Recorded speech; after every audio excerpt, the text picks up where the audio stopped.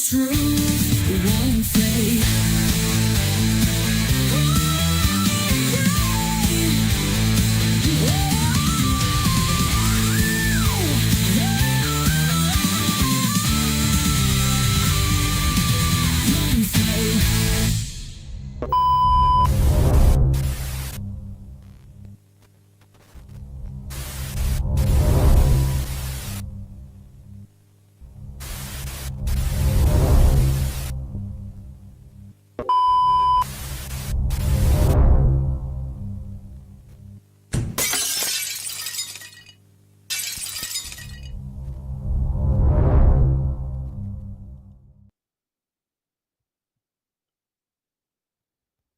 Hello, everybody, and hold on a second. Oh, let's try that again. Hello, everybody. Welcome back to Sunday Technical Problems. My apologies if you are new here. This is not normal. Well, oh, maybe it is. Look, this shit works most of the time. Today has been one of those days where things kind of got sideways from me, and now I'm scrambling. So, hey, if you are new here, welcome to the Zoo Crew family. I'm happy you're here. If you are one of the normal, everyday, usual suspects of our Zoo Crew, nice to see you again. Thanks for coming out on a Sunday and hanging out with me. Today, we're going to discuss a few things because last week, Quantum Eraser, QE, decided to take a run at me on the Shiva thing, call me a derogatory term because I said I was a combat veteran. I was in the Navy. So because I wasn't kicking indoors, I was a pogue. And, well, you know what? We're all part of the same team, and I don't dictate who goes where, and I don't dictate, who does what job. And we're all part of the same team. So the different classifications of, someone between a combat veteran and what service they're in and whether they're supporting ops or they're part of the operations, none of that means a goddamn thing. So what matters is, and I'll say this to anybody, it doesn't matter if you were never a combat veteran or if you weren't. If you signed your name on that piece of paper that gave a minimum of 4 years to a military for them to do with you as they please, you're okay in my book. I could care less. So, third time's a charm, yes, because I got a little anxious on the mouse button and stopped the second one just as it went live because I clicked too many times. Yeah, fun times. So I was going to do another recap this week, but I decided maybe it's time to kind of like pull off some of the things that I have in the stream from my booklet of things to cover, because tonight's subject is about the Sea Sparrows. So Sea Sparrow missiles in the Aegis radar system, according to flat earthers, prove a flat Earth. And, well, they couldn't be more wrong. And we're going to show them why. So here's where the rubber meets the road, so to speak, right? This is what we do. So I'm not just going to tell you how it works or anything like that. I'm also going to give you the receipts. I'm going to give you real life test data and explain how things work. And you can decide whether or not QE was being ignorant or disingenuous, or maybe a third level, maybe just straight out lying. It's up to you. I'm not going to say, I'm not going to provide the opinion for you. I'd like you to do your own research, and I'd like you to form your own opinion, because we are not a cult here, and not everyone agrees with everybody. And you know what? If you don't agree with me, by all means, shit, welcome to the family. There's a lot of people like that, and you are good company. So yes, we had a little hamster problem with the router today. It appears that while I was out of town for the Thanksgiving holiday, they unionized and have a whole list of demands. So they were not going to hit the treadmill and run the router unless I caved. Now, generally, I wouldn't say I cave. I would cave to such, ridiculous commands, but I have a stream to run. So was not in a negotiating mood. Let's put it that way. So let's just say there were some heavy-handed tactics with the hamsters, but we're all good now. I'm not dropping frames. I basically just restarted everything and kicked everything and hit it with a hammer. And now we are back and we're running the way we should. I love it. So, Joe Black, okay. So let me get caught up real quick on what's going on with the chat. Again, I do apologize if you're new here. If you're not new here, well, you know this is about par for the course. Never that bad. Usually it's an audio, I'm talking on mute, or I forget to go live, or something dumb. But this was like I'm all flustered now. This is how bad it's gotten. I had all my windows up, all my tabs open, and now it's like, well, fuck, I have to redo this all quickly and find out what we're doing. So, bear with me.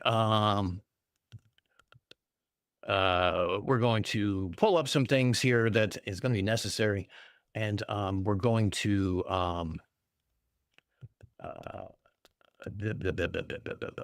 sorry.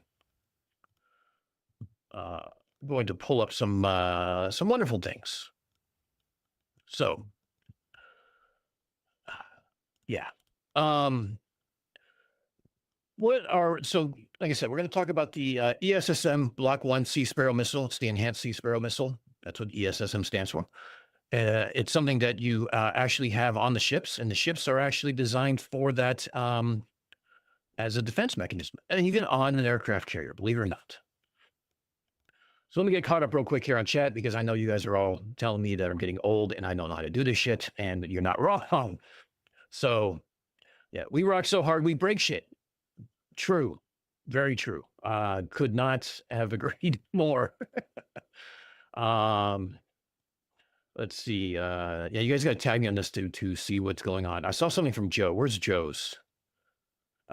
Guess what came in the mail the other day? I'm guessing that shirt, that Catharsis 2 shirt, Get Tusked, finally showed up.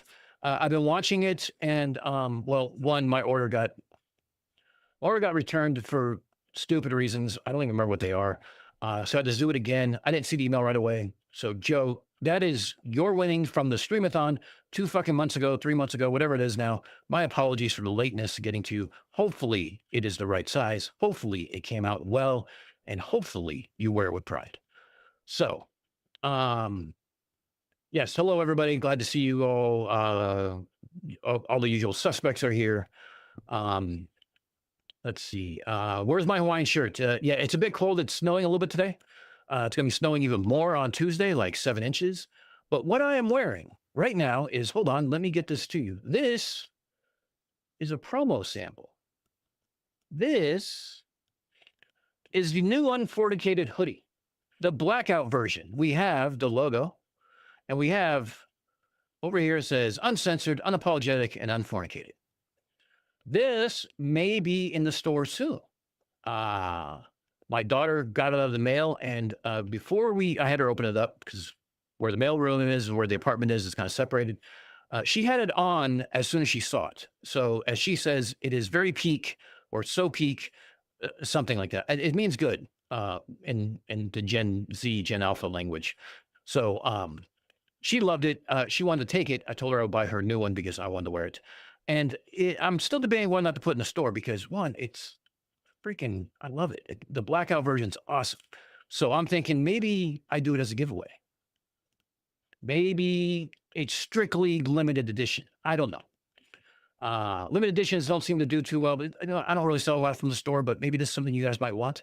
If it is something you guys might want, maybe we'll put up a poll real quick and see if it's something we should go to the store. So, let's see. Steve Scribby Van's here. Hello, Steve. How you doing? Let's see. Who else am I? Conspiracy Music's, Conspiracy Music is still here. He's going to bed. I was using his song as an intro, and for some reason that's what was buffering. So we can either say it was the hamsters, or we can try the song one more time and see if it was a CMS that did it. Maybe it was CMS's video. I don't know.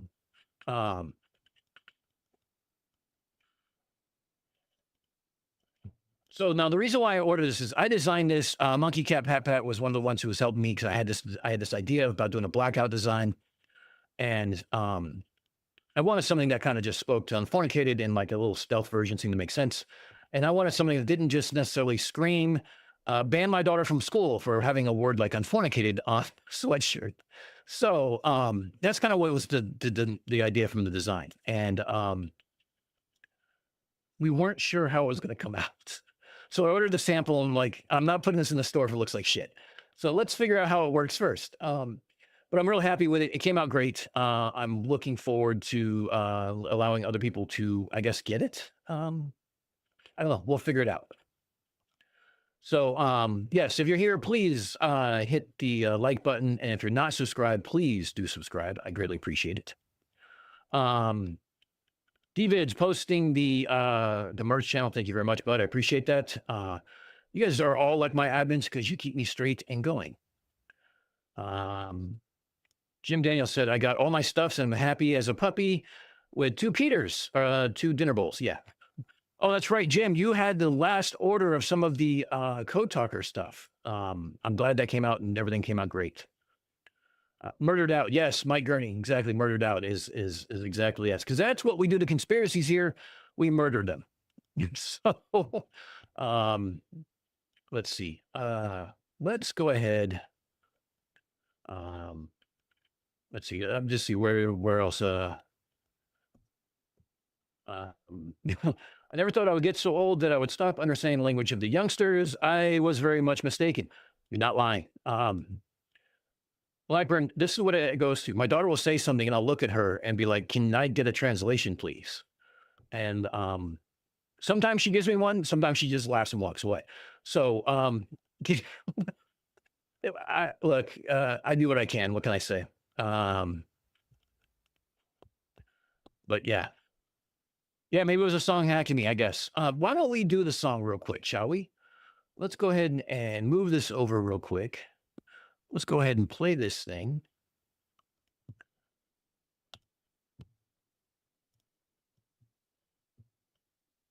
And of course, it started in the middle. There we go. CMS, everybody.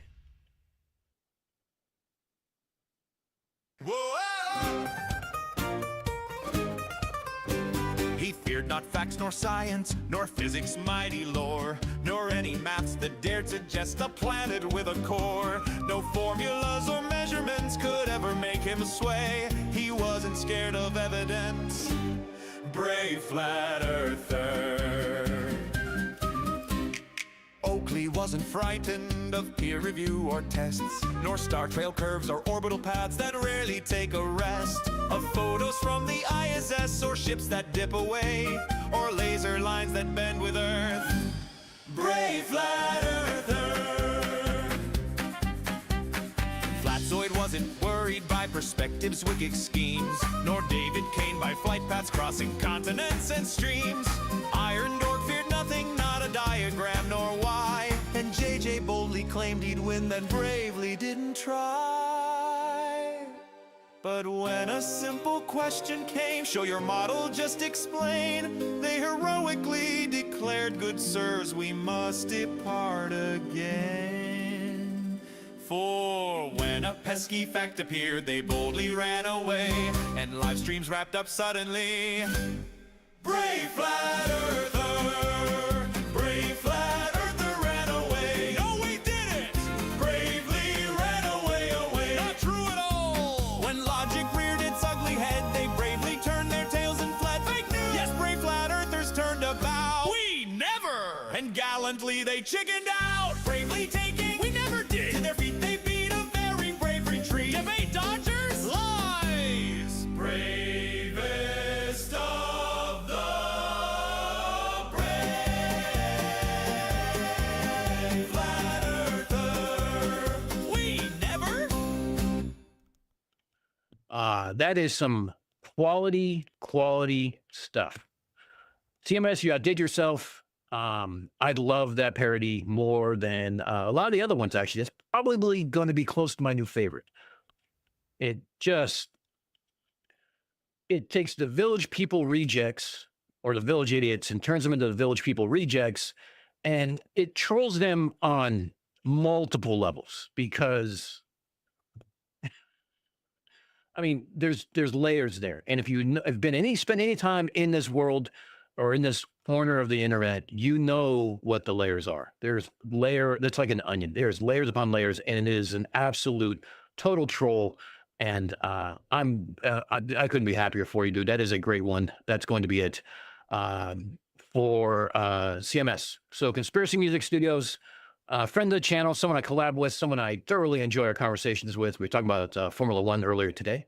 Um, and he's just another member of the community. I had a post out today. If you haven't seen it, go to the channel and look at the post. We really have 4 people who are putting stuff out now. So we have Real Arnold, we have CMS. DVids put out one recently, and I love the style of that video. I think it was really cool, very creative. And I've also Dual Dog and his Shima panel signs video, which still is kind of funny to me, and that's still something that makes me chuckle and brings a smile to my face. So by all means, if you're here and you're subscribed, or even if you're not subscribed, hit my subscribe button. But at the same time, go over to CMS, subscribe to his channel, go to my post, find all those other 4 channels, including CMS, and go subscribe to all of them. This way, you don't have to wait for a live stream to see the new music. You get them when it comes out right away, and gonna let a cat out of the bag. CMS did that in one day. He could not stop editing because he was having so much fun with it, and like literally just punched through it and just got it done. In fact, he was watching what was the CMS? You're watching the sprint and you got through it, and yeah, crazy. So,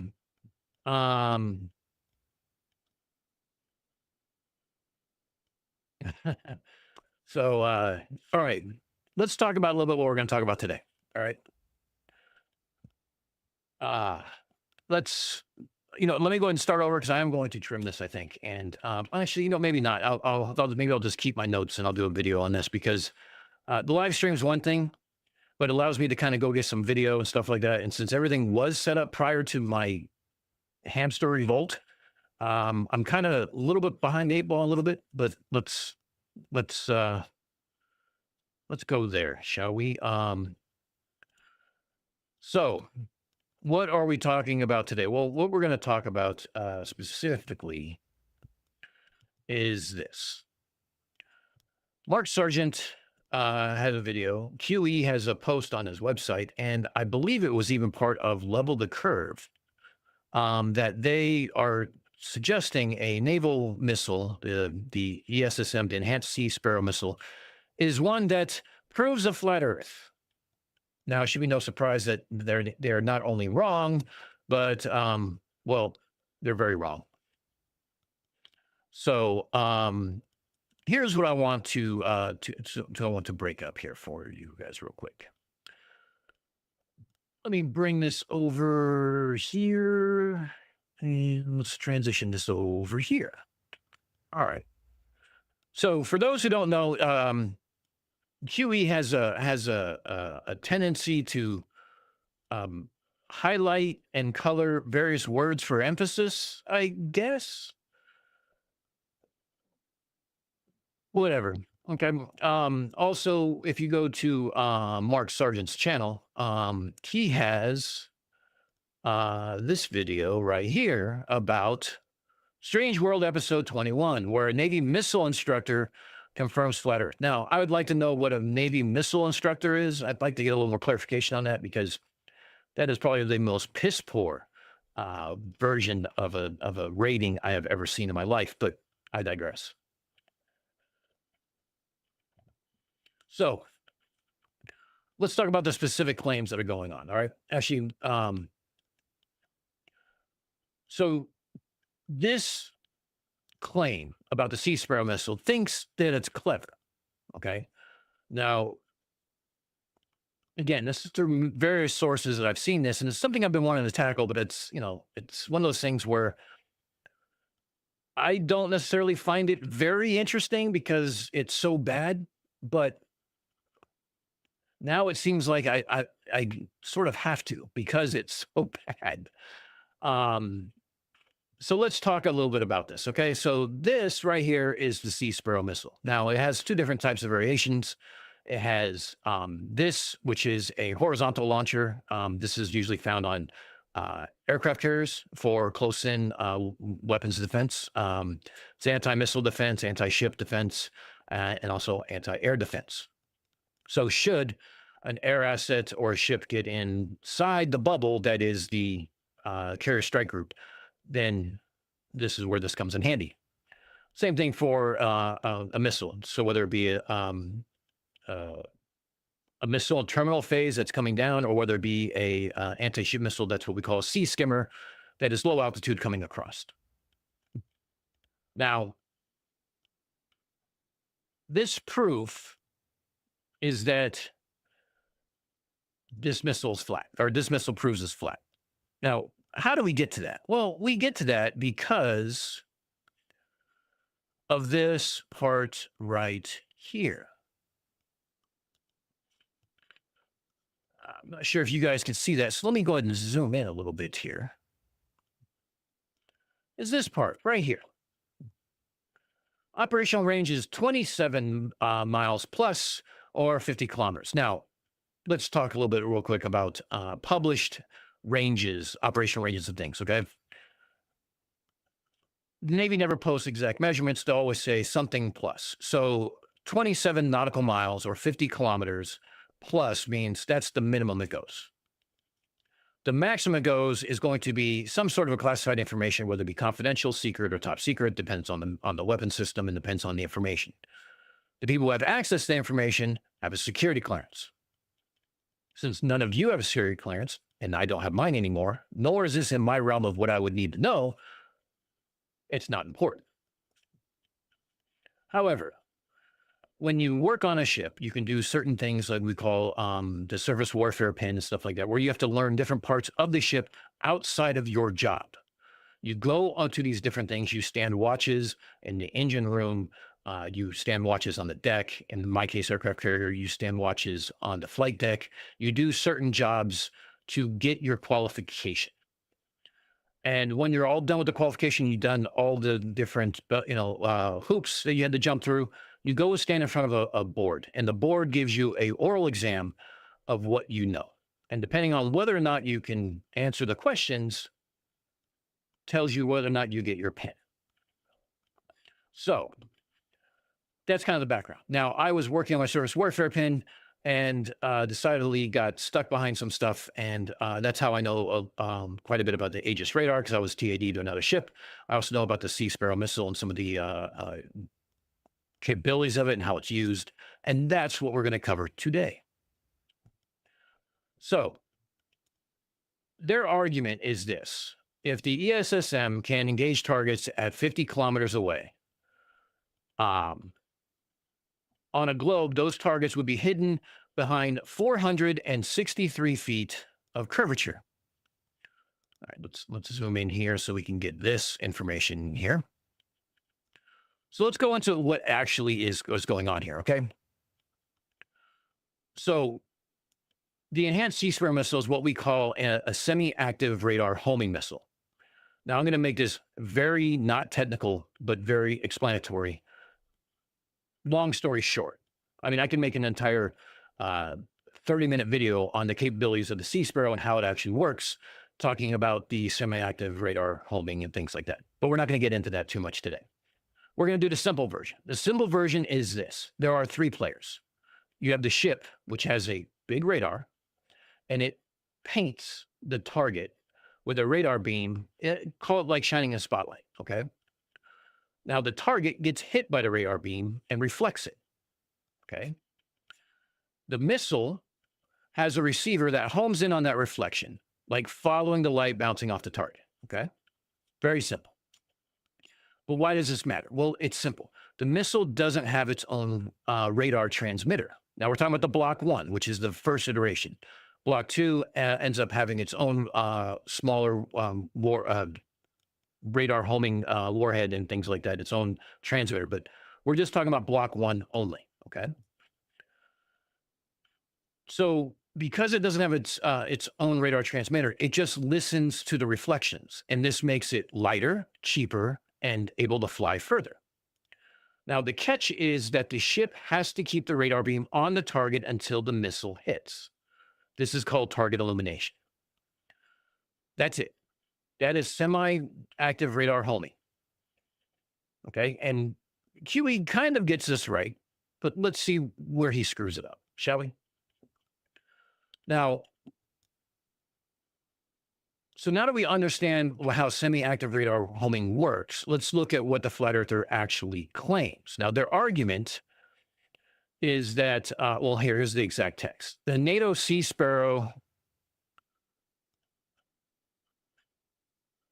I'm trying to find it.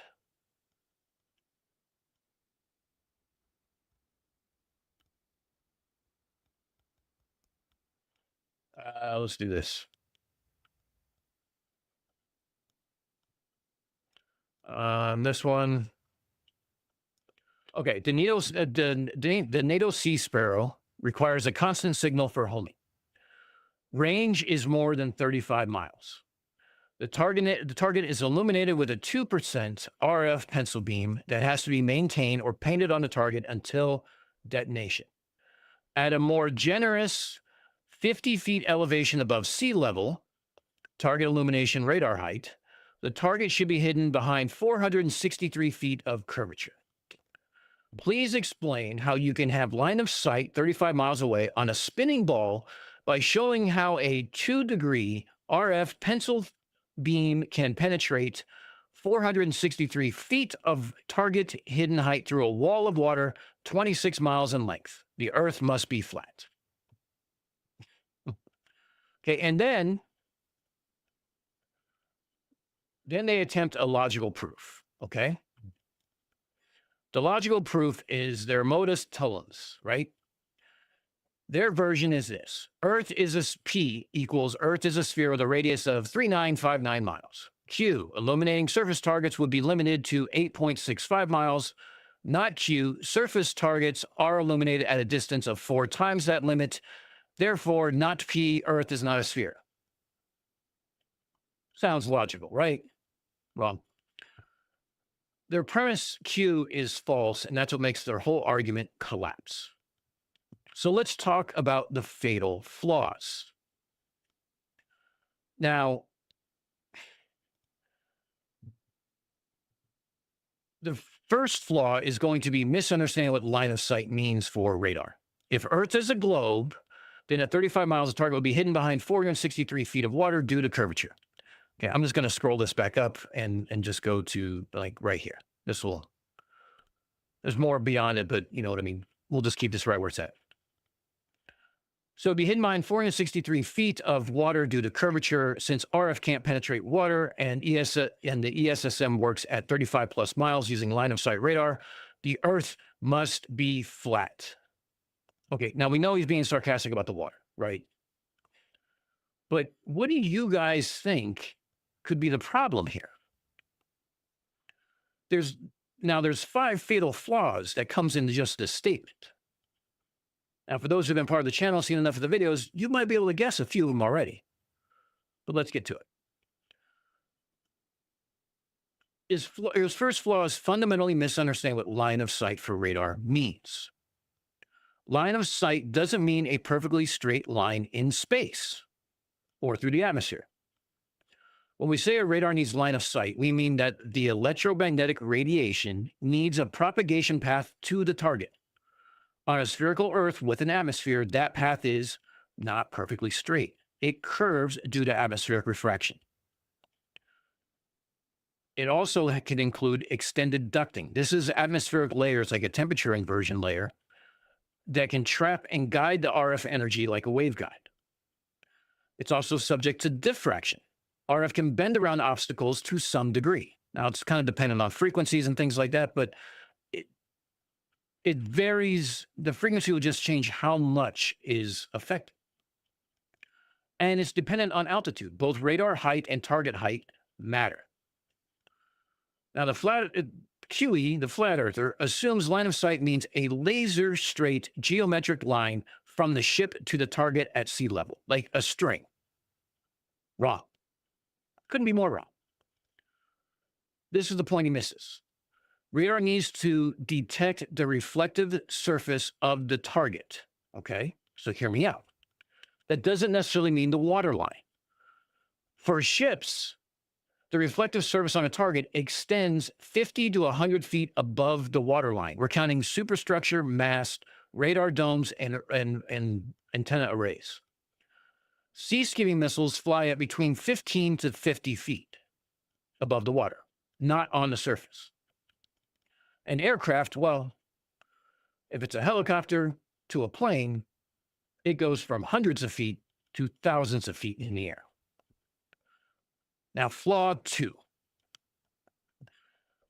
He's doing some specific cherry picking. Okay, this is the nuclear mistake. This is what blows up the entire freaking argument. So here's what his argument completely self-destructs. He applies the maximum range to the wrong target type. The ESSM's published range is 35 plus nautical miles, actually 27, but let's say it's 30. So 50 kilometers, okay? But that specification doesn't tell you what kind of target and at what altitude. Look at the designation right here. Primary function. Okay. He quotes it as surface to air, which you see is much smaller, right? By the way. No intellectual dishonesty there. And then he makes large and a different color and underlined for emphasis, surface to surface. Now, besides the emphasis, let's just take what the primary function is. The primary function is I had it highlighted, my wrong on this. Let's just go back to this. The primary function is actually surface to air. Okay, it has two primary roles.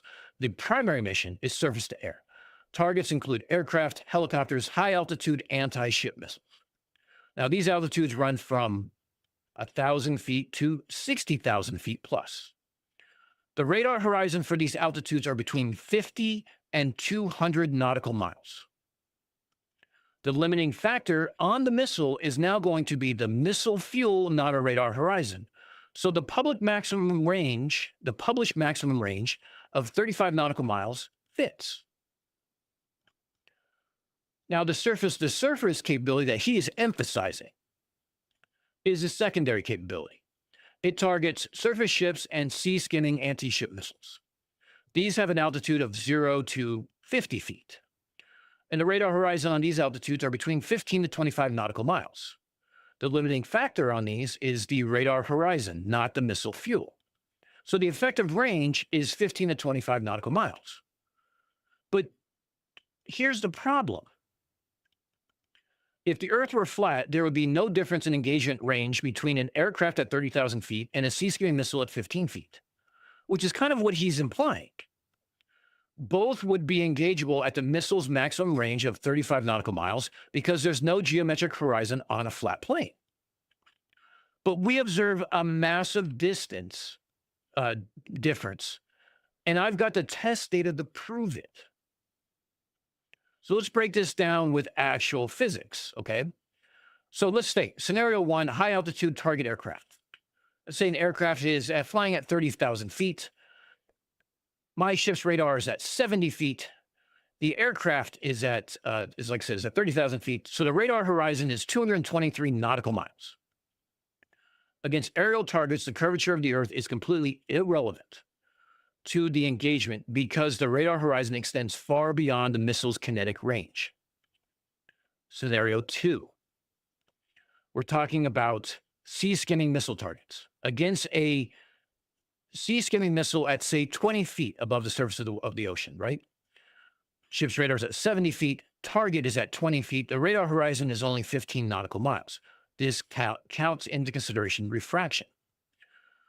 So 18.2 nautical miles, you add on top of that, I'm sorry, that did not include refraction. Now we add refraction, we get to 18.2 nautical miles. You could add evaporation ducting, and that would go to 22 and 25 nautical miles.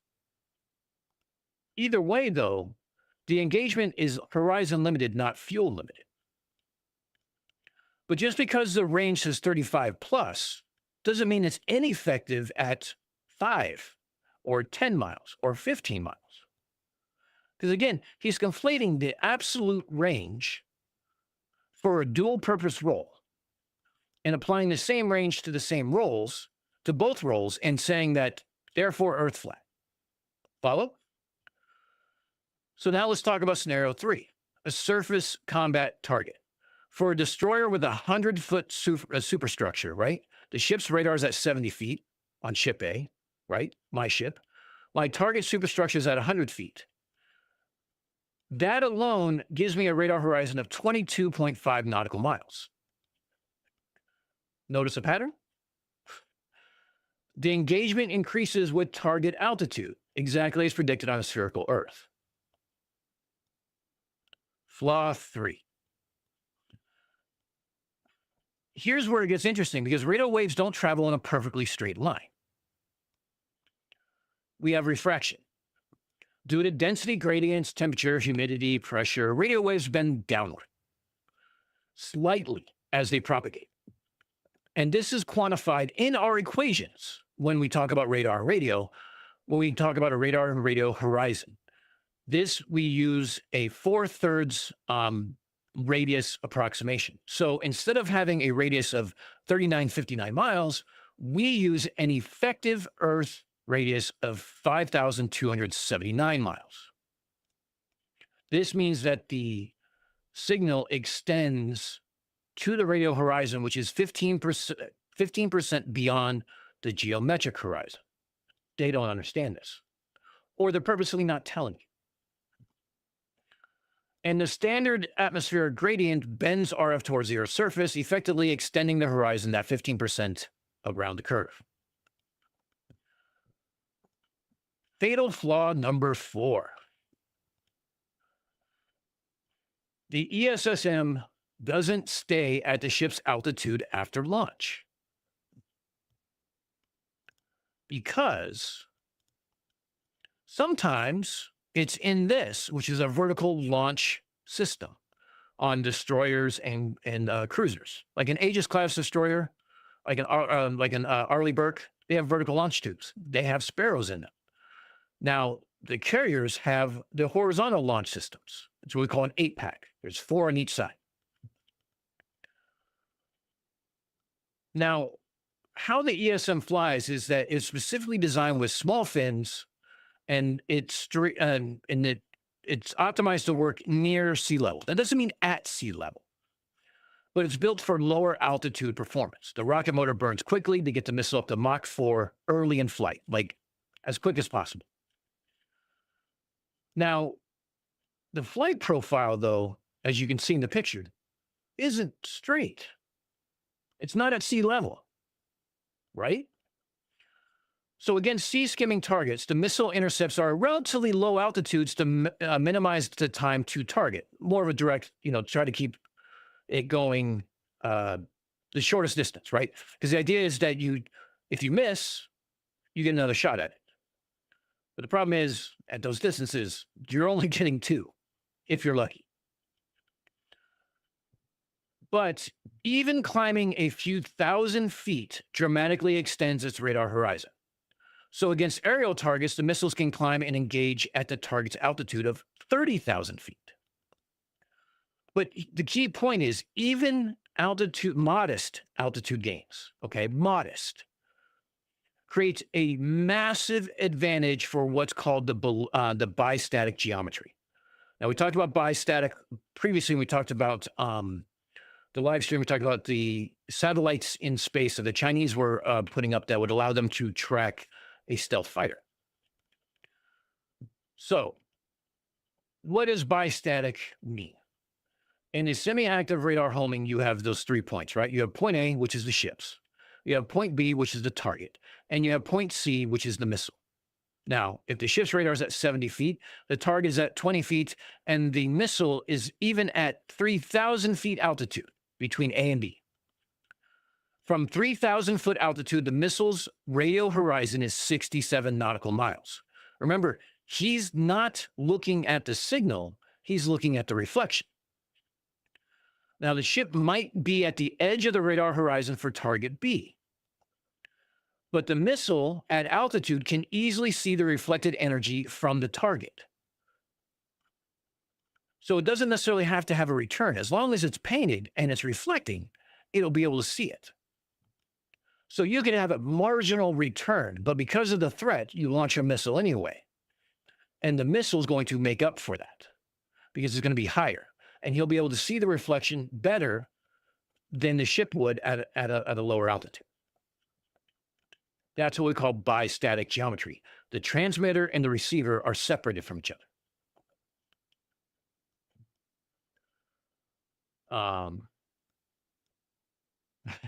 Tell me he's thinking that curvature is the same thing as elevation.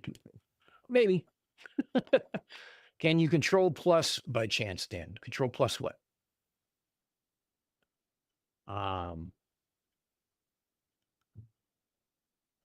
Which doesn't describe the propagation, bro. Yeah, I know, and that's where he's wrong. Simplest flaw is flat earther tries to prove anything. You Leo, right on the spot. So you guys are sitting guessing what the fatal flaws are. You're right. It's not because the radar transmission is at sea level. It's not because the target is at sea level. But here's the other thing. This is the thing he's not catching on. Part of the Navy is we have what we call a doctrine called cooperative engagement capability. It's an even simpler explanation. The flat earther and QE kind of ignores this or pauses over it for whatever reason.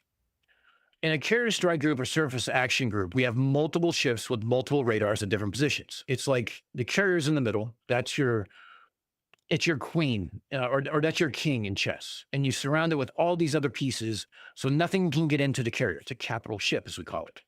It's worth a lot of money. It's $13 billion. You don't want to see that down on the ocean. We only have 10 of them. So all the other ships around create this bubble around it, and each one has their own radar. So if you have ship 1 or ship A with a high altitude spy 1 radar, it can detect and track a target. Ship B, which may be further away or closer in and further away from the target, it can launch an ESSM ship C missile. Okay. Or ship B launches the ESSM. Ship C, which is closer to the target, illuminates the target with their radar. Each ship has a different role. Each one has a different radar horizon. First ship detected it. The second ship launched it. The third detect, which is making a beeline for it, is now able to paint it. And that missile can now go from 25 miles away to even 30 miles away or further, even though it's beyond the radar horizon, because somebody else is painting it. By combining the assets, the battle group can engage targets well beyond any single ship's horizon. Simple. Very simple. Now, QE even quotes documentation saying ESM Block 2 won't need launch ship illumination, which proves that Block 1 used cooperative engagement with other platforms.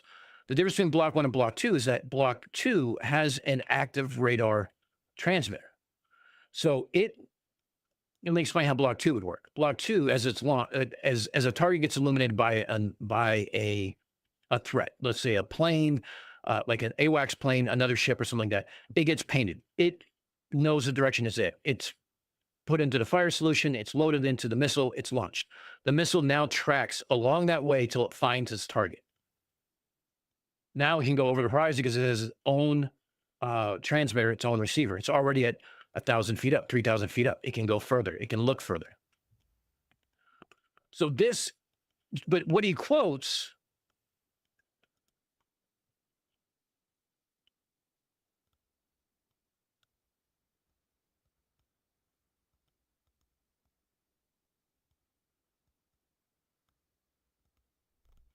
unlike REM 2 Sea Sparrows and ESM Block 1, Block 2's active seeker will support terminal engagement without the launch ship's target illumination radars. So this only applies to Block 1s. This explicitly states that Block 1 required the ship's illumination, but it doesn't specifically say it had to be the same ship because we have this CEC doctrine, this cooperative engagement doctrine. Now, this is basically where everything falls apart. All 5 of these are wrong. These are the 5 flaws that he has. But let's talk about the math, because that's what we do. Now, QE's curvature calculation, well, would you be surprised if I said it's wrong? Now, in his own address, and I heard this on Max's stream the other night, QE borrowed the ESSM-1 claim from a supposed Navy veteran and then expanded upon it to make it a more complete debunk of the globe Earth. Well, here's the problem with that. When you copy someone else's technical arguments about Navy weapon systems, systems you never worked with, you don't understand the nuances. And if you don't do your own research and actually verify the figures you're working with, then you don't know what's realistic and what's not. You don't know what questions to ask. It's like using ChatGPT and not knowing whether or not the information it's providing is wrong or right. And here's the thing, it kind of shows. QE claims that at a more than generous 50 feet elevation above sea level, target illumination radar height, the target should be hidden behind 463 feet of curvature. Now, let's talk about that more than generous portion. Actual radar heights on U.S. Navy ships vary based on the type of ship. An Arleigh Burke class destroyer, what we call a DDG, right? The SPG-65 fire control radar is mounted on the forward and aft superstructure. The height above the waterline is approximately 60 to 75 feet, depending on how low it's sitting in the water. And that's going to be based on how much supplies, fuel, and weapons it has on board. Now, frigates, Oliver Hazard Perry class, when they were in service, they've recently been phased out. Those are what we call FFGs. Now, the Mark 29 fire control system, which accompanied their antenna system called STIR, this is an older ship, the height above the waterline was approximately 45 to 55 feet. On an aircraft carrier, that radar dome is at roughly 125 to 150 feet. All those matter in how far the radar horizon is. So 50 feet isn't more than generous. It's actually on the low end of the destroyers and cruisers that primarily don't carry the ESSM. He's basically using a ship that is no longer in service as his case study. So I ask again, ignorance or being disingenuous? Here's the thing. Any sailor who has actually served on these ships would know this. But QE, in his own bio, claims he retired from the military. Someone told me he was Army. Hearing him calling me a Poe for being in the Navy, I understand that he's also Army. So why is he talking about ships? A little outside his little area of expertise, right? But so QE didn't serve on ships. He's copied the argument from someone else, called it more complete, and didn't realize that saying 50 feet was more than generous is a dead giveaway. He has no idea what the fuck he's talking about. Simple. Now, when you expand upon an argument you don't understand, you make mistakes. You don't know that 50 feet is low. You don't know that realistic radar heights of 70 feet would extend the horizon further past this 8 miles. You don't know about atmospheric propagation effects that naval radar operators deal with every day and account for. Oh, but wait, you'll just say that it's just made to, it's the lie that we're told to make sure that the globe is maintained. Except radar is one of those things where we kind of need to know what it does and its capabilities from the jump. Lives are on the line. Ships are on the line. You're not going to make up a lie and say, add this extra calculation because We need it to be a globe. The hell with anybody else who's going to, die in the process. Makes perfect sense, right? You also don't know. He also doesn't know that the ESSM is called a bistatic geometry. He doesn't know that the ESSM has a published range applies to different types of different altitudes. Again, the 85 plus kilometers is its maximum range. How do you know where to apply it to?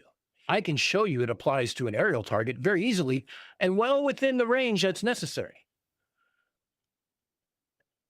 I can also show you tests where ships were engaged and sea-skimming missiles were engaged at much closer intervals because of the radar horizon.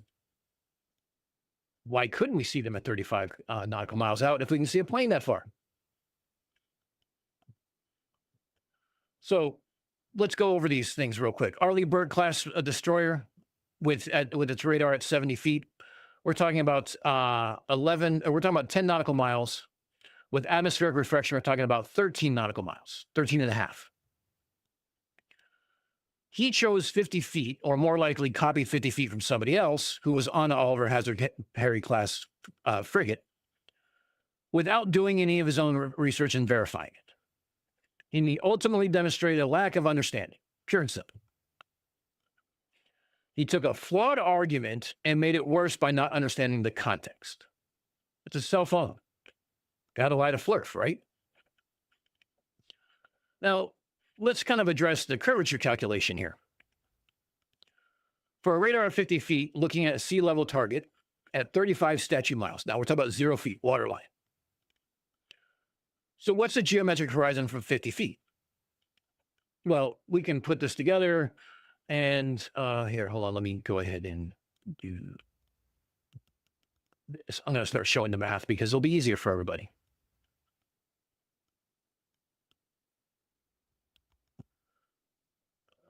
Let's go over here. Let's do this.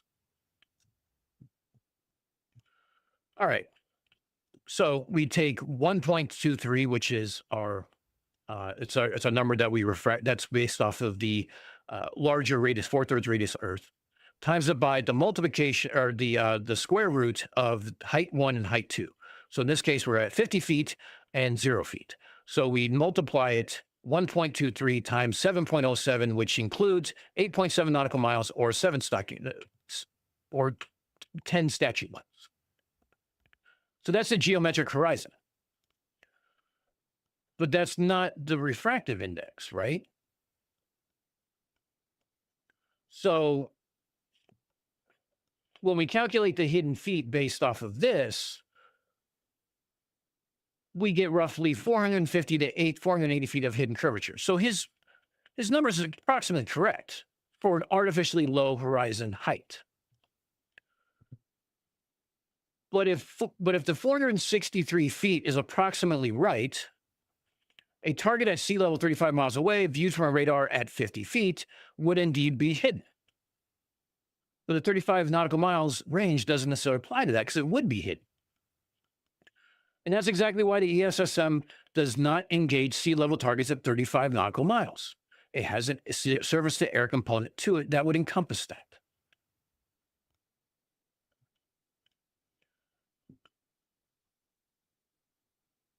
And this is exactly what we observe in real world testing. Now let's kind of go over some of these real world testings, okay? Let's go back to this.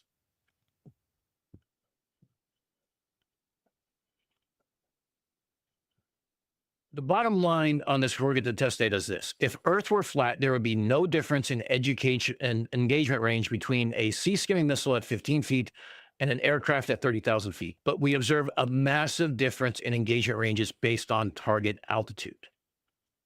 Why does altitudes matter? Because of the shape of the Earth. So surface-to-air engagements. In August 2004, a German Navy Sachsen-class frigate, I'm pronouncing that wrong, I'm sure, fired 11 ESSM missiles at Point Mugu, California. The targets included BQM-74E Chikar-2 subsonic drones. Let me pull these up over here.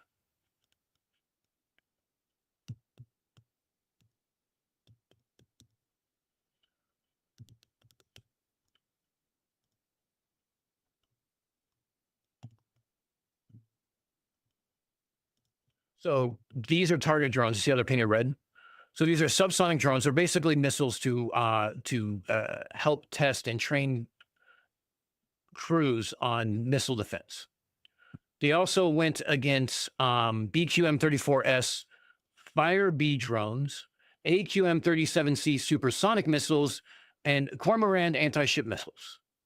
But these are aerial targets, drones and missiles flying at altitude, not sea skimming. These are not sea skimming missiles. So the ESSM has a published range of 50 kilometers, and this range is achievable against aerial targets where the radar horizon isn't the limiting factor. These only have to be 200 feet in the air to extend the horizon to the 35 nautical mile range. Now, for sea skimming engagements, you'd be shocked if it was right. Yeah, and you and me both. So, the sea skimming engagements this is where it kind of gets interesting. We have the GQM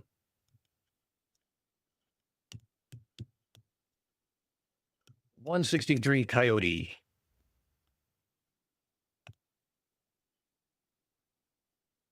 I want the images. Hold on. Here we go. These are missiles that are used to simulate anti-ship missiles. So again, these are inert. These are ways to actually practice and things like that. It is supersonic sea skimming target missile. It's made to be blown up, right? It's a target. And this is the hardest possible test for crews because it goes over 1,900 miles an hour. That's Mach 2.5 at sea level. It goes 15 feet above the ocean surface. It has 10 G plus accelerations for maneuverability, and it simulates the P-800, ONIX, and similar threats, anti-ship missiles from Russians and other countries. This is the most challenging sea skimming target in the U.S. inventory to date that I know of. Now, what's funny is our Australian friends are going to get a little time in the light here. The Australian frigate HMAS Perth conducted extensive ESSM tests against Coyote targets at the Pacific Missile Range.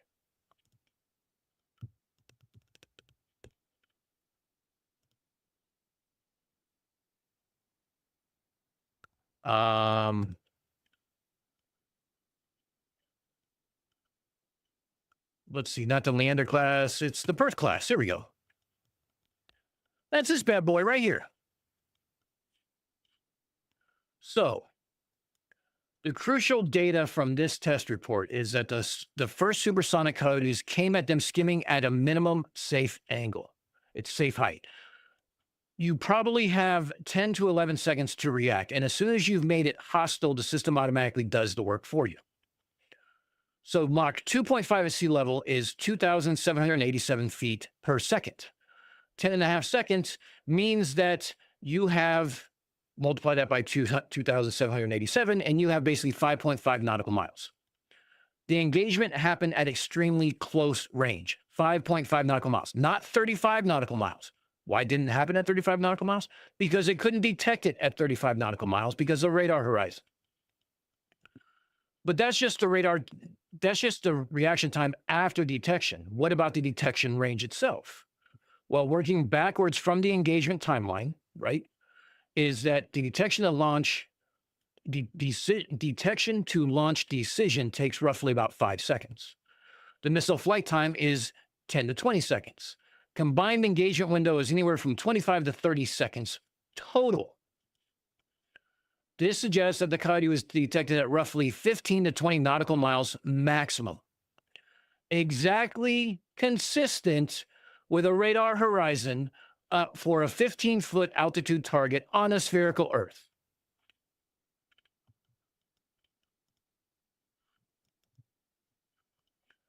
And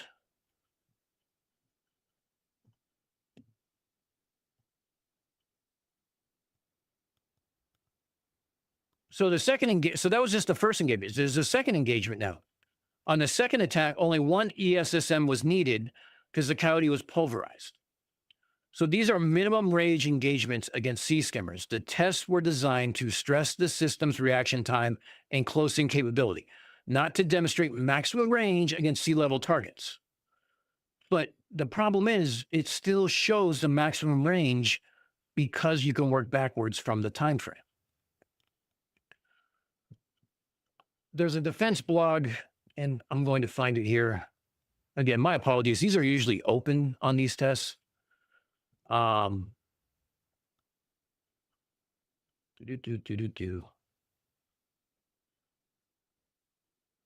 looking for my test results. Bear with me for 1 second here.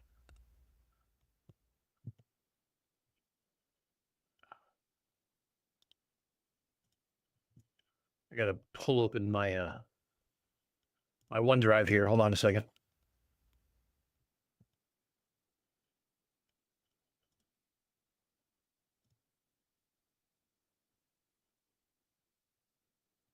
So let's see.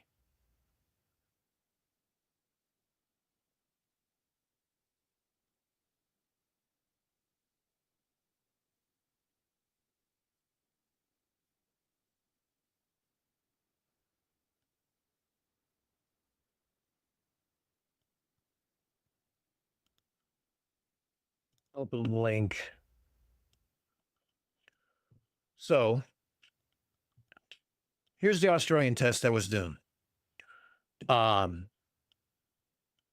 This can be found at Navy Matters. It's a blog spot. It's from the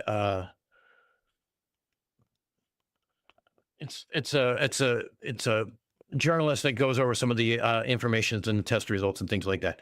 So I actually have some of the other things. I had them pulled up. I have to go find them now. I don't want to keep you guys waiting while I go find these things, but we'll go through this right now.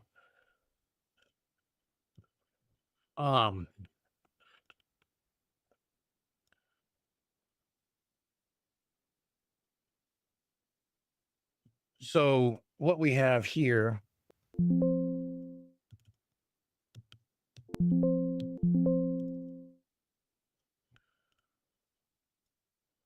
They saved the last two profiles for the supersonic Coyotes. The first one, Goddard says, came at them skimming at its minimum safe height.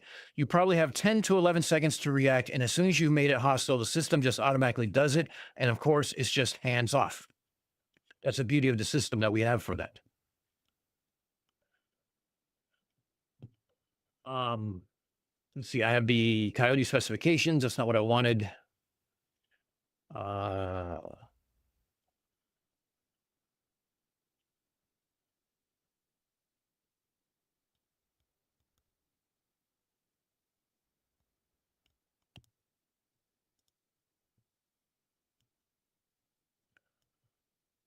All right, here's the not a particular fan about Wikipedia, but I can use the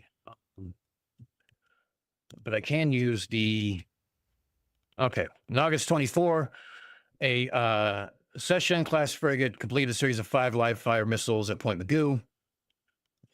And we can go to Jane's live firing test rewrite guiding principles. So this was from Jane's Navy International, October 2005.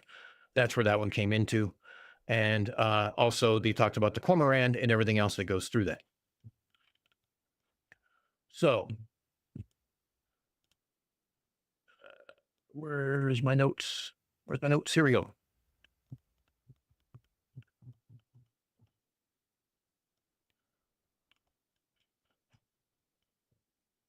So basically, when we go through some of these testings and we look at how they were used, we can see where exactly the radar horizon matches a globe Earth and where the engagement is on a surface target versus an aerial target.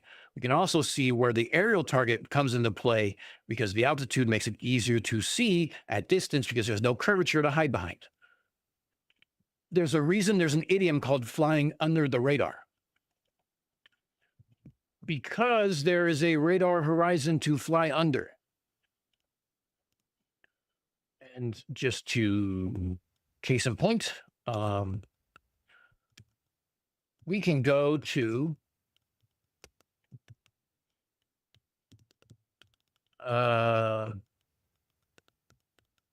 each module, fuck, 16, 18.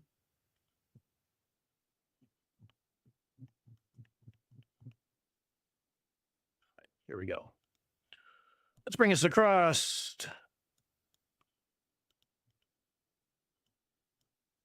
Come on. Thank you. Let's zoom in. This is Navy Electricity and Electronics Training Series, Module 18, Radar Principles. Now, this is something that you can take without having to be a radar tech. You can learn about the different systems that goes on. This module is anyone who's in electronics rating, as we call it, or a job, usually does all these modules. I did them. They're very interesting because it gives you insight into things that you may not have learned in technical school that somehow or another applies to. This is where I learned that radar and radio, despite being the same thing, the application is different and allows for different things. But when we go into this, we start talking about radar's range. We start talking about the minimum range. We also start talking about pulse width and things like that. Oh, wait, but here's the part that matters most. When we talk about a radar horizon, which is dependent on the antenna height and speed, this is the part that matters. This right here. This is why under the radar, above the radar. So at 300 feet, this radar would be detected. At sea level, the ship would not. Simple.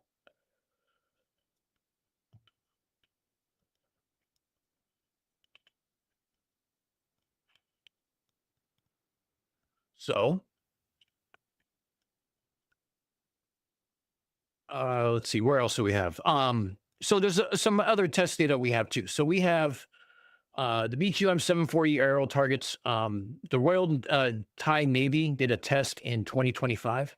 And during the Cooperation Afloat Readiness and Training, or what we call CARET exercises, the Royal Thai Navy frigate HTMS, I'm not even going to try to pronounce this, Narswan, fired a ESSM and achieved a critical hit on a BQM-E 74E drone. Here's the other thing. 2016, USS Mason. In October 2016, USS Mason fired one ESSM and two SM-2s to defend against incoming Houthi anti-ship cruise missiles, potentially Chinese-built C-802 missiles. The C-802 is a sea-skimming anti-ship missile that flies at 20 to 30 feet altitude. Neither cruise missile hit the Mason, though it's unclear which interceptor was responsible for destroying it. This marked the first combat use of an ESSM. The ESSM was I believe, was brought into service in 2004. It wasn't until 12 years later it had its first combat actual deployment. The engagement occurred at relatively close range, consistent with radar horizon limitations against sea skimmers. In fact, the actual crew themselves could see from the bridge that the missile was destroyed. Makes a rather large explosion when two warheads collide. So what does our data show more than anything else? It shows that it can go to 27 to 50 kilometers, which is the published maximum range, against aerial drones like the high altitude drones and missiles that are basically at thousands of feet. The limiting factor is the missile fuel and the kinetic range. And the radar horizon is not the limiting factor. But on sea scanning targets and surface combatant targets, our limiting range is much closer because of curvature. And it's much closer, even with refraction, for that to be the limitation, not the fuel. So just saying it goes 35 nautical miles, while it is a missile that is used for not only surface targets, but air targets as well as something along the lines of using cooperative engagement, which allows other ships to paint targets that don't necessarily fire the missiles. You can kind of see where things go wrong real quick. Now, let's kind of put it all together real quick, right? ESSM can engage targets at 35 plus miles. On a globe, those targets will be hidden by curvature. Since it works, Earth must be flat. That's the claim. And that claim is utterly ridiculous. And why is it utterly ridiculous? Because, well,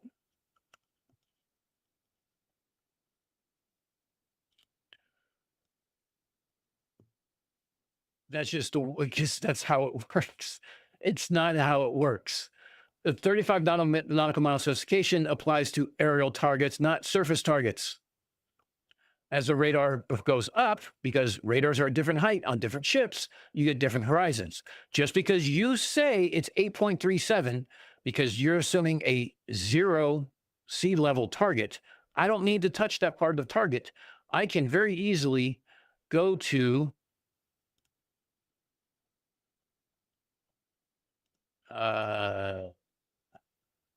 I can very easily go to the mast. The mast of the target will tell me exactly where the ship is. So when I go to this, you see this mast right here? I don't need to see the ship right here at the bottom of the ocean. I don't need to see the whole ship. I need to see one thing that reflects the radar for me to be able to have a firing solution on it. That's just simple. That's just math. That's how the system works.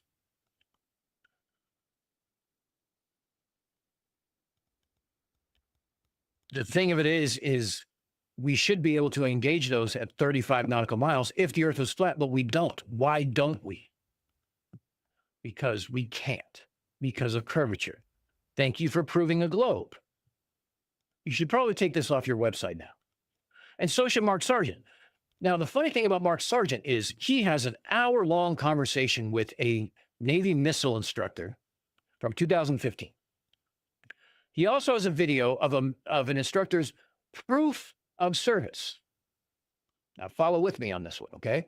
Because the first thing we say whenever someone uses the military as an authority is what?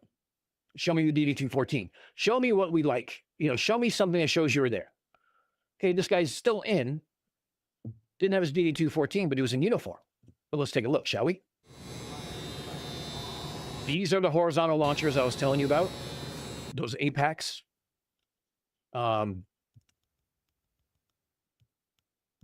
He's moving the camera everywhere like crazy because he shouldn't have a camera in this area.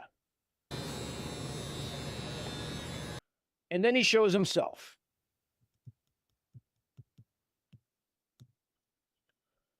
Well, Petty Officer Second Class McCarthy, I got questions for you because I'm assuming you're a missile tech.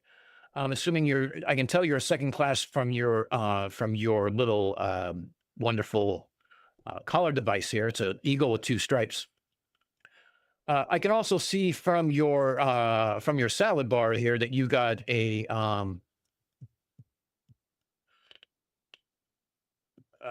let's see, National Defense, Sea Service, Overseas Ribbon, pistol, rifle, good conduct, and I believe it's a Battle E, and I believe it's a Navy Achievement Medal with a star. Of course, it's blurry as fuck and you can't tell. But here's the thing I want to show you. Do you see this pin right here? And do you see this pin up here? This top pin is a surface warfare pin. The bottom pin is an air warfare pin. He has to be able to do, he obviously knows these things. So why is he on here telling him that the Earth is flat if he should understand how radar horizons work and everything else? Well, if he's a missile instructor and not a fire control instructor, I think he's lying. If he's a fire control instructor discussing missiles and ranges and everything else, I think he's chasing clout. I think he wants to be a celebrity. I think he wants to be special. Because nobody in their right mind will sit there and say anything. Because here's the thing. You see how he's writing this? You see how he's moving the camera around real fast and everything else? Because he knows it's not supposed to be there. He's not a whistleblower. He's a fucking idiot.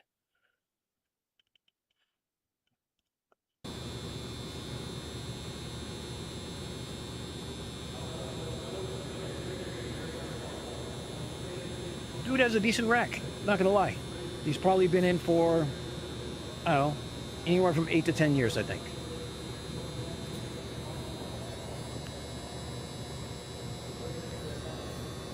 Oh, yay, look.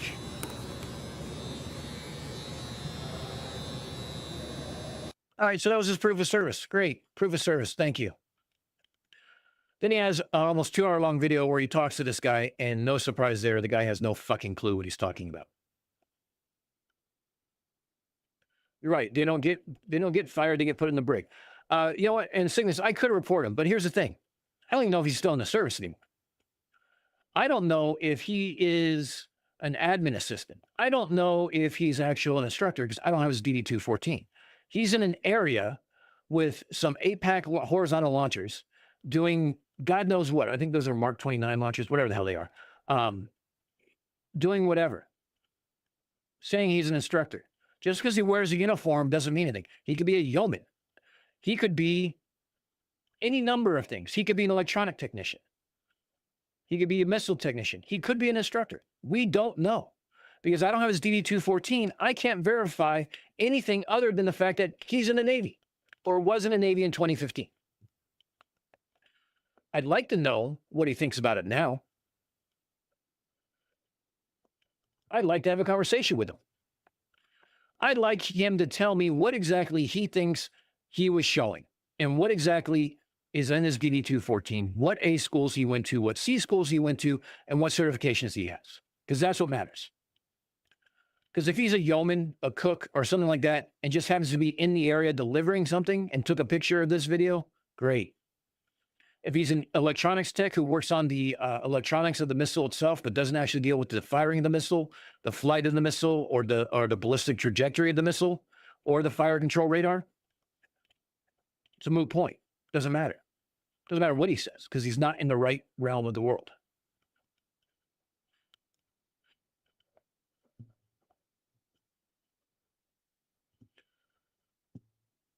So we know that atmospheric refraction happens. We know that evaporation ducting happens. We know that missiles basically are used for surface to air as well as surface to surface.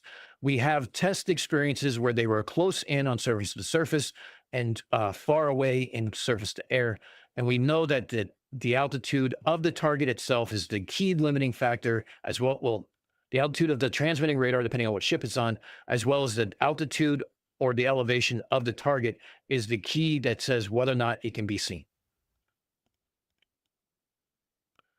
And the last thing we know is that just because it says it's 35 nautical miles when it has dual purposes, doesn't mean that same one applies to each one. Because 35 nautical miles still could apply surface to surface. If ship A is over, hold on, let me pull up something here.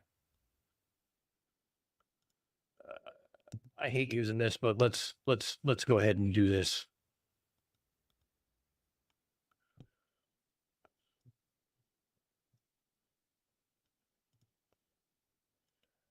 If ship A is here, ship B is here, and the target is here. If the distance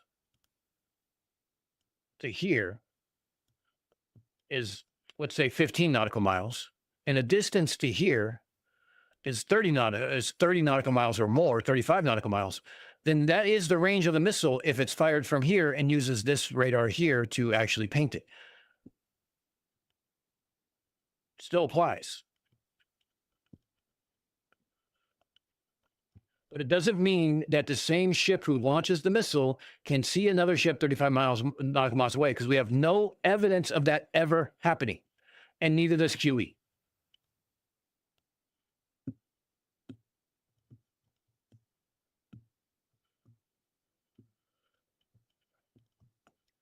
Commanding officers knowing about people that are flat earthers, I have problems with, to be honest with you. I think that here's the thing. I'm going to start going in the chat a little bit and start going over these things.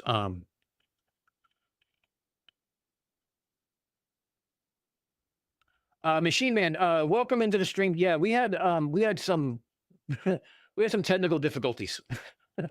it was problematic. So we finally got the stream up. We were dropping frames left and right, and it was causing buffering and all sorts of issues. So that was problematic. We're now on the stream with 0 drop frames now. So I had to go beat some hamsters to get them to work again. So I am happy you're here. Thank you for being here. Thank you for sticking with us. But I'm glad you made it.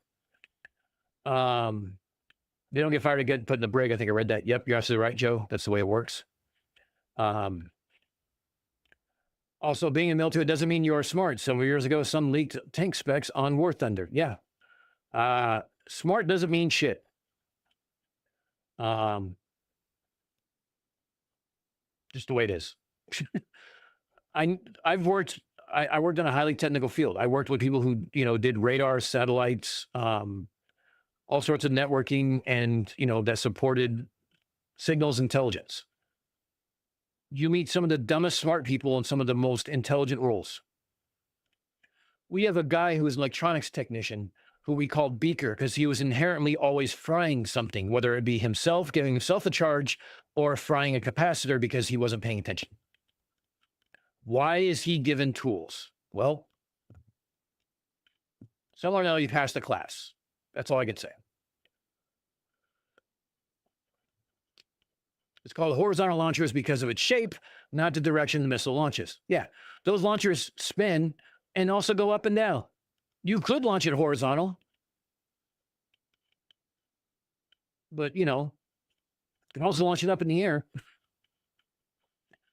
Of course, missiles need training. Why do you think we have training missiles? Oh, God, Sarah. Yeah, exactly. So here's the funny thing is when we talk about this guy and everything else, we're talking about the idea that he is a missile instructor. Well, what the fuck does that mean? Is he a missile technician instructor? Is he an operations specialist instructor? What is he actually instructing? What is he actually doing? Because just saying you're a missile instructor doesn't mean shit at all. In fact, it doesn't make sense in a Navy world. And because Mark Sargent isn't in that world, he doesn't understand what the fuck to ask. He doesn't understand what to verify. Therefore, anybody who wears a uniform is an authority to him.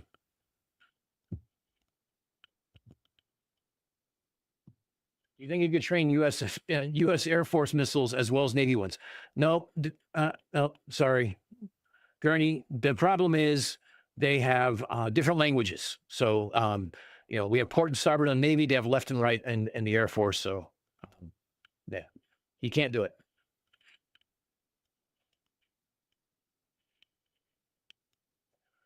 So ICBMs exist, right? So valid point, Aldebaran. So ICBMs exist, and we actually use Aegis destroyers to track and also intercept ICBMs. We've actually done some tests with this, and we have specific missiles, SM-2s and SM-6s, that are designed for this, depending on where they are at in their orbit, whether they're at apogee, perigee, or whether they're apogee, or whether they're closer in on the way down or whatnot.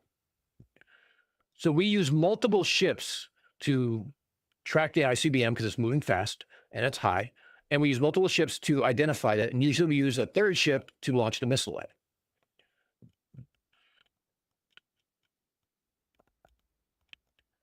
Illusion, I dropped a hell of a lot more than 11 frames. I was dropping 11 frames a second.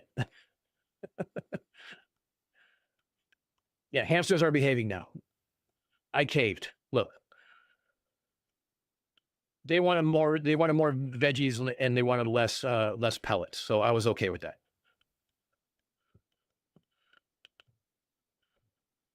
We knew QE was wrong because it's QE, obviously. And now we know how wrong and why. That's what we're here for. Do training missiles need training diapers? Do they leak? If they leak, it's usually a problem because it's flammable. Yeah, training missiles are, all sarcasm aside, training missiles are invaluable tools. They don't have a warhead. They do have guidance and everything else on them. And there's always somebody on the oh shit button to self-destruct them. So, the idea is that because it's not explosive, damage will be minimal if it ever occurs to that. Because look, something hitting you at Mach 4 is still going to cause, or Mach 2.5 is still going to cause some damage. Most of the training missiles and things like that, if they're inert, they're painted blue, The red ones are usually used what we call target missiles or target drones because they're easier to see.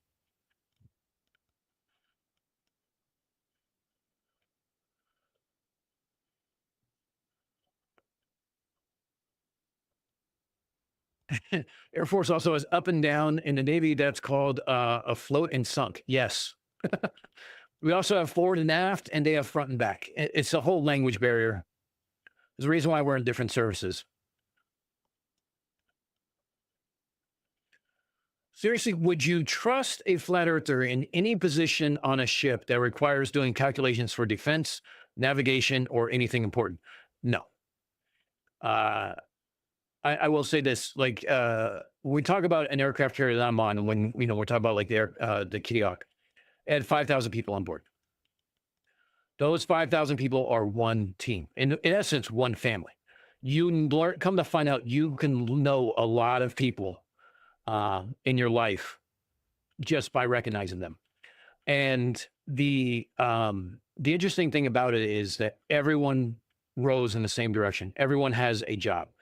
So it doesn't matter where you came from. It doesn't matter what color you are. It doesn't matter what your job is. We're all one team working towards one thing. Every person contributes to the mission of the ship. If you're cooking, you're feeding the masses. If you are a yeoman, you're doing the paperwork that requires us to get paid. If you're, and our records updated. If you're in medical, don't need to explain that. If you are on the flight deck, you are launching and recovering airplanes. If you're on maintenance, you are doing the maintenance that keeps the ship running and afloat. If you're in the engine room, you are ensuring that the engine works. If you're on the deck crew, you're doing everything from manning lines to painting the ship. Painting the ship might not seem like much, but when you're talking about a steel ship that is rusting as it's on deployment, you need to be painted. But it's not just the side of the ship. We're talking about everything that goes into deck crew. Deck crew manages lines. They shoot lines across. They handle our unwrap or underway replenishment. They ensure that we're getting the gas we need because we are diesel and needed refuelment every 3 days to ensure that we could continue our mission. Everybody rows in the same direction. Everybody's a team member. Not a single person is ever demeaned or anything else. If you work in supply, you're ensuring we have the shit. Everyone works in a role to facilitate that role. There are no extra bodies on a ship. Nobody sits on a ship waiting for something to break, and that's their job. Everyone has a thing. And here's the other thing about a ship that's funny. When you get stationed on a ship, the very first thing that you have to do is take shipboard firefighting, because there's an old adage in the Marine Corps that says, no matter what your job is in the Marine Corps, you're a rifleman first. You're always infantry first. You're a rifleman first. You're a radio operator. You're still a rifleman first. If shots are being fired, yes, you're a radioman, but you're also returning fire at the same time. In the Navy, you're a sailor first. And if you're on a ship and there's a fire or flooding or damage, there's no place to run. There's no place to go. You can't be like a civilian firefighter, call in 4 engines, surround a building, and just drench it with water until it gets put out. If that happens, you're going to sink the ship and cause flooding. You can't, there's nowhere to run. So everybody who's stationed on a ship, the first thing you take is shipboard firefighting. You take shipboard firefighting in boot camp when you're in the Navy. It doesn't matter what your job is. Everyone does it. So everyone has a role, but everyone is a sailor.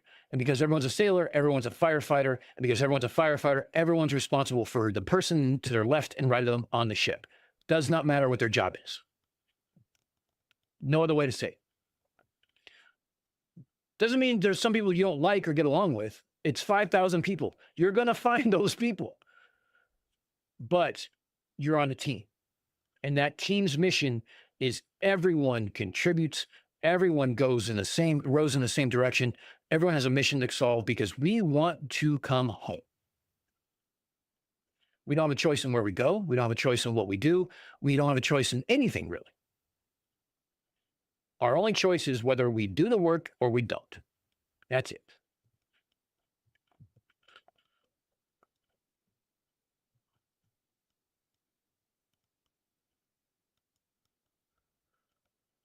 So my Hawaii population needed to hear that. The false missile panic a few years ago was so silly that If there was a launch, we could just stop and watch it.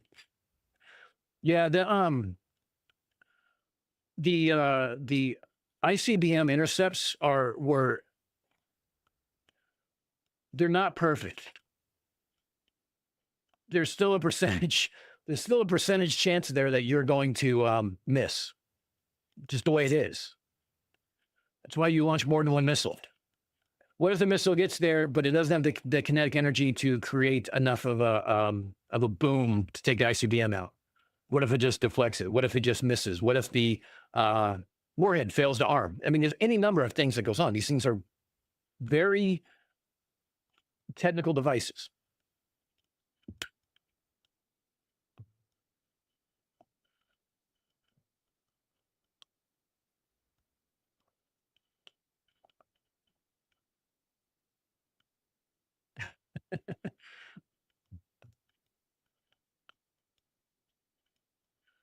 I always remember a port and a starboard.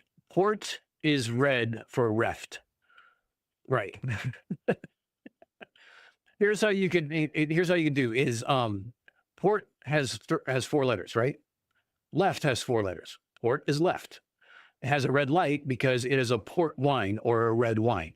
That's how we're taught to remember it.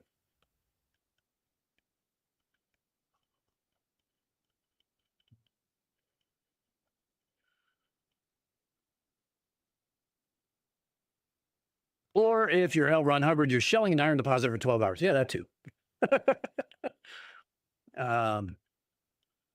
Or woman, riflewoman. Illusion, true. I stand corrected. Never thought about before, but I wonder whether it's possible and reasonable to make a form of stainless steel that's suitable for Navy ships. I think the processing is going to be, I mean, like, probably, I don't know if you've actually ever seen the size of an aircraft carrier before. If you have, then you know what I'm talking about. That is a shit ton of steel. And it's very, the processing of that for stainless steel is going to be thing. And doesn't matter. It's still going to be painted. In the Navy, we have 2 colors. We have haze gray, which is vertical surfaces, and we have deck gray, which is horizontal surfaces.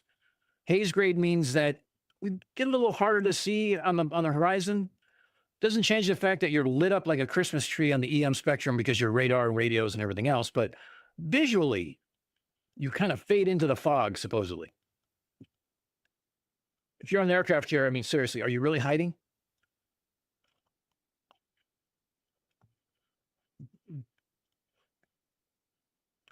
I had an out-of-body experience, astral projection, where I've seen the Earth. It's a globe.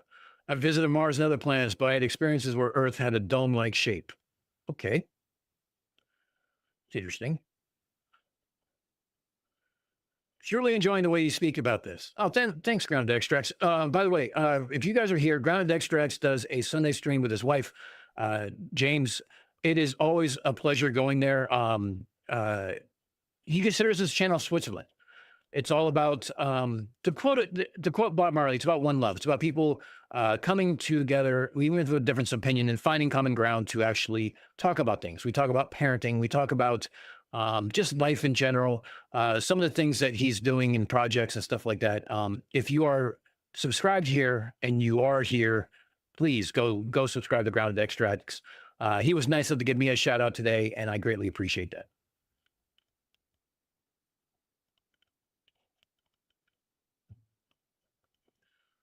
Australian Air Force basic training, I had to do firefighting, including using a high pressure fire hose. Yeah, those 2-inch hoses are not, they're not easy to handle. They use aluminum. That went bad for the Brits and the Falklands. Oh, Jesus. You guys are brutal. Didn't that missile crisis end up being because someone posed a picture of them at work with a load of passwords on Post-it notes stuck to monitors? That about sums it up, Sarah. I'm not going to lie. Port is red, same as the wine is how I remember. Exactly. Port is 4 letters. Left is 4 letters. Port is left. And to figure out if it's red or green on the lights, you know it's red because it's port wine, which is red. That's how we're taught. I still can't believe that they squeeze aircraft carriers through rich passage. All right, hold up. I'm dumb. I'm pretty good on geography. Where the hell is rich passage? Now I need to look up. I don't think I've ever heard of this. Oh, Puget Sound. Oh, I know what you're talking about. Okay.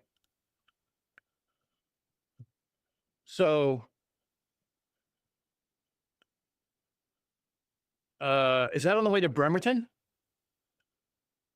Yes. Okay. Here, let me pull this across. This is actually pretty funny. And actually, I'm really glad you brought this up, Go Rhythm. So here, take a look at this. So let me kind of just show you where we're at. Okay. Let's zoom out a little bit here. So this is Washington. Okay. We actually have ships that are stationed up here in Everett. Now, the thing of it is here in Bremerton, right here, you see all these piers? This right here is where a lot of the U.S. Navy does dry dock. I mean, look, it's called Navy Yard City. This is one huge Navy yard. This whole thing is a Navy yard. But here's the funny thing. So carriers go in the dry dock. To go in the dry dock, you have to go through this passage here. For a point of reference, this is 1,000 feet right here. So this distance, can I do distances? I'm on Bing, so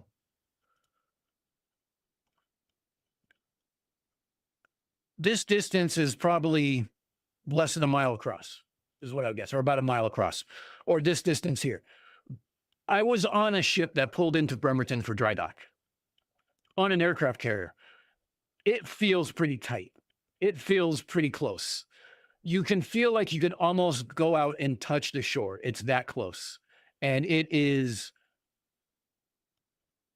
oddly disconcerting because you're just waiting to feel that thing of you hitting ground. And you know that people do this all the time. You know that we're right in the middle. We're fine. We only draft 36 feet or whatever. And you know everything's going to be great. But, God, does it feel weird. I'd much rather be out in the middle of the ocean surrounded by nothing and just see water all around me. It just, because like even this, like even here, like I was stationed in San Diego, and even when you go to San Diego, whoops, like you are parked here on Naval Air Station San Diego, North Island Naval Air Station, but you still have to go around Point Loma, come up through here, and dock over. Actually, you dock over here on this side here. This is where the aircraft carriers are. And yeah, it's even that feels close, and that's not even remotely close as Rich Passage. Rich Passage is another, yeah, that place that you can feel your sphincter just squeeze and like just waiting for shit to happen.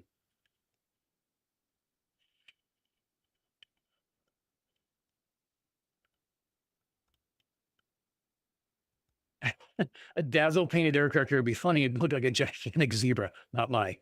Halifax Harbor once had that look, took up most of the harbor. Oh, really? Okay.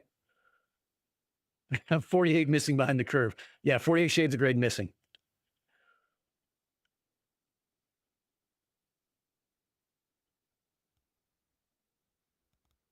Oh, okay. So the Hawaii one was that they were running a test, but the person doing it didn't realize he had opened the warning up to be sent out to cell phones. Oh, Jesus Christ.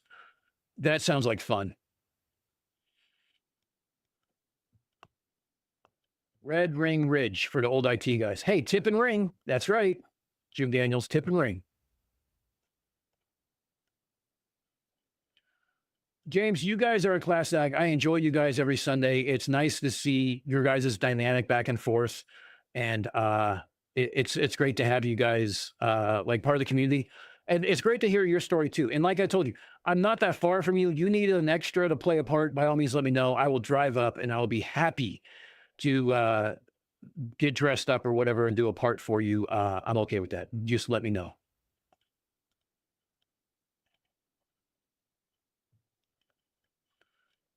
Yeah, probing. It's armor on an aircraft carrier is kind of a it's kind of a thing, right? I mean, it's obviously thick. It's like, it's multi-layered to allow the going through big waves and stuff like that. But yeah, it's crazy. If you're here and you haven't had a chance to see an aircraft carrier, should you find yourself in various places throughout the U.S., there's one in Texas, I believe. There's one in San Diego, the USS Midway, which is actually right here. And there's also the USS Intrepid in New York. There might be a couple other ones. Go see it and go take a tour from one of the veterans. You will be amazed at not just the size of it, but how everything is so compact and fit together. It's like a Tetris cube where we live, where we eat, how we get up and down. Like there was an escalator on the ship. I mean, that should tell you everything.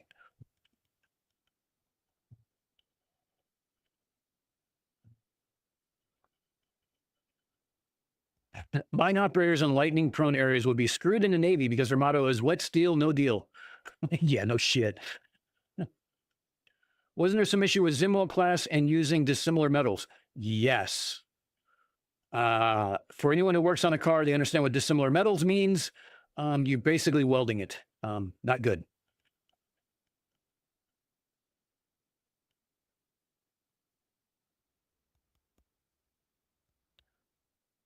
Let's see.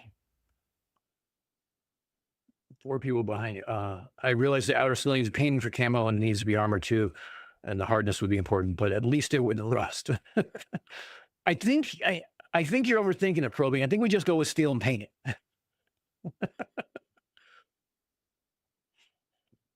It's a passage in the Bremerton. Yeah, that's what I thought it was. Yeah, that passage is tiny. It does not feel like you should be going there. It's comical in a way, really. Yeah, it gets humorous after a while. I've been in some places where it's like, I mean, let me show a picture of the Kitty Hawk and let me kind of just show you a little bit what I mean. And because I think you guys would like to see this. I need to see one in port. Oh God, I'm not showing that picture. That picture was after she'd already been stripped and she was being towed away for razor blades. That I don't want to ever see that picture again. I need to see. Okay. Side view. Will that work? No. I want to get a idea to help you guys get an idea of like the size of it. If you haven't been.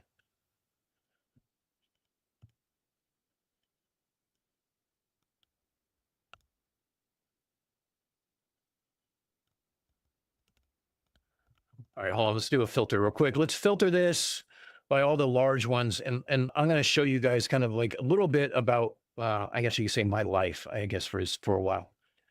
All right, this is the wrong side of the ship. Whoops. Let me bring this up.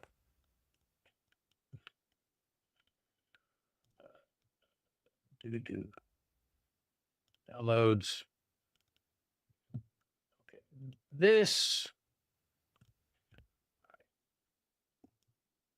Let's zoom in here.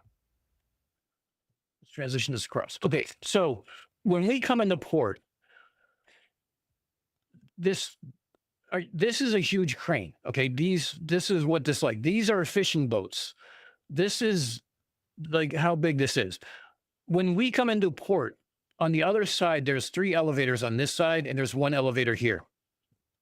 When you look right here, this is the opening into the hangar deck. This is the lowest level we can get to set up a gangway to get onto shore. So that's how high we are just to get off the boat. And you have 5,000 people on this ship, all doing individual jobs. Here's your radar right up here. Here's your radio antennas up here. This right here is the Sea Sparrow launcher, the next model that they had. We used to have Sea Whiz on that, which is called R2D2 with a heart on. It was basically 30 millimeter Gatling gun that shot 3,000 rounds per minute or something like that. That used to be on there. But as things get upgraded, things get moved and everything else. My workspace was right about here. My living space was right here, right underneath this catapult. It sucked.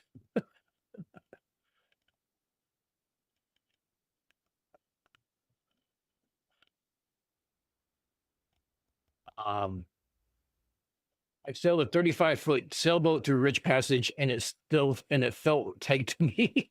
Yeah, 35-foot sailboat, and yeah. And meanwhile, my ship is actually 1,500 feet long, or what is it? Eight? Is it 15? I forgot what it was. You know what happens when you start getting old? You can't remember shit. Basically, that's what it comes down to. It was 1,070 feet long.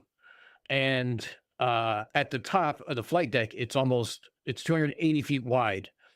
And at the beam, which is at the waterline, is 130 feet wide.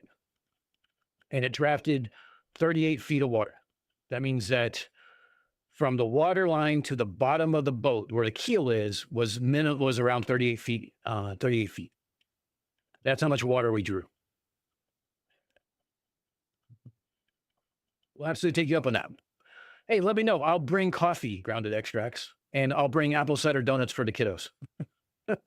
get them hyped up on sugar, then I'll leave and make them your problem.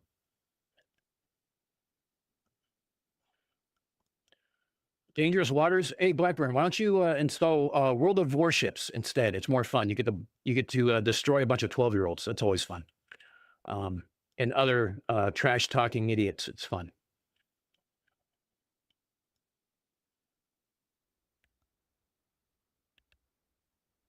The one I've seen was a smaller one, I think, but it was still impressive. Okay, so there is a difference. Okay, in the U.S. Navy, we also have these. So technically, it's an aircraft carrier, but it's a helicopter or F-35 Lightning carrier, meaning it only does vertical takeoff. You also see an Osprey here on the deck. It's smaller, but not by much. It's still kind of considered a carrier, but us carrier folks, we're a little bit of snobs. We don't refer to them we call them carrier lights. Or, they want to grow up to be a carrier, things like that. We call them gator freighters for a reason.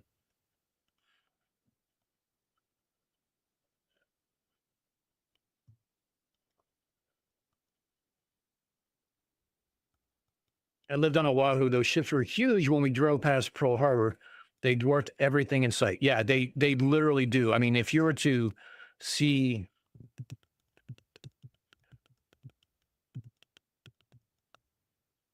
let's see. I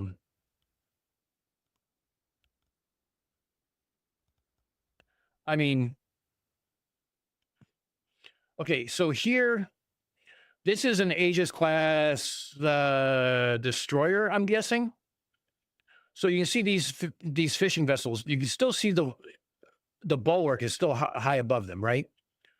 Now, when you consider a seagoing tug, the seagoing tug mast is still pretty much below the flight deck. That gives you an idea about how tall they are. Like, you are literally 70 feet above the water just being on the flight deck. I mean, is this so this right here, let me save this message. Let me pull this up. I'm going to give you guys a quick Navy thing. One of the traditions we have in the Navy is when we come home or when we go to a foreign port, we call what we call manning the rails. So this is us in our dress uniforms manning the rails. We're specified to where it's basically a sign of respect of us coming in. We man the rails as we come into our home port and we come into foreign ports, just as a show of pomp and circumstance or show of respect. And as soon as you get done, everything gets tied up, you get dismissed, you run downstairs, get changed in your civilian clothes, and try to get off the boat as quickly as possible. But when I said this is as low as we get, here's the pier level, okay? This is as low as we get. That's the gangway you have to go down to basically get to something, to get off the boat, to go on Liberty.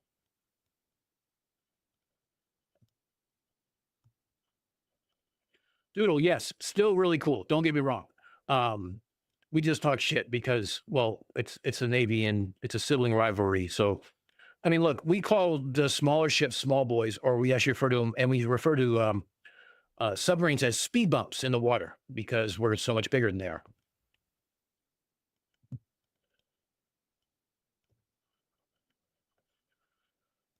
FDF has Sam on again. Oh, I'm surprised he made his way back.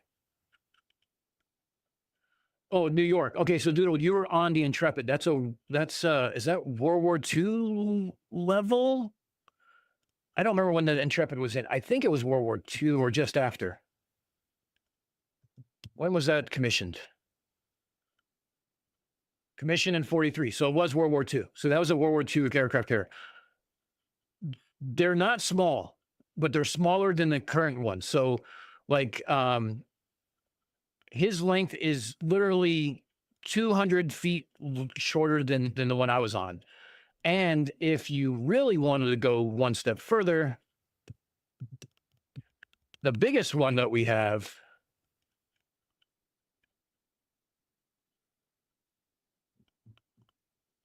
wow, my spelling today is just terrible. All right, let's try this again.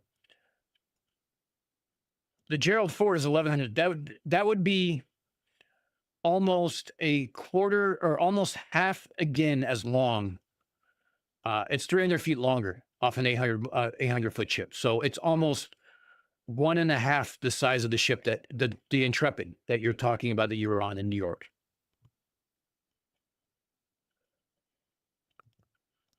Dangerous Waters is much more fun than World Warships. It has 400+ page manual. I think I learned more about naval warfare from reading that manual than anything else. And so, yeah, Blackburn, you're probably right. I play World of Warships because I can put my brain in park and not think about anything and play for a couple hours to kind of like just blow off some steam and just kind of like kill some time.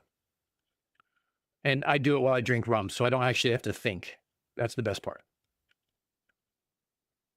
Do they just hate safety railing, or safety railings are for suckers? No, that's the flight deck. You don't have safety railing on the flight deck. You have safety railing on the sponsons. You don't have safety railing on the flight deck. It's kind of counterintuitive to launching planes. Or shit would be pissed.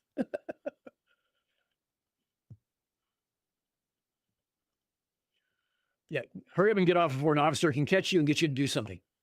True, very true. The other thing is we also had you had certain watches. So if we're in port, let's say 4 days, everybody has to stand duty 1 day. So if you're on watch Alpha, then you have watch the first day.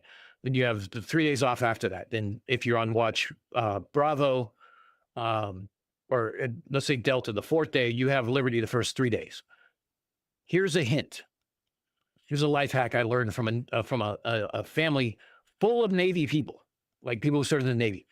I always volunteered for the first day of port call, and there's a reason for that. When you have 5,000 people trying to get off the boat, let's say it's 3,500 because of the watch schedules, right? You have 3,500 people who want to get off the boat. Those 3,500 people, rank has its privileges. If you're a lower rank and enlisted, it's going to take you hours to get off the boat. Why would I give up hours if I'm already in uniform and I'm already in port and nobody has gotten off yet? I might as well be working during that time and get credit for it and have 3 days off where at 7 a.m. I could leave the boat and not have to wait in line. Done. Over. See you later. I'll be back in 3 days. Sorry, I got some messages.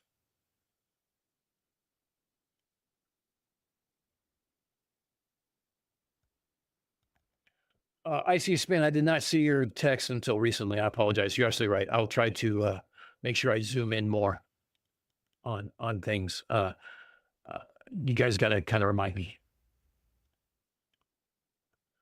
I've gotten seasick while tied to a dock. Yeah, if you get seasick, you don't want to be in the Navy.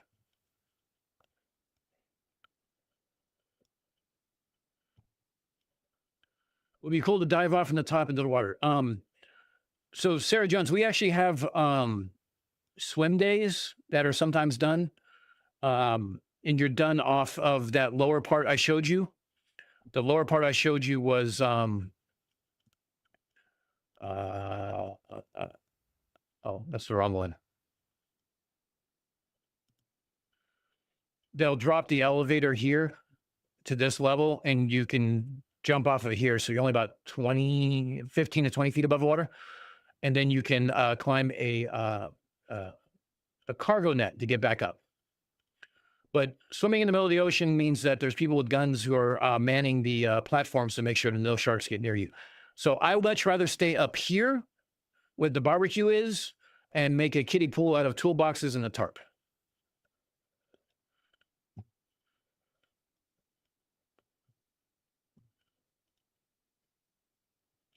Yeah, I was watching some for a little bit, and I'll be honest, it's a hard watch.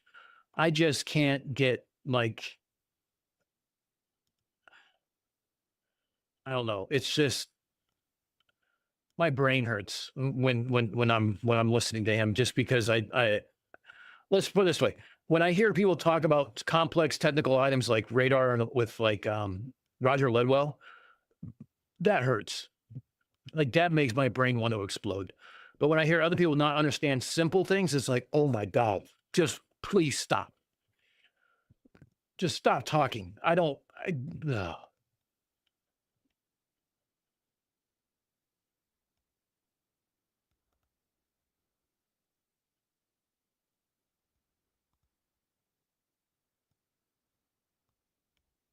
Oh, Tony's talking to some. Oh, Jesus.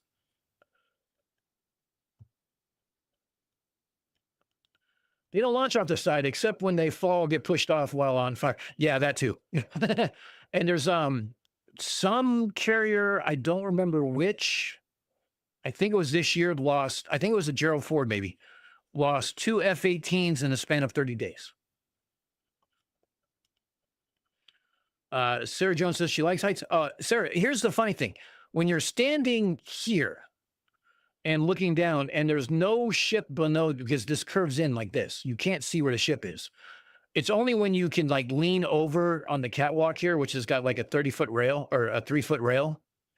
Or you can stand over here and watch it. But yeah, there's no railings up here. It's a weird feeling. And here's the funny thing: like every time, let's say we do 6 launches, or 6 launch operations a day. Doesn't matter if it's night or day, right? If you work on the flight deck, the first thing you do is you get up here on the bow and you all stand in a line. You do a FOD walk down. So you walk, you have your hands in your coat, we'll call float coats in your armholes.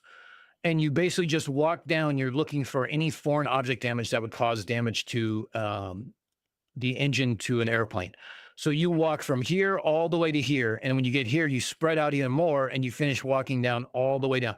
And you do that before every launch window as we're doing it, just to make sure that there's nothing there like a quarter or somebody dropped something. And by the way, when you're on the flight deck, your pockets are all sewn shut because you're not allowed to bring anything up.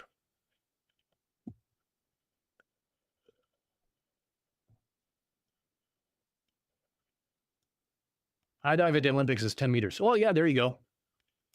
That would be about fair assumption.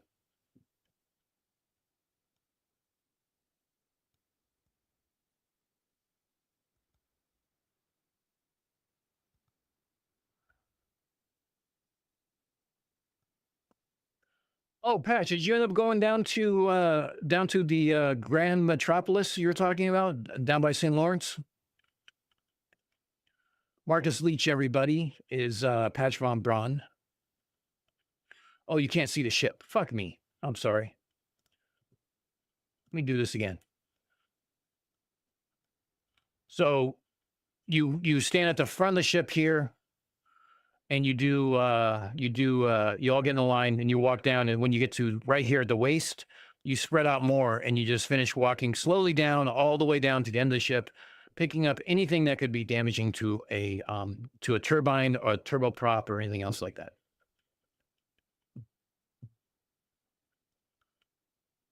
You went down to Prescott. Cool. How else are you gonna learn about air being gravity? You just jump off. That's why. All right, I'm going to need to do a refill. So you know what time it is, guys? It is time for a nature break. So I can't spell. So we are going to, since we already played CMS, we're going to play Dougal Dog because we need to, and because I need a moment to get a refill. And also to get a go use the restroom. So nature break is in hand. Let's listen to Dougal Dog's wonderful panel. The panel.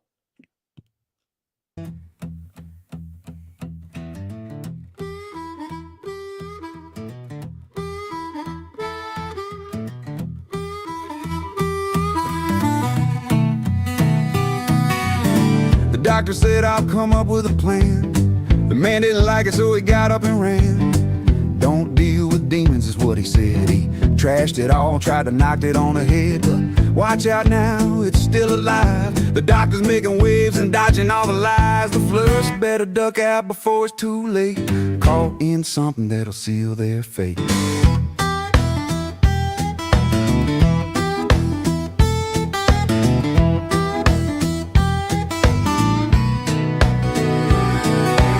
Along came Tune and looked it in the eye, said, come on down and we can take it to the sky. We'll talk about the sun and a tall lighthouse. Before you know it, they'll be quiet as a mouse. We prefer to use a Cessna, they said with a cry.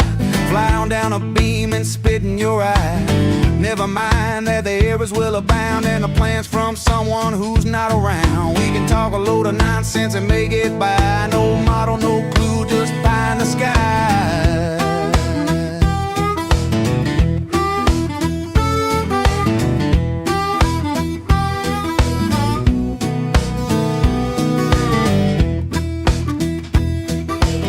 Got a week's grace to straighten out the plan. One went missing, never made it to the clan. Diagrams, PowerPoint, blind faith and charts. Forget the formulas and the other major parts. The doctor wasn't pleased and he made it clear. This isn't how things are done around here. Listen up, boys, this ain't gonna fly. Close them all down in a wink of an eye. So went the run of a grand design, and ended more ridiculous than sublime.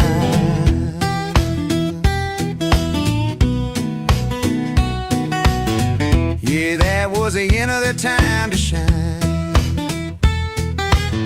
Left muted and reduced to holding up a sign.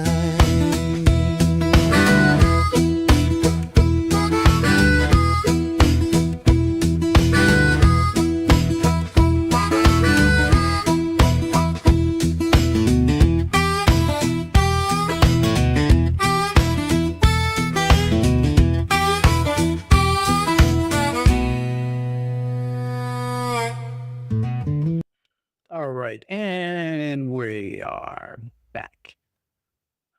Hope everybody got a nice little refill. Just want to show, I was actually trying to find something. I wanted to give you guys a little bit of a treat. And apparently I'm not going to be able to find it. Let's see. I'm looking for something. Oh, here we go. Who would like to see the picture of Dano at about, I don't know, 19 years old? 3 decades ago?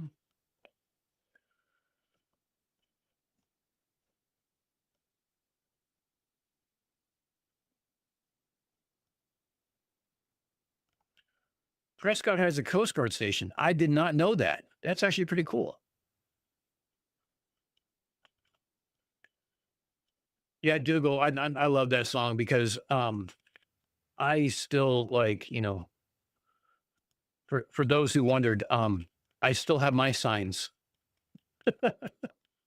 Um because I'm a toddler at times. What can I say? All right. Let's let's show some let's see Dano at 19 years old, shall we? This should be fucking highly entertaining.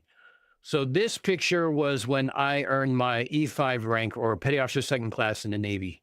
Um uh yeah, a little bit different than I look now. Let me pull this across here. Hold on a second.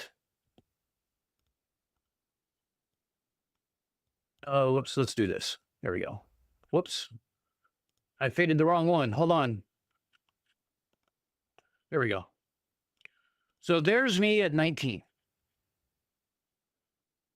Actually, no, I take it back. I was 20 at that thing. So I was 30 years ago, right about this time, actually. That was 30 years ago.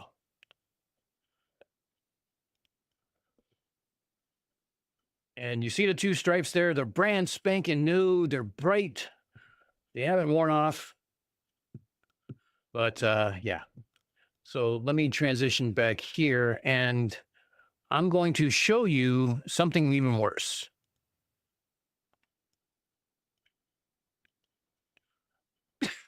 Excuse me. Here's something even worse. 18-year-old, fresh out of high school and graduating boot camp. You guys ready for this? This is scary shit.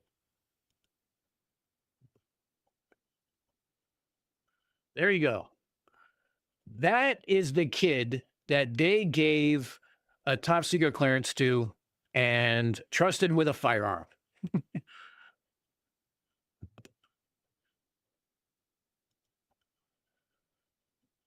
Now, the funny thing is the difference between that picture and the first picture is about 40 pounds and 4 inches in height. My first year in the Navy, my first deployment, I actually grew 4 inches, had to get new uniforms, and I put on 40 pounds. What year was that? 1780? Yes, it was. All ears. Yes, I had a lot of ears back then. No, I wasn't scared. I was more like, just can we get this? I hate having my picture taken. In fact, my daughter she can't get around why I hate having my picture taken, but I'll get on cam on the internet. She doesn't understand the correlation between it, and I don't really. I hate having my picture taken. I don't know why. I just do.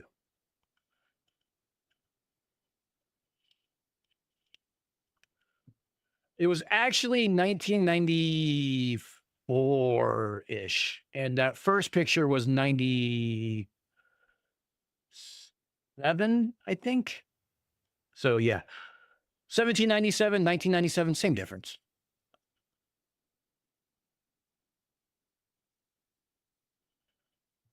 All I saw was ears with a cap on. Hey, come on now. I was a small kid. When I went in the Navy, I was 5'8" and 125 pounds. That was it. And when I got home from my first deployment, I came home, it was right around Christmas time. My family saw me at graduation of boot camp, but that was only like 2 months difference. Then I went to school. Then I went to advanced technical school, what we call C school. And then I went to deployment. So my family didn't really see a lot of me. And when I came home, it was right before Christmas. My mom walked by me on the pier. Because my mom's 5'11", and when I left, I was 5'8". And when I came home, I was now 6 foot and about 165, 170 pounds. And when compared from when I left, it was night and day. She did not even recognize me at first.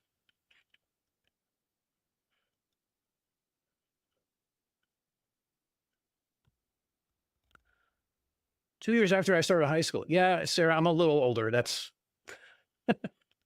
I turned 50 this year. What can I say?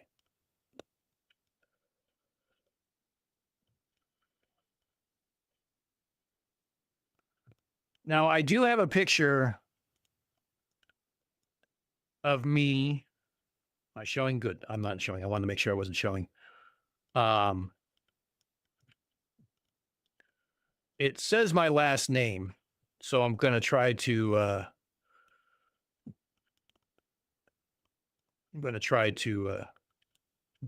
skip this. So this was a picture from our yearbook, our cruise book, as we call it. I need to drop this down a little bit. All right, let me transition this over. I want to make sure I cut out the names real quick.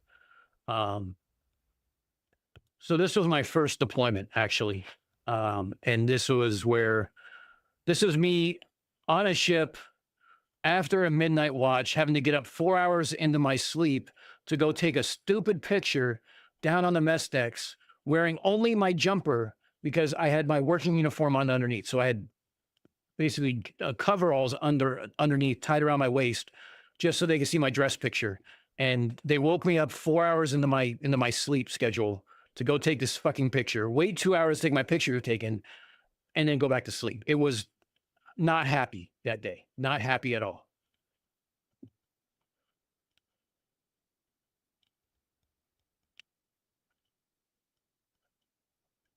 There's a couple people from my high school who went in the U.S. Navy about that time.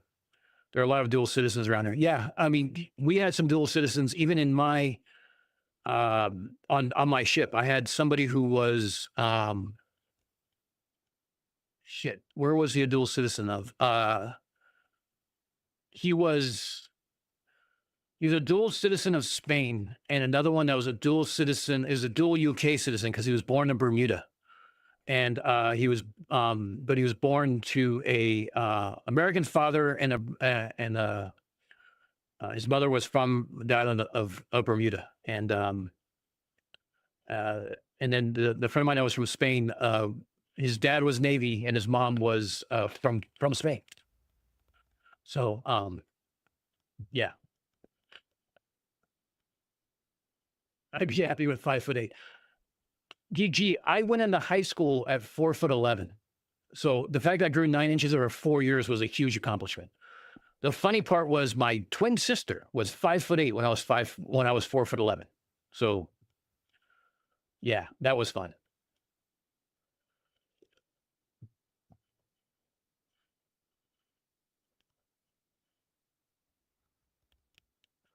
That's a proper pissed off face. Yeah, definitely a gloomy Gus. Look, not happy. Like, we're underway. It's like the quintessential yearbook picture. It's like, why? Why the fuck do I want to take this picture? I almost want to sit there and say, can someone else go for me? But then I thought about it. I'm like, well, my mom's going to want to see this and everything else too. So I was like, fine, I'll go fucking do this. But I was not happy about it. Like, you can barely tell I have hair. Like, that's literally bedhead at the time. Like, I literally stuck my head in the sink, pushed it back, put on my jumper, walked downstairs, and waited in line. I was not about, like get this over with so I can go back to sleep.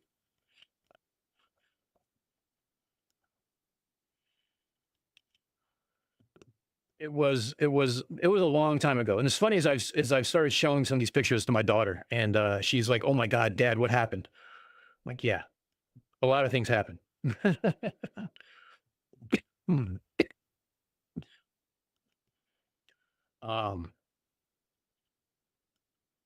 So when you go on, oh, actually, hold on. I want to show you guys something. You guys might get a kick out of this. Now, my grandfather was a tank driver in the Army in World War II. He was in France, and he learned to drive a tank before he had a driver's license. He actually lied about his age to get in. So let me show you my grandfather's Army picture from World War II. This was right after he got home during one of his deployments for a short liberty and then came back. So here's his picture.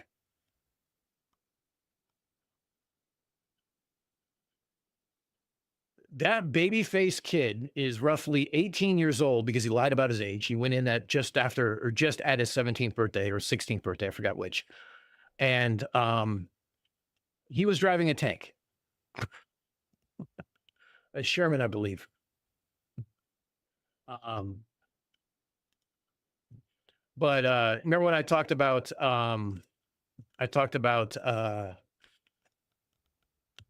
going to if you can go to an aircraft carrier to take a tour or whatnot. Let's see. Let me see. There we go. So this is the USS Midway. So funny thing is, just to kind of give you guys a little heads up here, is you have an F4 Phantom right here. This one right here, you see the back of. You have an F-18, which is right here. You see the red star on it. That's for the Op-4. That's for that was a plane that was used as opposition forces for flight training, like Top Gun and such. And if you go over here, here's an F-14. This one's from the USS Enterprise. We actually had the Sundowners on one of my cruises, which is a red and white Sundowner flag on the what we call the CAG plane, or the zero planes. And if you go down here, this is an A4.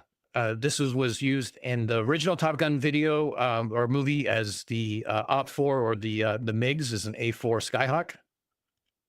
Let's see, what else do we have up here? We have some helicopters, some Sea Sprite. This one's a Sea Sprite here with that 65 number on it.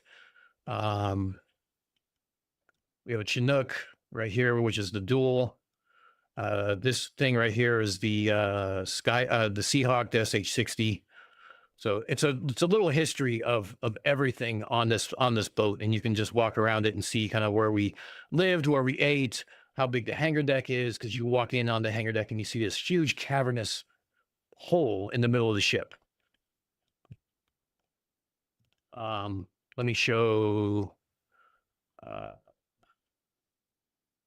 couple other things I wanted to show that was kind of funny. Remember we talked about shooters on the aircraft? They shoot the actual plane. Well, here's Olivia being a shooter for a she was 4 at the time, and she was mimicking the shooter to launch an airplane off the deck. I need to go back to that now that she's older. It was fun because she doesn't remember it nearly as much as I do.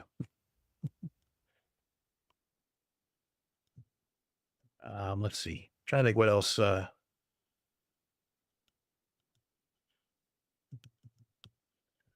Let's see. What else did we have?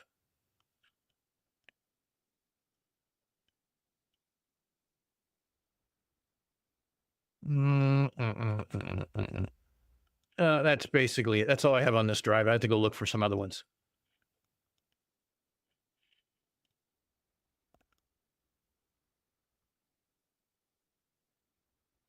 I made a picture and put it in Zoo Crew chat on Discord. Unfornicated, totally unrelated picture though. Hey, you know what? I like this is when my my ADHD kicks in, so I'm happy to pull up something that's completely irrelevant.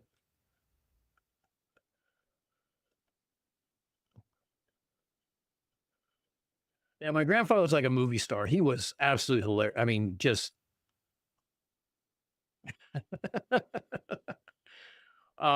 Illusion. I love that. I'm not going to put it on here, but I love that. That's hilarious. If you guys are in the Zoo Crew chat on the Unfornicated Discord, it's there.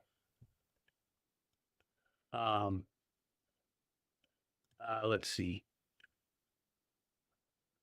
Oh, cool. CK, if you're here, thank you. And IC Spin for providing me with that website. I need that. Thank you very much. Lift. Elevator lift. Hold on, wait. Okay.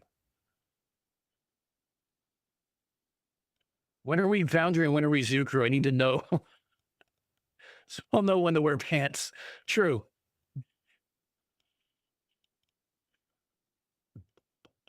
Yeah, I have a picture of my grandparents together, like around that same time, and they look like they're 1950s movie stars. It's crazy.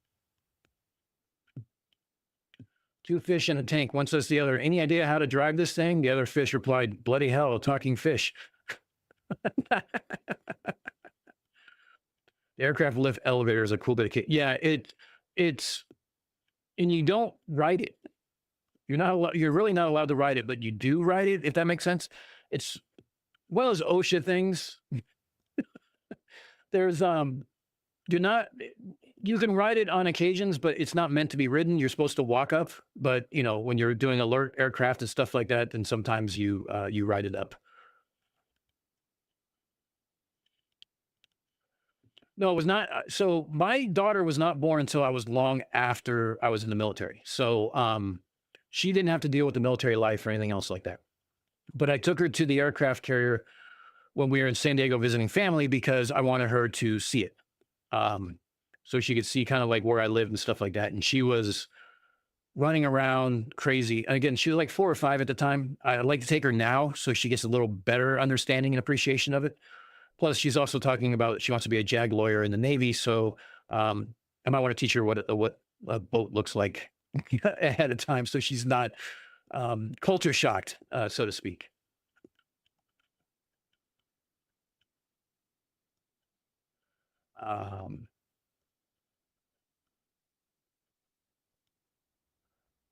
Let's see.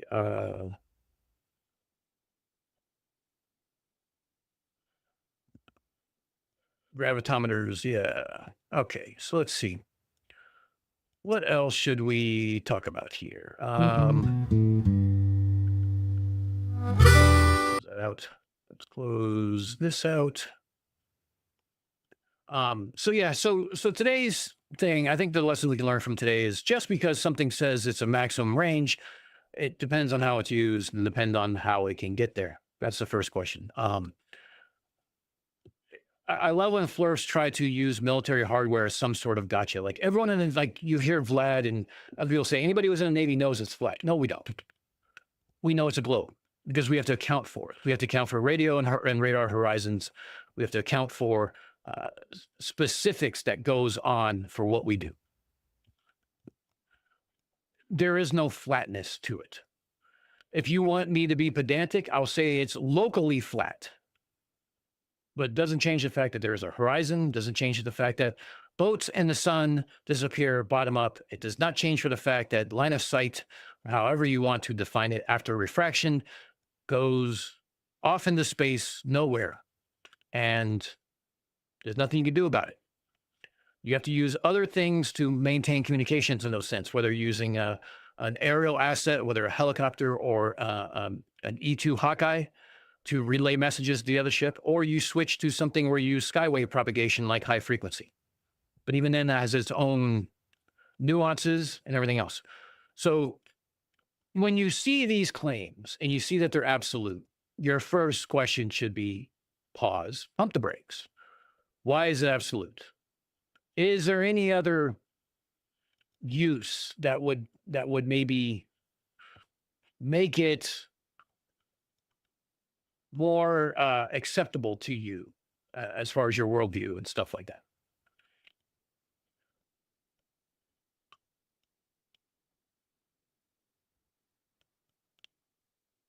Yeah, and so the elevator is a dangerous place because it moves, right? I mean, it's hydraulics. It's not a gentle. It goes from 0 to up very quickly, and you can hit yourself on the head. You can fall.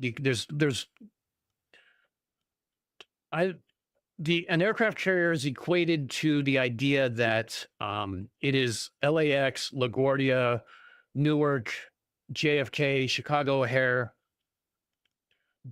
Atlanta, or even Dallas airports on 1.5 acres of land.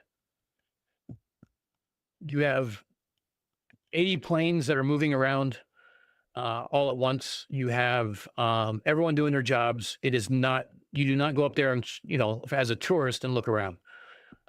You don't go to places you don't belong because that's how people get hurt. When is Vlad versus Dan? Good question, Swalla. Good question. Did I have to tie a bowline? Yes. Funny thing is, I didn't have to tie a bowline until I started rock climbing, which was about 20 years after I was out of the military. We did have to tie a bowline, and you have to do basic seamanship in boot camp. I had to tie one there, but I don't remember how to do it until I got into climbing, to be honest.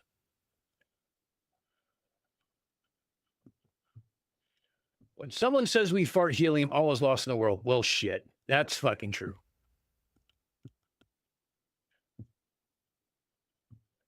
Seen the show Jag probably very off from real life. Probably. I haven't seen the show, but one of my neighbors is a JAG lawyer for West Point. And my daughter started talking to her because she wants to be a lawyer. And then she also wanted to join the military. She didn't realize she could do both. And now that seems to be the direction she's going into. I find it interesting. I'm not dissuading that dream. I'm doing everything I can to support it. I kind of prefer her to stick in the civilian world. But hey, if the military is going to pay for her school loans, I don't see it as a bad trade-off. The difference is, like, I never understood what my mom went through with me joining the Navy until I had a kid who wanted to possibly join the Navy. Then it's like, you know what? Now I kind of got to call mom and apologize a little bit.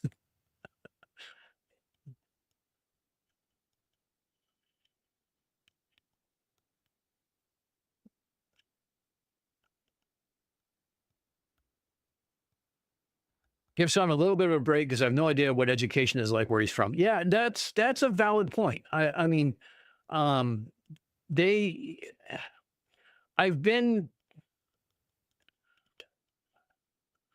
I'm trying to think of the right way of wording this. I think I have softened my stance somewhat.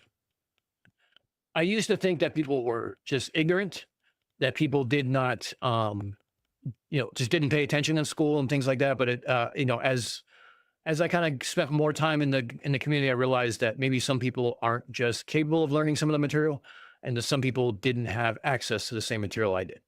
Now, I base that off in the fact that I grew up in the California public school system, which is notoriously overcrowded, underfunded, and doesn't test very well.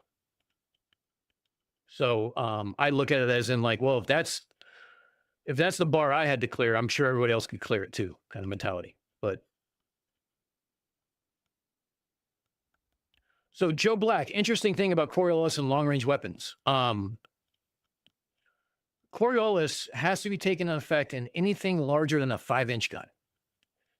And the funny thing is that the Navy only has 5-inch guns now. So they still take Coriolis into effect, but it's obviously a lot smaller because the range isn't like the 16-inch battleships of World War II, which are much different, which they did have to take Coriolis. And here's the funny thing. If you look at I can find it very quickly.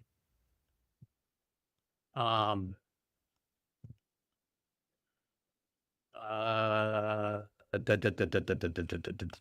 me find it here real quick. Hold on.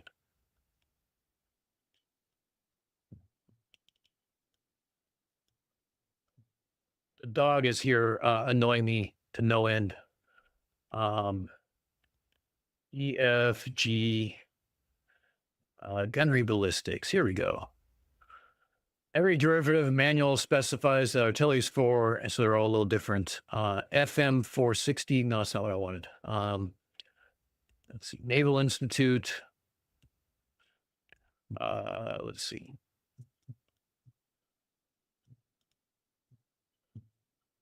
Let's bring us across real quick.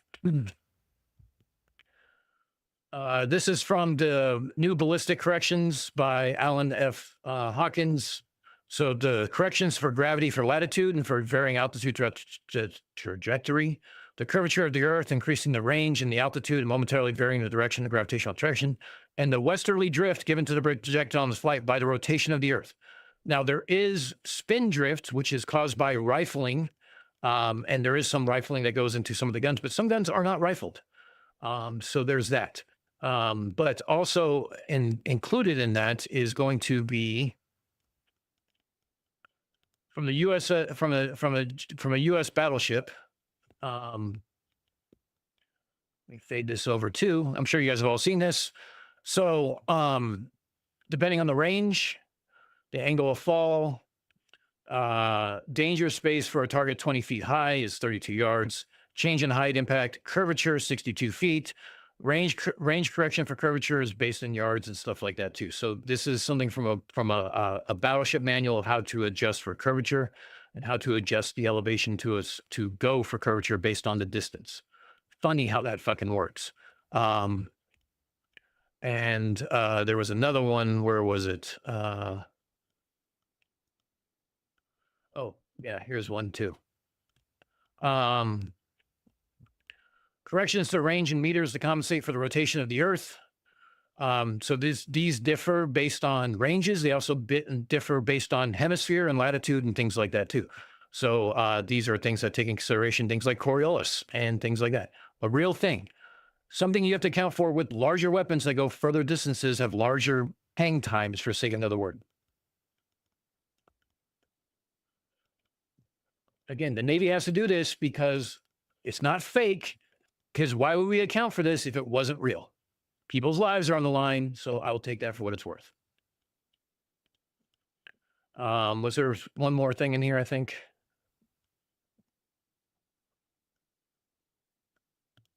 Oh yeah, so these are specific 16-inch trajectories. Let's see.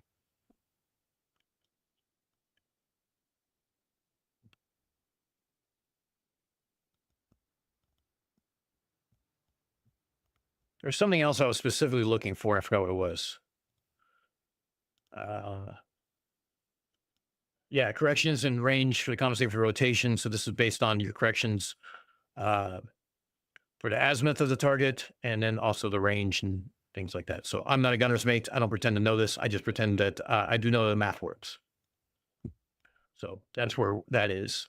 But yeah, that's on one of the servers I'm on. It's called Globe Gangsters. It's run by a friend of mine, so I consider a friend named Mordwand, and he's happy to. If you guys ever want to do those, let's go. Just let me know, and I'll send you a link.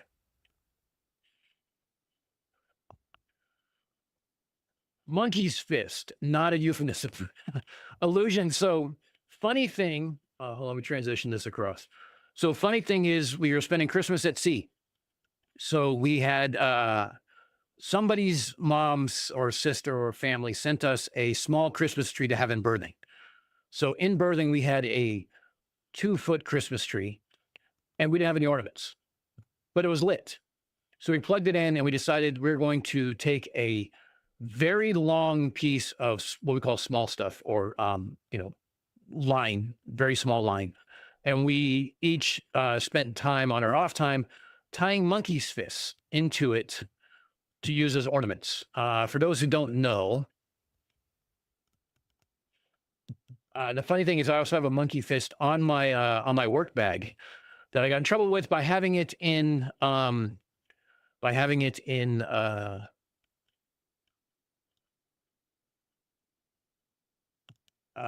New York City. So here, let me pull this across. So a monkey's fist is usually tied around a ball. And these are shot over by a special gun to other ships so we can pull lines. So we shoot this monkey's fist that's tied around this metal ball. So this is what we call a closed monkey's fist here. And you can use it like ornaments. So like this is a monkey's fist. So you can tie it and we use it as ornaments around the tree. But we also use them to throw lines or shoot lines across. You shoot a smaller rope right across, so it's light. It lands over there. They pull it across a bigger rope that's tied to it for them to send over an even bigger rope for the gas lines and other things to be pulled back over.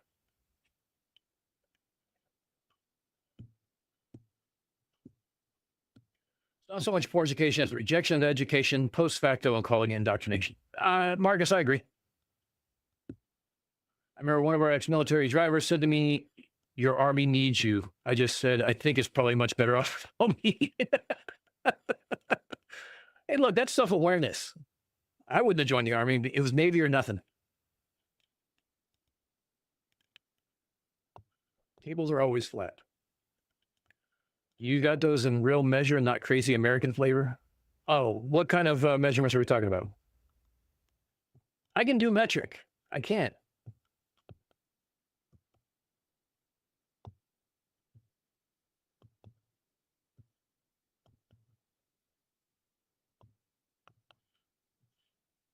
So yeah, this is a monkey's fist, and in New York City, this is actually considered a blackjack, or a even though it's only a styrofoam ball that it was tied around. He luckily didn't take it away from me and didn't give me a ticket. He asked me to put it inside my bag and don't take it out while I'm in city limits. So I literally got pulled over while walking from a police officer for having a monkey's fist on my bag. In his defense, he didn't know what it was. He just knew it could be a weapon, not that it had a styrofoam ball in it, and that the rope it was tied with was the most lightest rope you can. It was just paracord. It was nothing. I couldn't even kill a fly with it unless I really, really tried.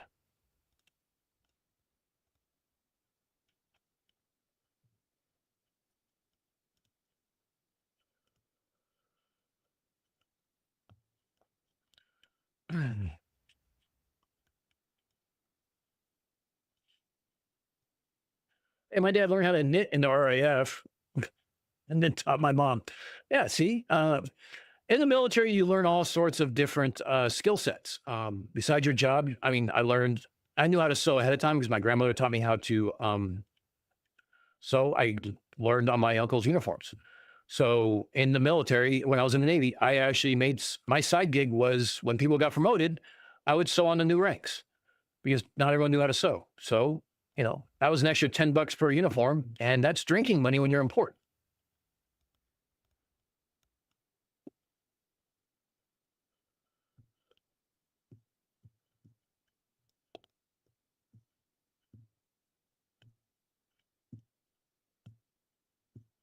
Hey, my tree's already pre-lit, Aldebaran. I'm right there with you. Knitting is a usable skill. I honestly agree. Dude, well, I use metric more than I use imperial, and I find myself the only time I use metric, or the only time I use imperial, like I use metric in my day-to-day work. When I would get on stream and I have to deal with flirts and gematria numbers and stuff like that, numerology, I find myself using imperial more than, or standard more than the non-standard standard. Um, yeah, I tend to use metric more often than not. And I try to even use in my debunks metric as much as possible because A, I want to get away from that whole gematria bullshit numerology. And two, it's like there's one country left in the entire world who uses this, and that's here. Everyone else pretty much uses metric. I know that England or Britain, UK is a little different in that they use a mixture of the both, which I always find really weird. But yeah, I'm getting used to it.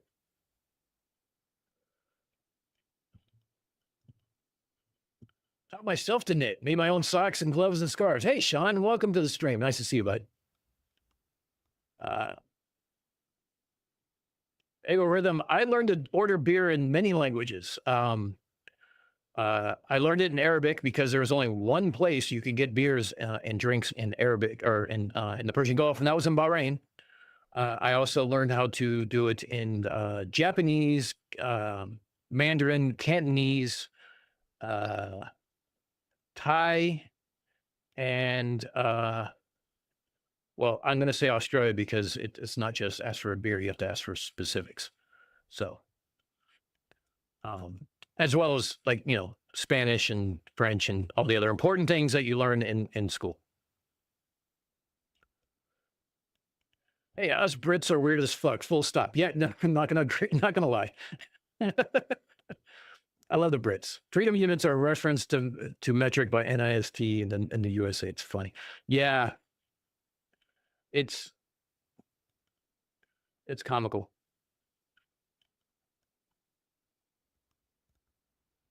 After I saw the movie Caroline, I taught myself to knit using straight pins and sewing thread. That's cool. I never got that way. In the UK, we still use imperial for the road system only because it's weird to change it now. I think that's why we're doing that. Canadian Space Advocate. I do not ask for Fosters and Oz. I ask for usually Victoria Bitters.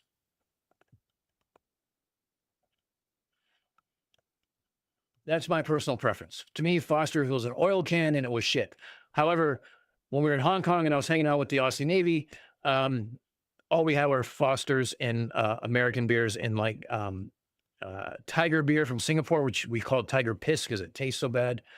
And we also had Grolsch, which had like a mason top jar top to it, which after 2 hours of drinking Guinness, it tasted great.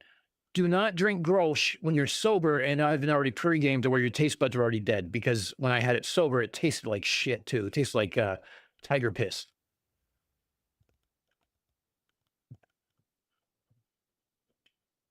British fluid measurements Imperial are different to US. Really? That doesn't, well, that kind of makes sense in a way. Why would it be standard? Come on. Let's think about that. Why the fuck would it be standard? There's no reason for it to be standard.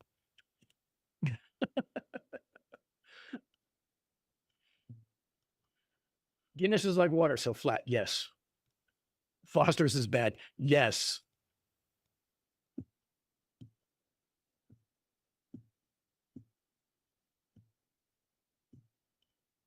The day I can't buy the pint of beer, hell will froze over. I agree. Yeah. Pint is, pint is imperial, right? Because that goes in the gallons. Yeah. What's the metric version of a pint? Milliliters?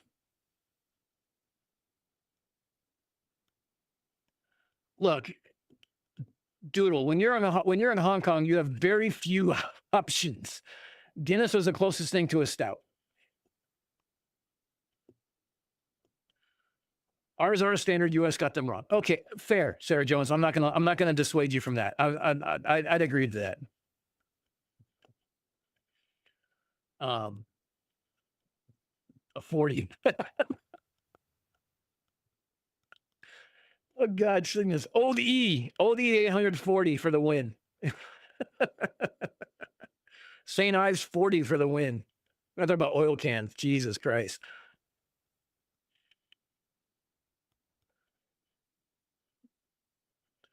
Nova Scotia, they have road signs in metric and miles, I think because of American tourists, but most have to go through New Brunswick, which has metric only, and all signs are in English and French. Oh, shit.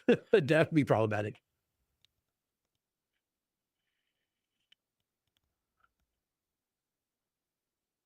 A pint was measured to whatever they could drink before falling down. That's fair. I like that. So, Doodle, one thing I learned being overseas. Now, my mom was a bartender for a large part of my childhood. I was never, even in the Navy, I was never a beer fan. I never really was, unless that was like what we had. If I was in a bar, I went bang for buck. So when we were in Singapore, this was in the 90s, we were at an American bar called Bennigan's. I think it was part of a chain. And it was in a hotel. And somehow or another, we ended up there. I don't know why we ended up there. We ended up there. And a pitcher of Tiger beer, or Tiger Piss as we called it, was $32 American. Now, Singapore's not cheap at the time. A pitcher of Long Island iced tea was $36. I was pretty much lit on a single pitcher of Long Island iced teas.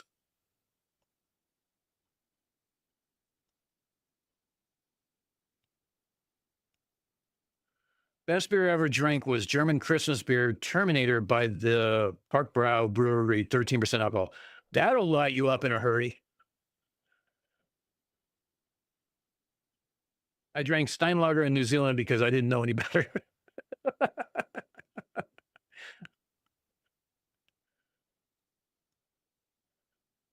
Sean Hawkins, when I was in Germany, we had access to the best beer in the world, and some troops still drank Bud. It made me weep.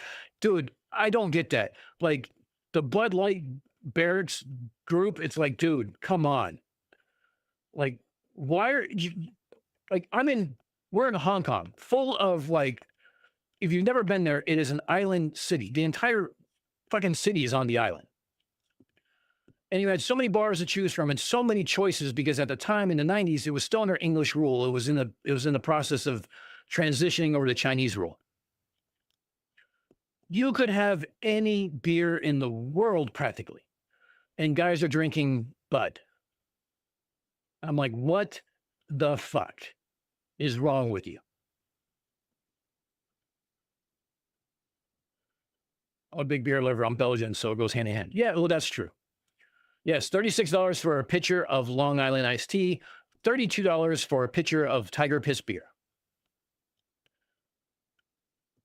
Do you know what's in a Long Island iced tea? That's the first question.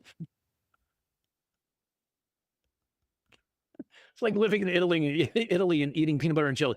No shit. That would be. I'd love to have been in Germany. I would have been like, I don't know. I probably would have been an alcoholic, to be honest. And there's no Navy bases there, unfortunately. There was a NATO base I could have gone to, but that was it. Could be Bud Light. Yeah, well, that's not much better, really. I mean, Bud's not that much better from Bud Light, to be honest.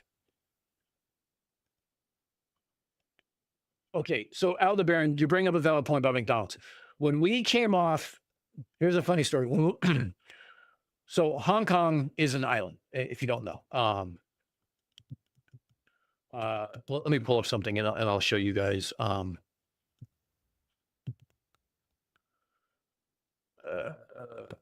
Let's do this. Okay, let's close this up and let's transition over. Okay.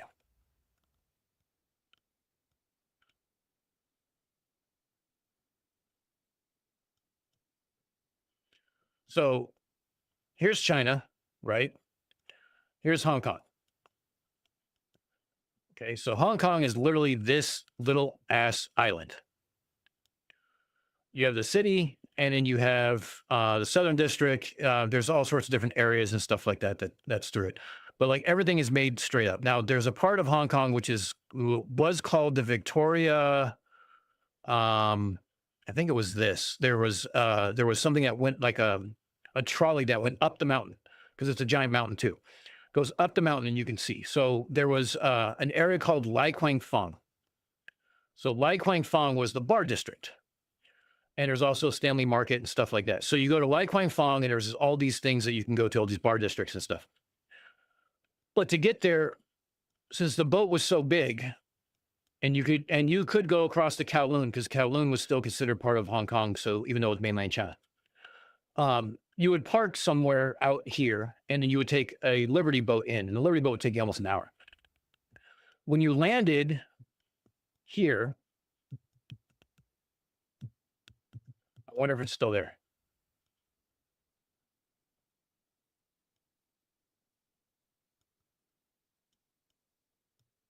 So I don't remember what it was, but when you landed here and you got off the boat, off the Liberty boat, there was a McDonald's right here.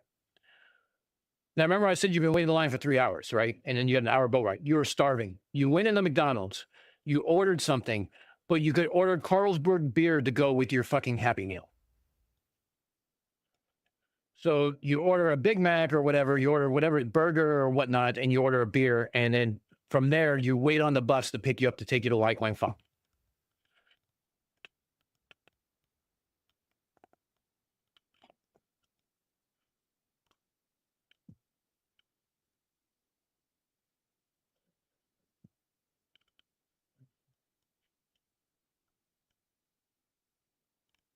Oh, okay, Michaela, you mixed up the gallon figure. That's it. You lost your British card. You got to pick a new country.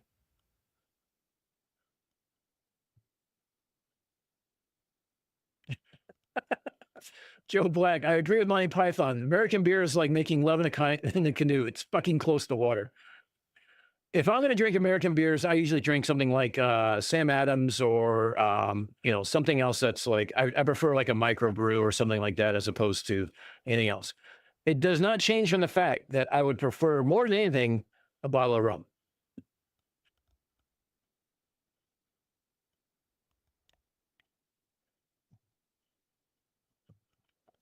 Where exactly are the hookers and blow?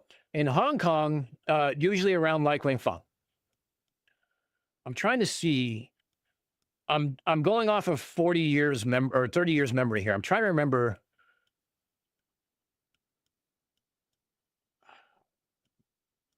All right, so let's see.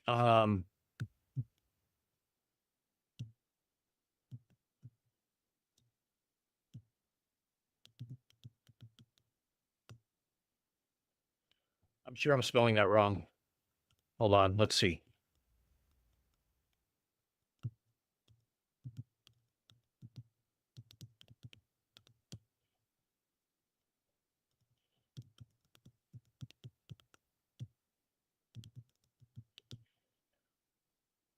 Van Quai Font. Okay, here we go.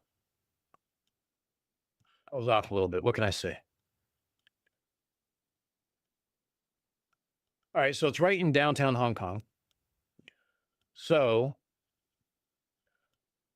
this is a little area that you're in. You literally got off the bus right here.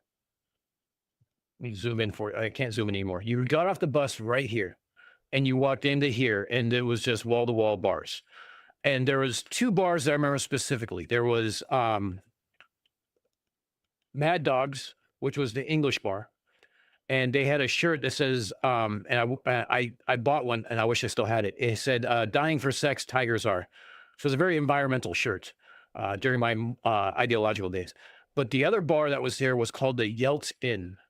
So it was named after Boris Yeltsin, but it was called the Yelt Inn, like a hotel. And it was obviously a play on words. And you can buy a shirt that had a hammer and sickle on it. So I bought a long sleeve shirt from the Yelt Inn and wore it during general quarters on the ship. Needless to say, my lieutenant, not happy.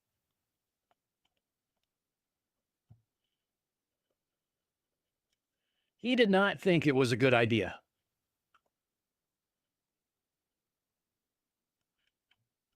But around here, you could find hookers and blow.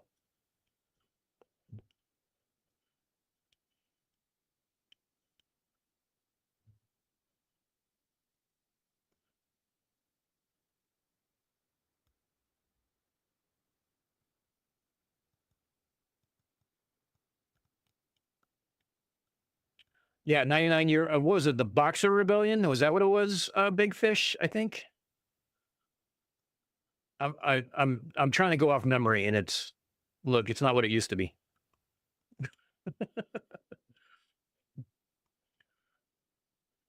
But yeah, that was the bar district, and then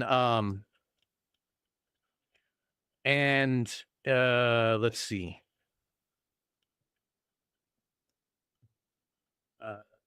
Let me find something. So there was one thing that we could do.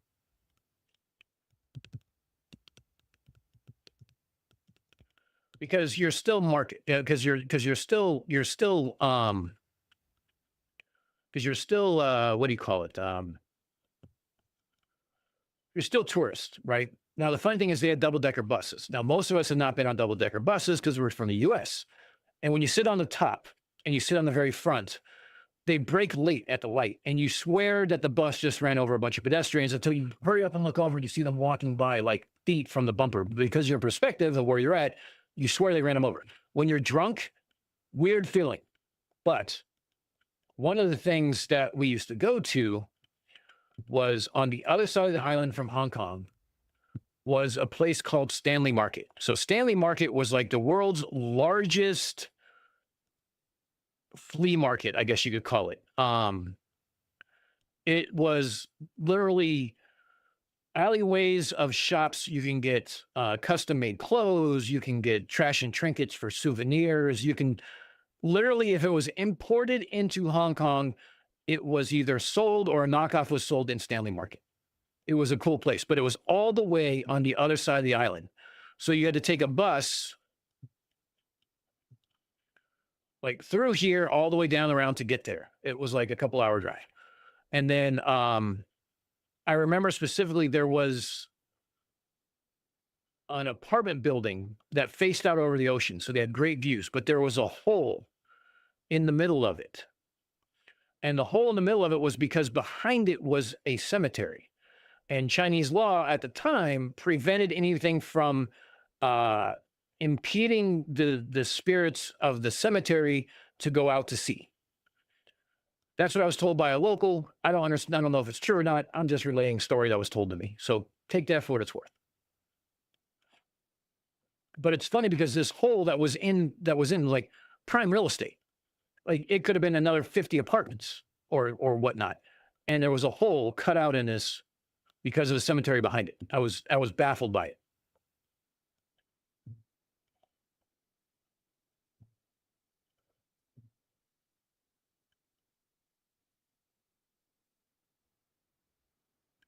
Um, you could tell the Russians were at a conference because one person's suitcase would be filled with vodka. Yeah, that's probably true. You need you need crack GPT for hookers and beer or hookers and blow. Yeah, you're right. It's the unhinged version.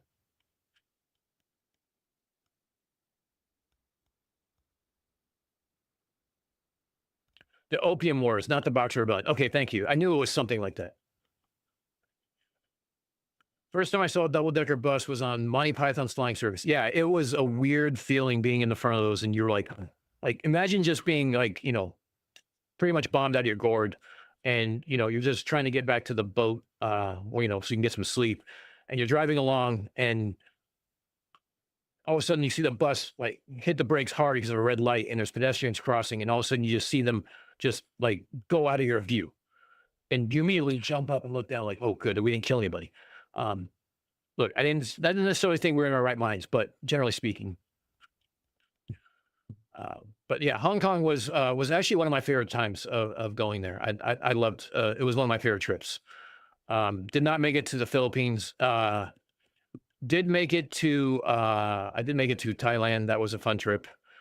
Did make it to Singapore. That was a fun trip. I enjoyed that. Just expensive was all. Australia and especially Tasmania are probably my favorite trips.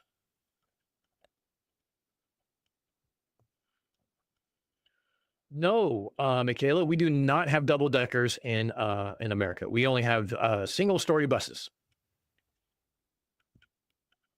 Some buses have they're like two buses joined with like a pivot point in the middle, but nothing high.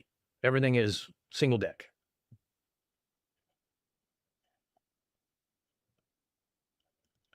And this is the part I always find interesting because it's well, I didn't know I need to see me on the screen. That was weird.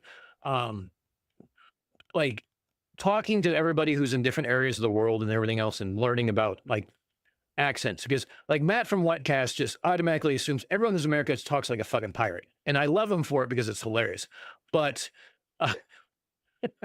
well, we definitely do speak very differently. We definitely do use very different words.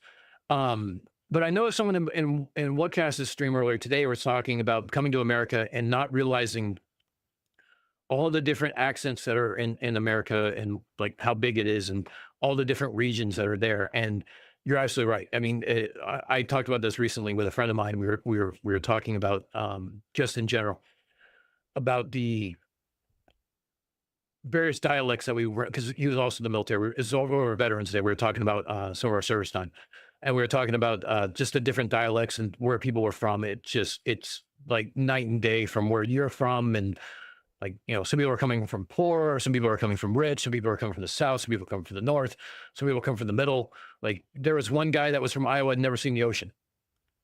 And they threw him on a ship.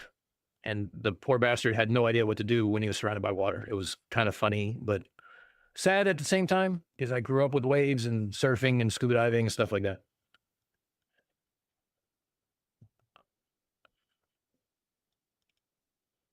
I'd probably enjoy the food more, probably. We call them bendy buses. Bendy buses are cool.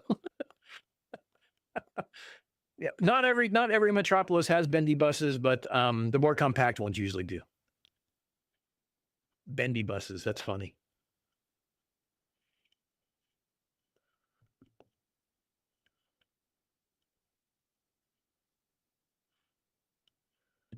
All right. So, is there anything else you guys want to talk about? Actually, I wanted to bring up something. Let me find the picture I want. I was thinking of something that Matt said on Whatcast, and it's something I've been kicking around an idea about. And I know Tune and FTFE have the top left awards and stuff like that. But I was figuring, hold on, I'm trying to find.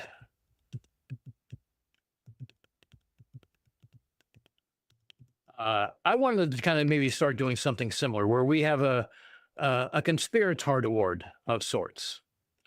And the conspiratard award, well, I was thinking that we could do something on the Unfornicated channel, to where I let you guys nominate people, and we have a whole stream where we talk about the nominations.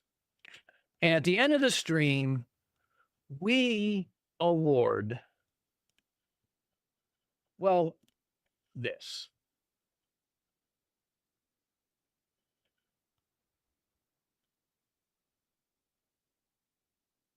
We can call it the Conspiratard of the Year Award.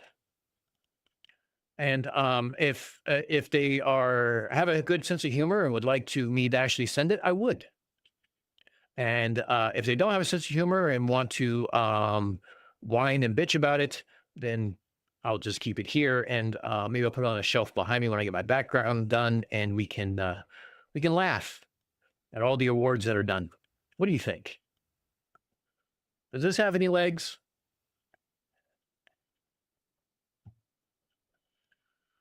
Because there's a large collection of derp. And I don't just mean flat earth stuff too. I'm talking about like, who was that woman that used to live in New York City, who said that the plane was, it was a C-130 that she said was a radar plane part of Looking Glass, which wasn't. And said that sounds different. Radar has sounds and stuff like that. Like we have all these different world of derp. Marjorie Taylor Greene and her idea about, or the individual states who are passing the chemtrail legislation, even though the FAA controls 1,000 feet up, so the states have no recourse whatsoever. I mean, there's so much derp that we've covered over the last 6 months that I think we can honestly go and give someone an award on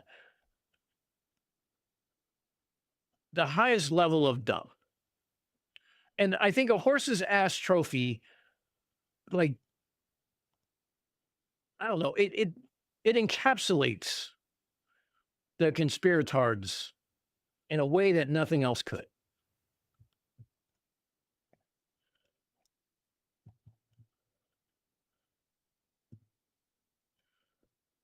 Dougal says, I love it. Michaela wants one for a Bible. I don't know if she's talking about this one.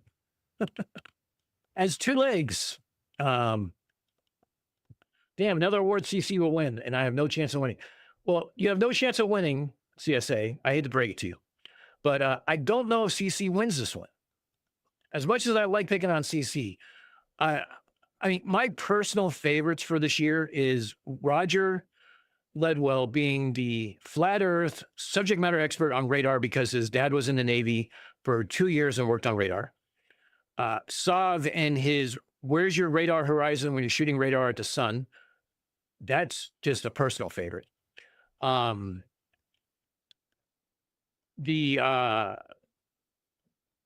weird lady who thinks everyone's out to get her, and was classifying a plane that was a National Guard plane that was going from New Brunswick to a National Guard base that was not far from where she lived, and she happened to be on the flight line, and she's expecting that it sounded different. It's part of Looking Glass and all this other things, even though that if you look at it and you look at the actual designation and look up the designation, it's none of that.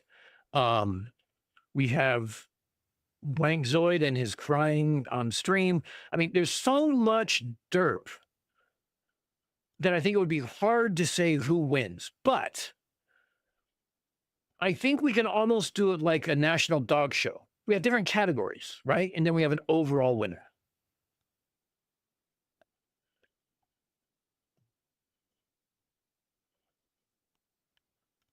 That's what I'm thinking.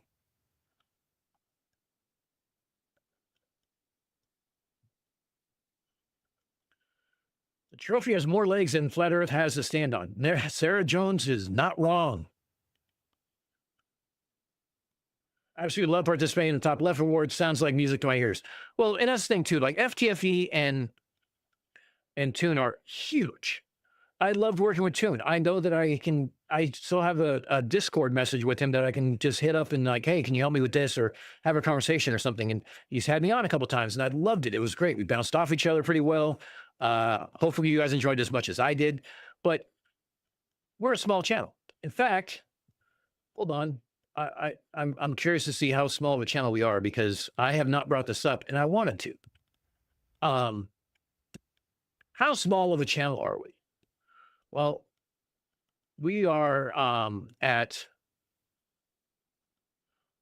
holy shit, we're at 451 subscribers. We are 49 away from memberships and super chats. Should I decide to do them? We are we are 549 away from being ad revenued. So while I don't really give a shit about too much of that, because to be honest, I'd rather enjoy. I have a job, it pays well. I do this for fun. And to kind of Matt's point that he said the other day, it's like, look, if you accept super chats, you're kind of grifting at the same time because you're debunking. I kind of agree with that. But at the same time, look, would it be nice to have super chats and have people have me read off stupid shit and insult me? Yeah. At the same time, that would be kind of fun. But like the super chats that I receive wouldn't go towards bills and stuff like that because I don't necessarily need it. It would go towards, I don't know, stupid shit like radios to go do a UHF experiment or gas money to go up to Ottawa so I can get a radio telescope and do what Marcus Leach did over the summer with my daughter. Stupid things like that. But like 500 subs to me has always been to be perfectly honest, 500 subs to me was like unobtainable. I didn't think there would be 500 people who want to listen to my droning on about stupid shit over and over again. The fact that there are almost 500 people who want to do this is fucking amazing to me, and I don't know how to say thank you enough. But for 500 subs, I think we're going to do like a giveaway. Second prize might be a blacked out hoodie. First prize might be, I don't know, a challenge coin that I sell in the store. An unfornicated challenge coin. It's a military term of a keepsake that's a coin that reflects the unfornicated channel of some sort. I don't know. But like Toad and FTFE are huge. I'm not. And I figure we can work with other content creators who are not FTFE and Toon that are smaller, like Mike from the Drunk Debunk Show, DP Debunks, and his channel. Matt from What's Cast, Steve's Creepy Van, the four horses of the Derp Apocalypse who make all the parodies. Like let's get all together. Let's do something fun. Let's make fun of some people. Let's get some categories. Let's hand out some awards.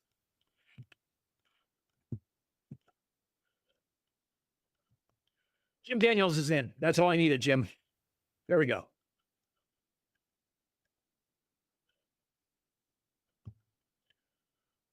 Gina Coleman Hill would have been a contender, but she took down her YouTube channel and was kind of a nice person. Yeah,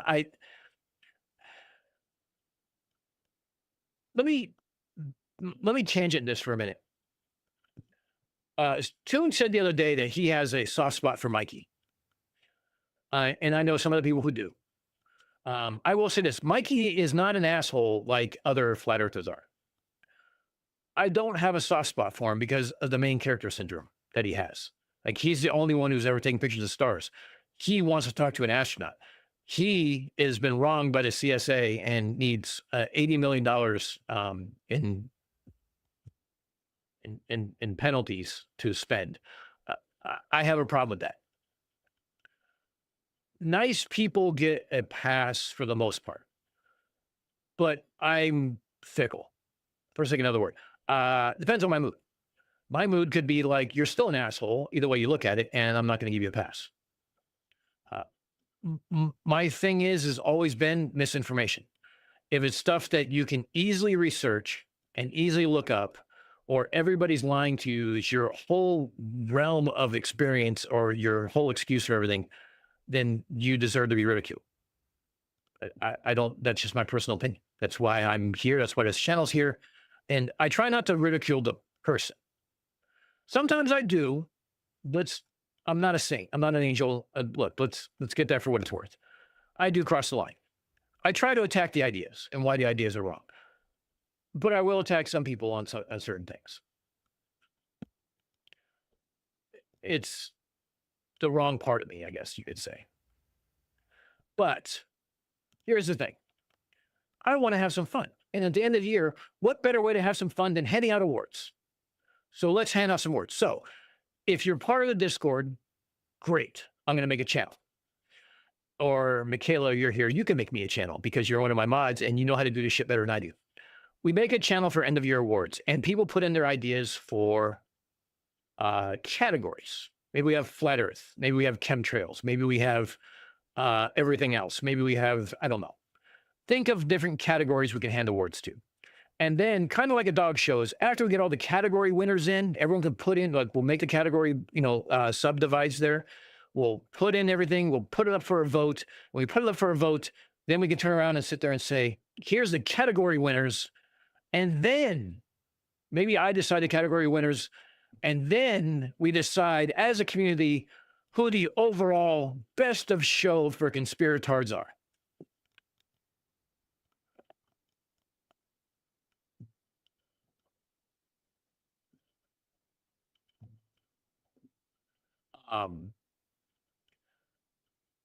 I deserve their award for the Bible of Greg.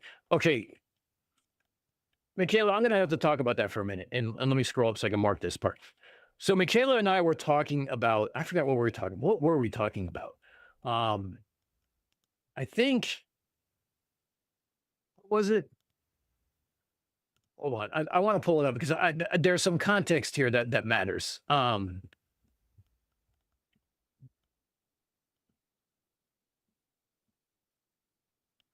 I think we were talking about Christmas gifts and it kind of spurred on to another conversation. Oh, I know what it was. There was remember that guy, Jason, he was on Ashton Phillips, Jason Gerbani or something like that. Whatever. He's the one who said that there's a thermonuclear war on Mars and all the refugees boarded a spaceship to travel to Earth to colonize it. And the moon is what they used to travel there. So the moon was a spaceship and all the crater and gravitational anomalies were all the individual 0-point entities, spaceships in the craters that went down and brought everyone down to the Earth. That's where it was. So we were talking about that and we're like, and she's like, well, hold on. I can come up with a better creation story. So she created the Bible of Greg using ChatGPT. And I'm going to share this eventually because it's fucking hilarious. Let me give you a sort of the prompt that Michaela used was the most ridiculous, unhinged, nonsensical human origin story ever.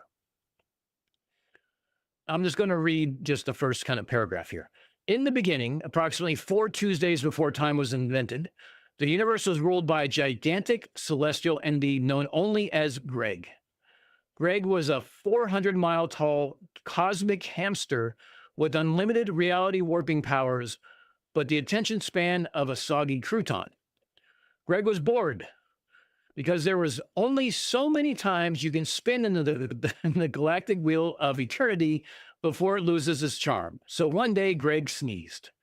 This was no ordinary sneeze. This was a hyperdimensional, quark-shattering, universe-redecorating sneeze. From Greg's sneeze blasted out 11 million tons of cosmic glitter, a sentient sock puppet named Dennis, 4 entire dimensions of raw spite, and the first humans. Now, Dennis plays a role later on. I won't get into it. But this is what Michaela spent her credits on making, and I love her for it. Because it was so wrong, it was so right.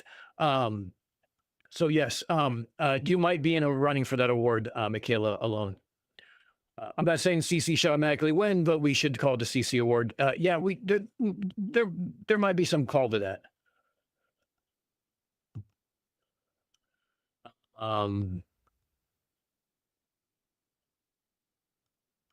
Let's see. I can think of a few channels at CSA. Sue Canada for 80 million would be my vote. Jim, you're not wrong. Sounds exciting. In the bigger channels, the chats can be overwhelming. Yes, absolutely, CSA, I agree. I like having the chats that we have, like anywhere from like 100 people less, I can still read the chats. Even with like 40 to 30 people, I'm like trying to scroll and like, cause I get so in tune on the information I'm presenting, I forget to look. But Don't be stupid. It's only grifting if you beg. Michaela, you and I can have a conversation about that later because, yeah, reasons. Agreed. Chat flies by so quick you can't read it. Yeah. That coin needs to have Percy on it. Joe, there's some designs going around. This might be a community design, let's so to speak. You should enjoy in the first place, but it's not free to make this content. You know, you're absolutely right. Like I paid for the camera, I paid for the lights, I paid for the monitors, I paid for you wouldn't guess it, but I paid for a higher internet speed. I spent a lot of time researching shit. Would I research this if I didn't have a channel? Probably not, but do I enjoy it still? Yeah, I do. It's one of those things that I'm kind of like, I'm me. If you guys don't know that, if you met me in person, this is me. How you see me on stream is me.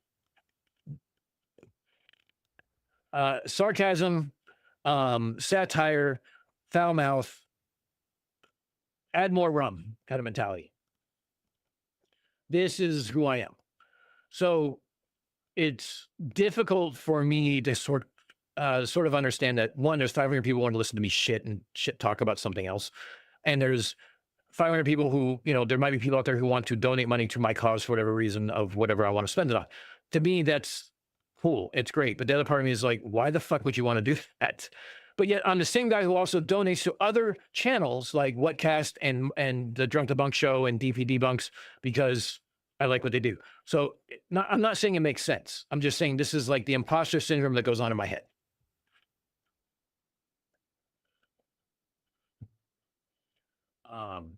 Most scientifically illiterate, most whiny stream, most likely to swallow untongue. Okay, Leo, most whiny stream, I think we already have a winner.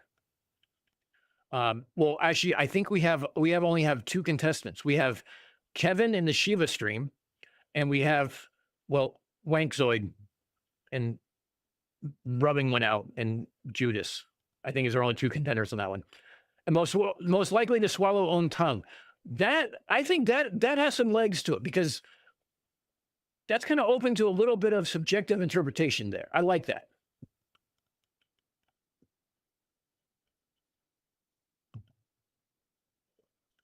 Love the idea of a challenge coin. Yeah, well, I mean, my military experience is kind of what I'm falling back onto. So, Steve's creepy van. Yes, Steve definitely needs to be part of this too.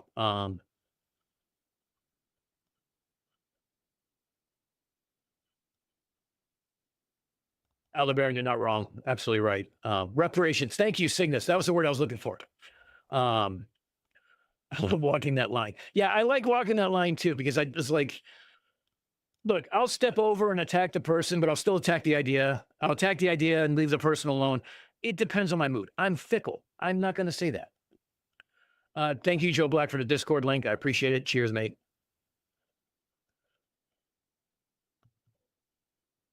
Oh, that's what it was. I should put all my scripts. Okay, so we were laughing about ChatGPT being able to do like almost anything. I told her, I told Michaela I should put all my scripts in the ChatGPT, give it subject matters, and say, give me scripts. So I just have to record, read, and not do any research. We know how that'll end, right? But that was my sarcasm coming out in my satire for ChatGPT, and that's when Michaela took it one step further and said, "Oh wait, hold my beer. Let me make a Bible Genesis song, a Genesis creation story that's the most unhinged possible." And thus, the Bible of Greg was born. We're going to have to share that. Moon is a space Uber. Ashton and Forbes, wasn't it? Yeah, it was the Ashton and Forbes stream when I talked about that. Actually, let me show everybody that. Yeah, here's. I'm debating about whether or not to make this a shirt. I'm not going to lie.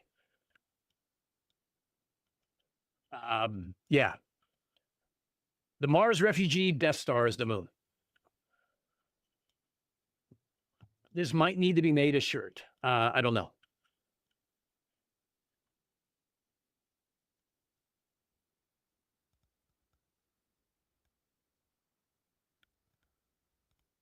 This needs to. What comes after spite? A lot of things. um, uh, this seems like it's from Hitchhiker's Guide to the Universe. You know, CSA, you're not wrong. And who else said that? Douglas Adams, Big Fish. Yeah. Look, Jason.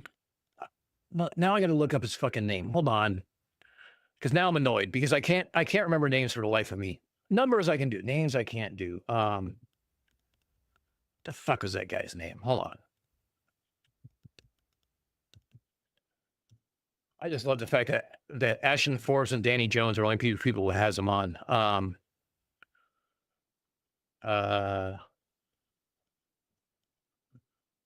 Did we cover the Diego Garcia whistleblower? Yeah, that was 11 months ago. I think that was the first Ashton Forbes thing I did.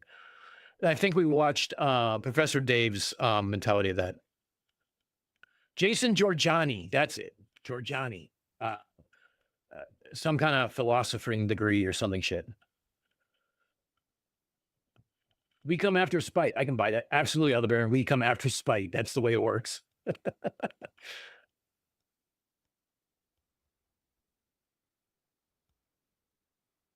You know, I love Discord. And Hitchhiker's Guide to Gus. I know, Michaela. That's why it just fit. It definitely had the right vibes for it, and it just made sense.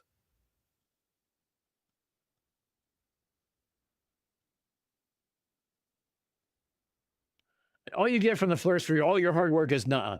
Lindsay, I don't consider it hard work. I consider it fun work. And if you love what you're doing, it's not really work, is it? And I don't do this 24 hours a day. I don't have to do this every day of the week. I'm not like Simon Dan or FTFE, or this is my sole thing of income.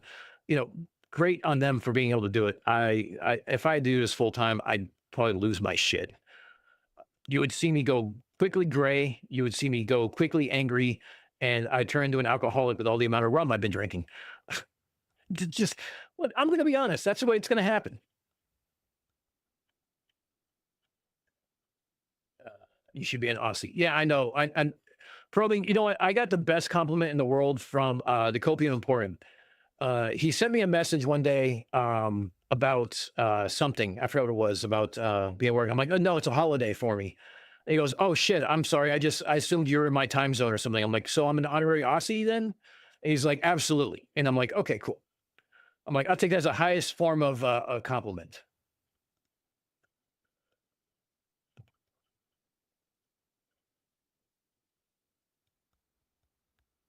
Abzoid is a spunky little guy. I'll see myself out. It's hold my gin. I'm sorry, Michaela. It's hold my gin. I'm sorry. You're right.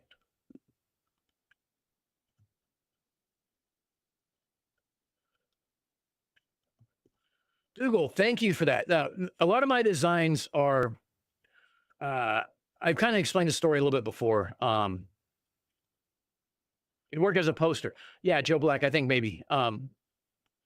So I'm a single dad and I have a teenager. And when we first moved into the apartment, it was after my divorce, it was more like whatever the fuck works is what we're going with. Like, so it was a lot of IKEA. It was a lot of, let's put it this way. The apartment looked very much a bachelor pad. Now I have my daughter every other day and every other weekend. So she spends a lot of time here. And she got to a point where she was like, Dad, this place screams frat house. Can we level up a little bit? So we were talking about different ways we can design the place. And one of my favorite design realms is like Frank Lloyd Wright and mid-century modern. So when I was designing my shirts, I wanted to kind of keep that same sort of mentality. So a lot of my shirts have that same sort of clean 1950s Fallout sort of look to it. And this one kind of fits. So yeah, that was all ChatGPT, that lunar fucking Death Star thing. I literally put the transcript. I took a segment of the Danny Jones interview. I made a transcript and I put in the ChatGPT and says, I need a shirt design based on this, and attached the transcript. And it came up with, I'm sorry, what? And then it came out with the actual drawing and that you saw there. So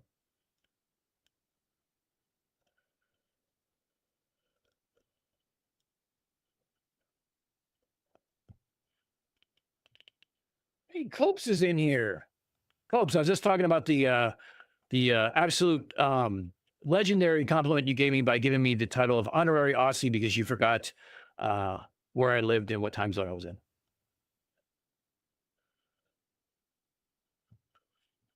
Playing Escape from Tarkov. See, Sean, I need to like decompress and play more games, but I just haven't. It's end of year for me. It's been going crazy. Uh, I need to put on my feet, but at the same time, I got a shit ton of projects I still got to finish for the channel.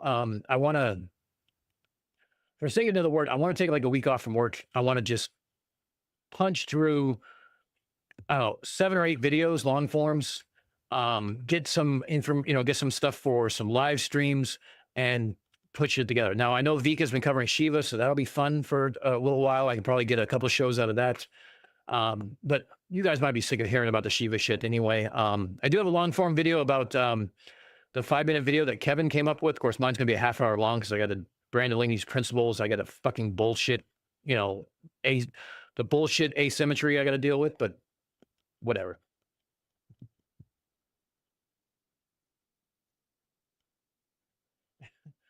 That's always trying to prove he's not a wanker by saying it only once and he didn't like it. True, very true.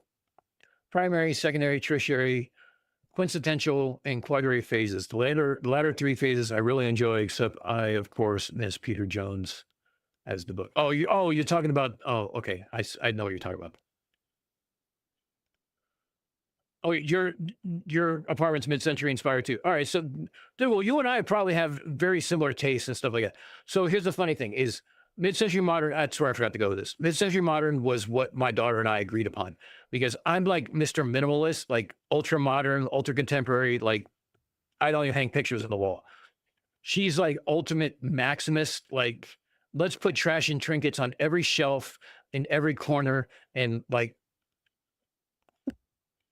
I'm not saying she's like Donald Trump decorating the White House, but close. So, mid-century modern is what we both agreed on. She liked it. I liked it.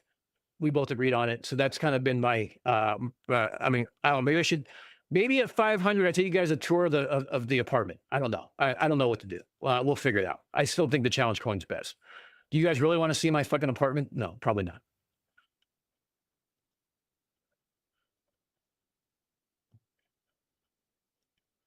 I have one of those big teak wall units from the 50s. Absolutely adore. Dude, okay, so there was a show that was on what was it called? Oh, it was called Irrational. And he had like these modular organic shapes that held books that were kind of screwed together on a wall. And I have a living room. Well, let's suppose it. My apartment over one section is just wide open. So it goes from kitchen to like a half wall to dining room and living room combined. So I tried to put like a shelf up with like a Murphy desk. Don't ask. A Murphy desk between the two that allowed me to work from home and also allowed to separate the 2 rooms. Didn't like it. Laid it back down, separated it. But I kind of want to do these modular things of put it together, but it's pricey and I don't have a 3D printer. So I got to pay somebody else to do it and it gets kind of expensive.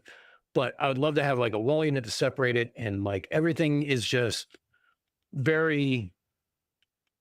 Well, I love walnut. I love the colors. I love everything else. So it works for us. What is it?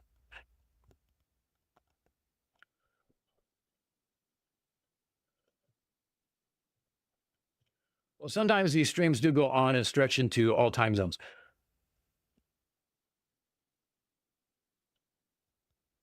If you weren't telling the truth, CSA, I'd be offended. So you have to unbullshit Kevin stuff. Yeah, I'm going to unbullshit Kevin stuff. I'm going to unfornicate that like it's a nightmare for him because he's going to have PTSD not from only margin of error. He's going to have PTSD from just my face.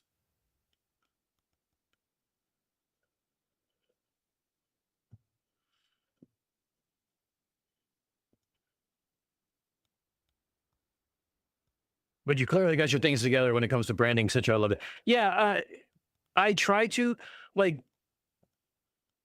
So some people have heard this story, and it's something that's Yes, Jim Daniels, mid-century Mars, like 1950s. Think Mad Men. That's like I love the aesthetic of Mad Men, and that's what I wanted to kind of have. When I was coming up with the channel name and everything else, I did not. I had the channel name of Unfornicated because to me it just seemed funny.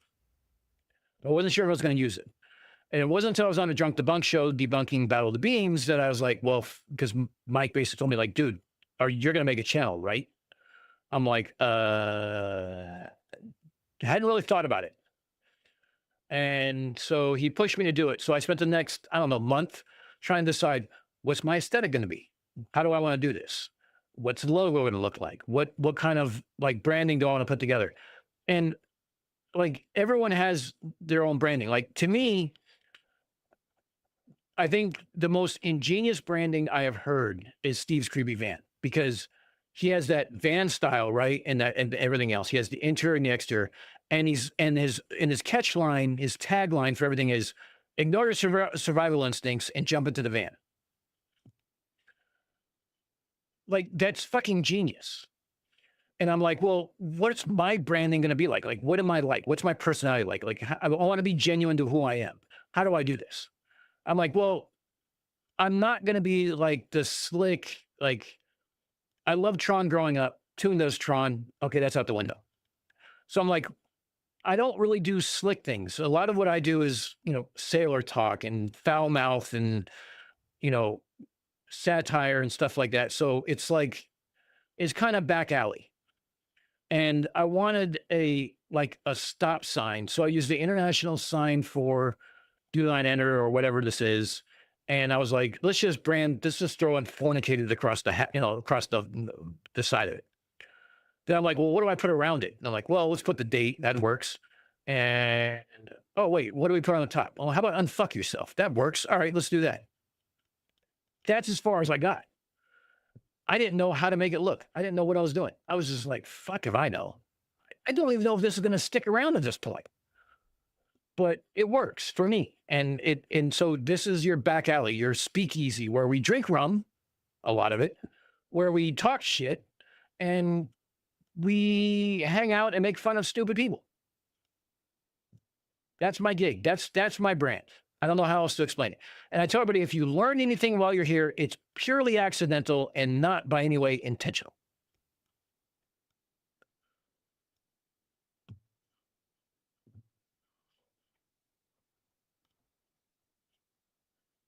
Sarah Jones, just you typing that offends me.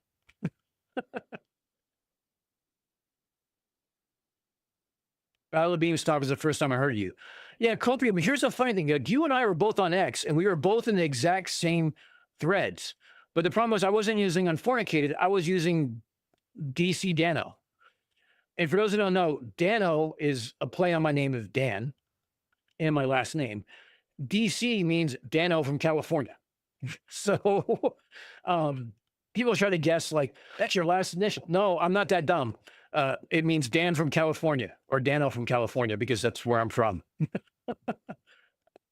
Max's bag. Yo, bitches, what's up?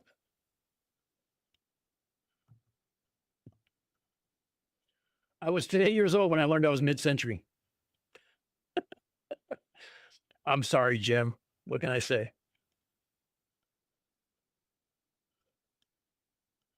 Man, his van has windows. Mine hasn't, so I went in the creepy van department. Okay, Proby, you got a point.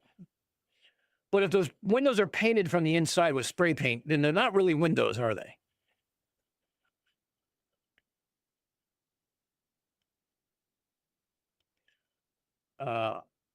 There are some skeptic awards like the bent spoon and the Pegasus. What the fuck is the Pegasus? All right, CSA, give me a little bit of more background on that. Bent spoon sounds great. I mean, to me, that's like not Neo Vico award right there.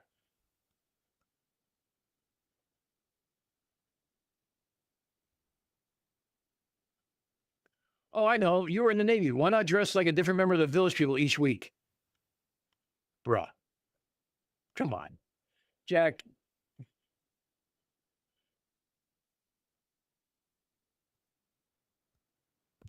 I should probably work on branding. I have accounts with all kinds of names all over the place. Yeah, And that's a funny thing. Like, here's the funny thing. Like, Cope and I were in the same threads on X, and we were talking over, like, you know, correcting people in the same time. I saw his post. I'm assuming he saw my post. Um, and we had a lot of like, because there's so many flirts, you kind of like, there's different ones who concentrate on certain groups, and there's like some cross pollination somewhere along the line. And I remember first seeing the Copium Emporium on X, and I'm like, dude, that name is hilarious. And with Battle of the Beams is kind of why I started this, and I started going into it. And when I started going into it, it was like, well, now I got to make this what it is, and kind of pull full forth. And then Cope had a channel, and I remember it was the Casual Engineer first, and his background was kind of similar to mine. So I was like, oh, I got to watch his, you know, his info, because A, it's going to be good info, and B, I don't want to redo what other people are doing, because that's kind of like plagiarism and dumb and whatever. So, but then Cope and I started talking on Discord and stuff like that, and hanging out and having conversations. Like, holy shit! Like, all right, Cope and I can sit there and have a beer and talk like nerd shit for like days, and it would be funny. And actually, that reminds me, Cope and I are going to do a joint stream. I'm going to have him up, and we're going to go over all the stupid shit that Flatzoid and Roger Ledwell talk about with radar, because why the fuck not? His background is going to be very similar. We're also going to talk about maybe some we're about to talk about the Europa Clipper, and the they have a special radar called Reason. Its capabilities. We're going to talk about that and what it's going to be doing. We might talk about a few things. And that's the thing about Cope. Cope's like, he spans like multiple different things, and far more Renaissance man than I am. And he also has, you know, the wife and the daughter and stuff like that do all sorts of cool shit also. So I figure having Cope up and having a fun stream could, you know, we could talk about all sorts of stupid shit. Plus, there's a chance we can get Cope drunk. So why not?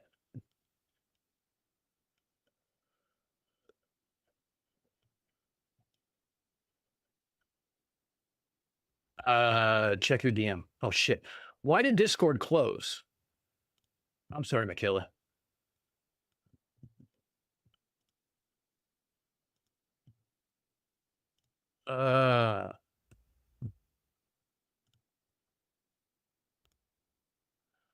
Oh, D-Vids, you're my fucking hero, dude. That's kind of what I want, but I kind of want to put it as a separator between rooms. Let me here. I'll show everybody kind of like what we're talking about. Not that anyone wants to talk about fucking interior decorating on this fucking stream, but I'm going to show you anyway, because it's my stream and you're here and I have you captive. So fuck you. And I mean that in the most lovable way possible. This is kind of what I want to do, but I would love to do it like as a room separator between the two. I don't know, maybe I'll take you guys on a trip around my apartment or something like that. Make life easy. Now you can see what the layer of Dano looks like, because it's terrifying at the same time. I mean that in the most lovable way possible. You can see what bachelorhood looks like.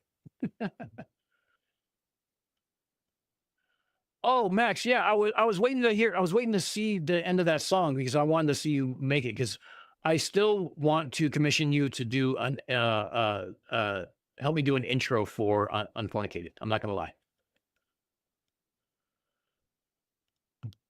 because we can take the uncensored, unapologetic, unfornicated, and turn it into some sort of EDM mix that I think would be fucking cool. And then we take the song and we give it to like maybe I make a working group of Dougal, CMS, Arnold, and Dvids, and we throw it all together and say, what kind of video can we make as an intro video for Unfornicated?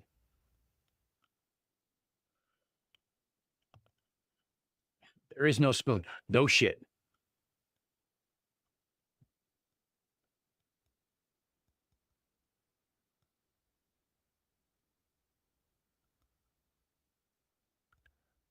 Painted kind of wins, actually. That's a deliberate act to hide things. Damn, Steve does win.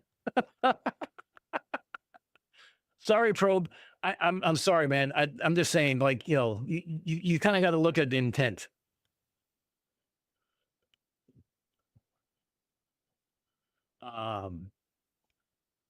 Pegasus has a page.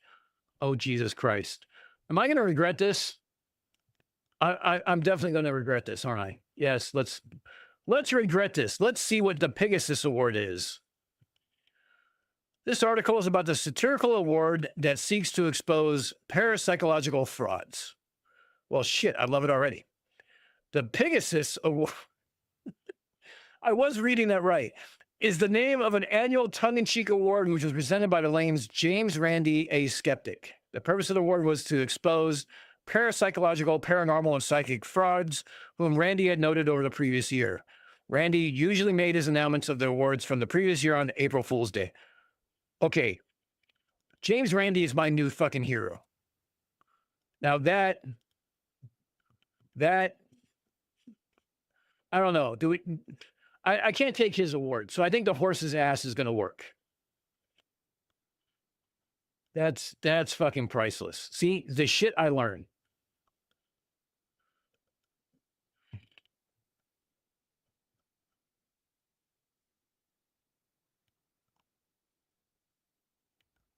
The Clipper will fly by your orbit. Yeah, so the Clipper is very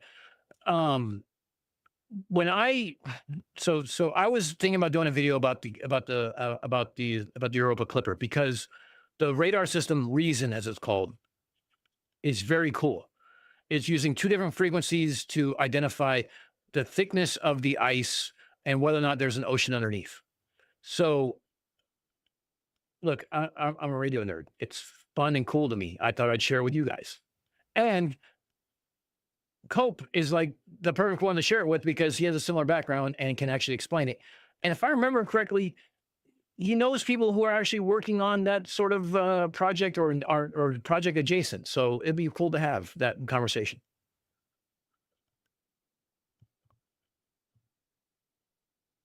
Gets better and better. Most of our streams gets better and better. I'm drinking more and more rum, so the stream's going to go probably off the rails here shortly. It usually does.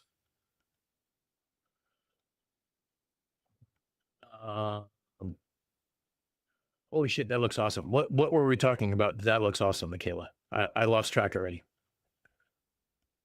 Oh, you're talking about that bookshelf. Yeah, that is fucking awesome, David. That's what I would love to have, actually, to be honest with you. And here's the thing. Next year, my besides growing the channel is I want to actually start building some furniture because I love woodworking and I love working with stuff and I want to actually start designing some of my own shit. I have, case in point, I have a 1946 shit. Let me look it up. Hold on.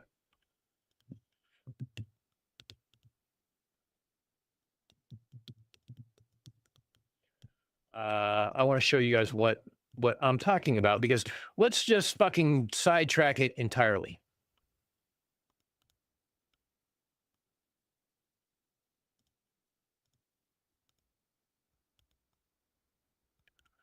So I have something like this in my garage. It is there's no components into it. It's a vacuum tube, radio, and record player. Now, when I bought this, I bought it for, I think it was $10. It's just a cabinet. So I'm going to take the cabinet and I'm going to build a desktop computer out of it. These are some of the shit that I want to do in my free time. Not that I have much, but so be it. So the idea is that I want to start making some furniture. I want to design some furniture and see if I can make it work. So that'd be cool.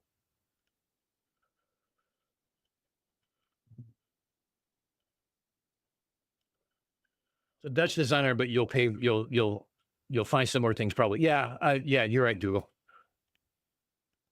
David, sorry, David's not Dougal. Doodle Sound Lab and Dougal Dog is like totally fucking me up in the head. Don't get me wrong. It's not your fault, David. It's my fault because I can't fucking read and I've had too much rum already. Industrial nerd. Earth is flat. Get over it. We're packing it up. Have I talked to DP recently? I talked to him 2 weeks ago. So let me say this about DP, since I'm his apparent admin assistant and I'm the voice to his absence. DP has been going through a lot of personal stuff. He's been trying to work through things in a very healthy and a very personal way. He has let me in on some of the details, and I greatly appreciate it. I literally consider DP debunks as a brother from another mother. Like him and Mike and I get along on a level that I did not expect. So DB and I had some very candid conversations about some of the things he's dealing with. But here's the thing: he's dealing with personal shit. He's dealing it in a very healthy and a very deliberate way. So he's decided that he needs to take a break from the derp and the channel and some of those requirements and stuff like that, so he can work on these personal issues. So he's not sure if he's going to come back. He's not sure if he's going to continue this or if he's done and going to go to like Football Manager or whatnot. But that's okay. It's okay that I don't know is an answer. It's okay that I'm not sure is an answer. I think we should all basically embrace that. There's some things we don't know, but I have expressed to DP multiple times that the community misses him, just like I miss him personally. And I have threatened to stalk him like an ex if he doesn't actually start answering me. And usually when I threaten him, he answers me back. So we talk on about a bi-weekly basis or so, like twice a month. Gives me a quick update. I give him a quick update, let him know what he's missing, let him know what's going on. And then he lets me know what's going on with him. But he's doing okay. He's doing good. He has some stuff he needs to work through. He has some stuff he has to process. He has a life outside of this that not a lot of us know about, but some of us that do. A lot of his story mimics mine. And that's why I think we connect on a different level. And he's had a lot of things kind of piling up on him. If you notice his last post in his Discord, he talked about like some of the shit.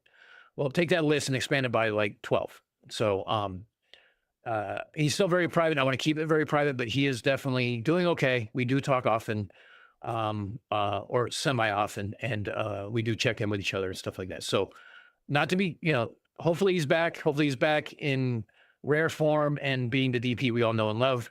And if he's not, we'll all support him in that too.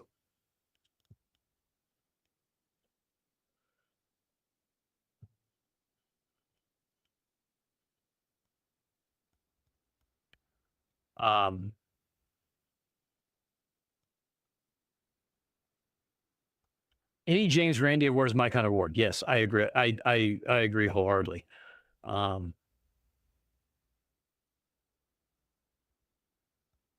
So we're gonna do the horse's ass awards. What we're gonna do? We're gonna do the. Oh wait, that reminds me. Wait, Michaela, I know it's late, but I need you to remind me something. Just remember the word Illuminati and remind me in about 10 minutes. Okay, just hear me out. So yeah, I want to do the horse's ass award. I think I think I want to do that for this channel. I think I want to do it with you guys all involved. I want to make it a community thing because it's so much fun. And I want to hear what you guys think, because there is, and I said this in my post the other day, there is so much derp. I can't watch it all. So I rely on others to kind of feed me the highlights.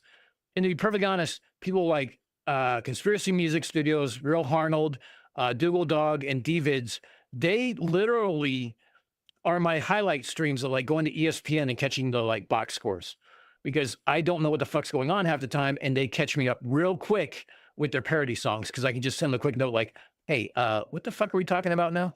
And they'll let me know. So it's cool. Dr. Oz won at least once, yeah. That does sound cool, although with radio I'm interested, but definitely far below amateur level.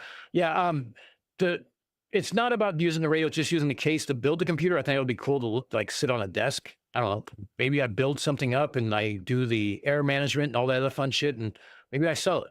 Maybe I use it. I don't know. That's kind of the cool thing about like working on shit. You don't know what you're going to do.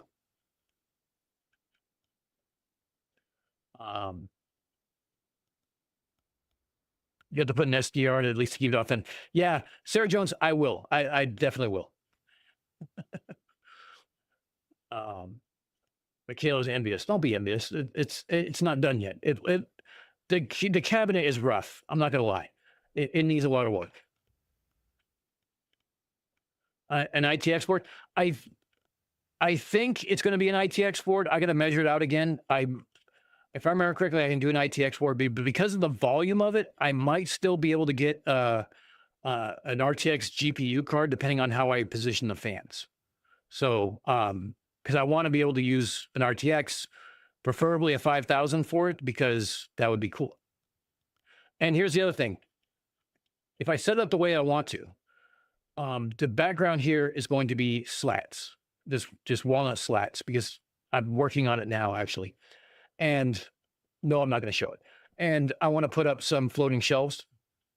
I would absolutely love to be on one of the shelves, put the computer in that 1946 radio shell and run the cables over to my desk and have like an Unfornicated sign on another shelf and all this other stuff. So I'm working towards there. I just haven't got there yet. And it just comes down to time. I just don't have a lot of it, unfortunately.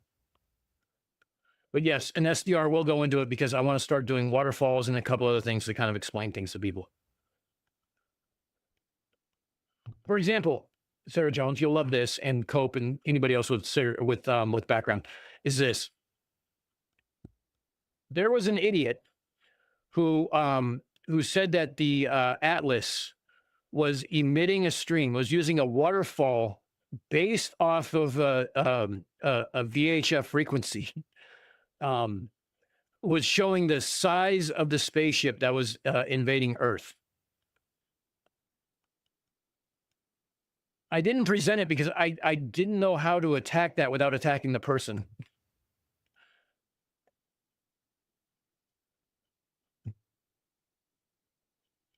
Need one with a CD, 8-track, reel-to-reel, cassette, and record player. Aldebaran, you're going a bit far on that.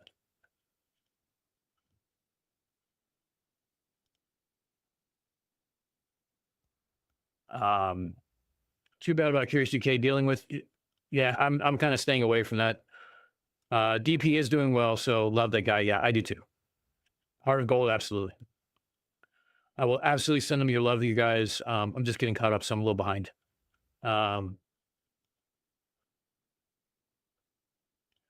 Yeah, Sarah, I'm kind of staying away from some of that drama.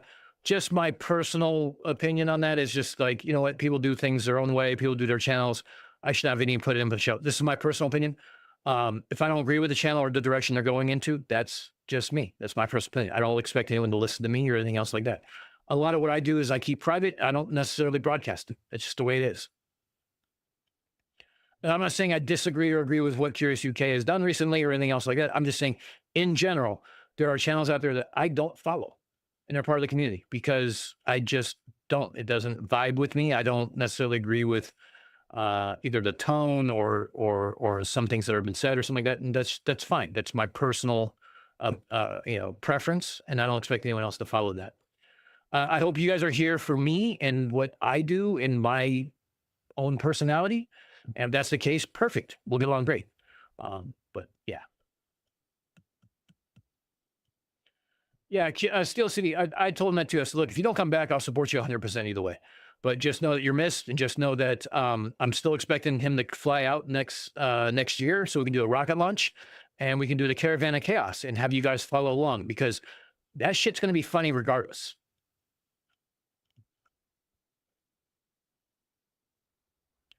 Probing, I think part of the problem is just that, like, we have so much mental energy that we can expend at a given time. It's a finite. And I think he just thinks that, like, if I got to deal with derp and everything else, even if he's making fun of it, it's therapeutic to a certain extent. But I think he needs to. I think he's in the acceptance stage, not the laughing at stage yet.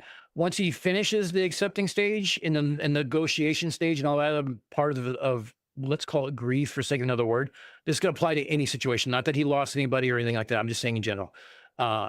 He can get into the laughing stage again, and I think he'll be back, and that's the case. I think his personality is going to prevent him from not participating because he's just a fun guy.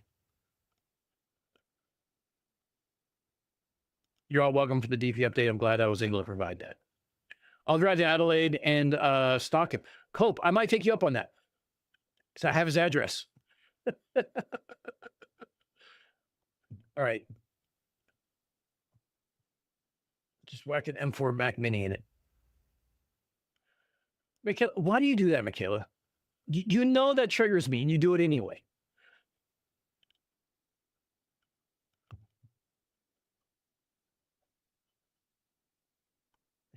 Jim Daniel. Dude, I'm sorry, Jim. I ruined it for you. Like, you are definitely mid-century.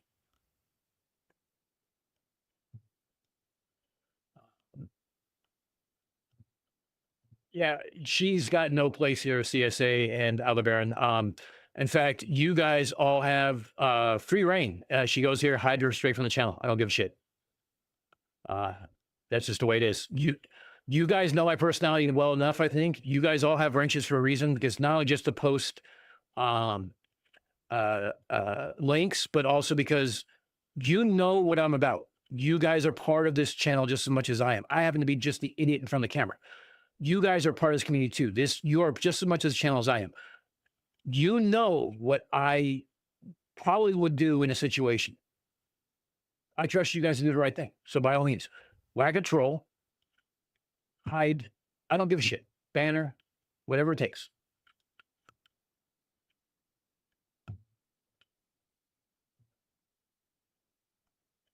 Was this Avi? What was what? Were you talking about Avi Loeb? Oh, Jesus Christ. Aldebaran, really? News Nation is doing underwater UFO episode. The news channel is just another tabloid. Yeah, no shit. Yeah, CSA, I vent to certain people. It's just the way it is. Certain people I'm okay to vent to. I'd rather not vent on the channel, and I'd rather not just like air dirty laundry or something like that. There's certain people that I can vent to who understand me on a level, well, not that you guys don't. Michaela's heard me vent. CK has heard me vent. I see Spin, Monkey Cat, Pat, Calder. They've all heard me vent about certain things. And I just tend to keep and Olivia, obviously. I try to keep things just kind of like close in. You guys don't need to know my personal preferences. You guys don't need to know what I'm complaining about or bitching about or anything like that. It's just part of it. You know what I mean? It's fine. Oh, Illuminati. Okay. Doodle needs a wrench. You know what? Doodle had a wrench, but then he changed his name, and now I got to give him another wrench. So yes, Doodle needs a wrench. Shit, I need to do that on YouTube. Hold up. I can't do it in through. I cannot do it through OBS. I have to go to my channel to do it. So hold on. The wrench. You know what? Right. Mute that real quick. And while we're here, CJ needs a wrench. Striptease after we pirate the Unfornicated channel. Wait, what? Jim, what are you talking about? Jim, that I don't like the sound effects. David's, or excuse me, Doodle gets a wrench. All right, I need a quick bathroom break. And in fact, I need a longer bathroom break because I need to let the dog go for a bathroom break. So we need to go walk the dog real quick. I need to put something on that is going to be 5 minutes-ish. So here's what we're going to do. We're going to go to Conspiracy Music Studios. I think he has a playlist. Does he have a playlist?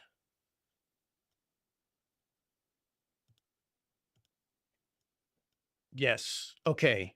So he has Roger's Excellent Adventure, and he has Witsit Still Humbly, and Witsit versus Flatsoid. All right, cool.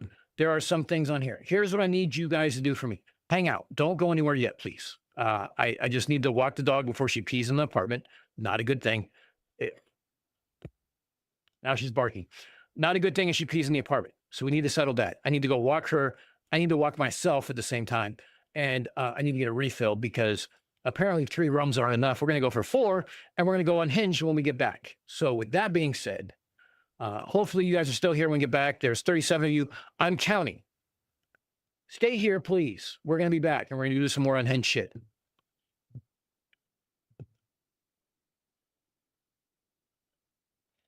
We've got Rachbot and 80 and 85 both living in Adelaide and Indy. Probing. This is the information I need. Michaela, remember Illuminati again for 5 minutes, and when I get back from the dog, remind me, okay?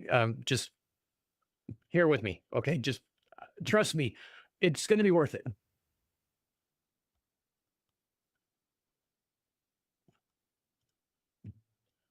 I need to do this.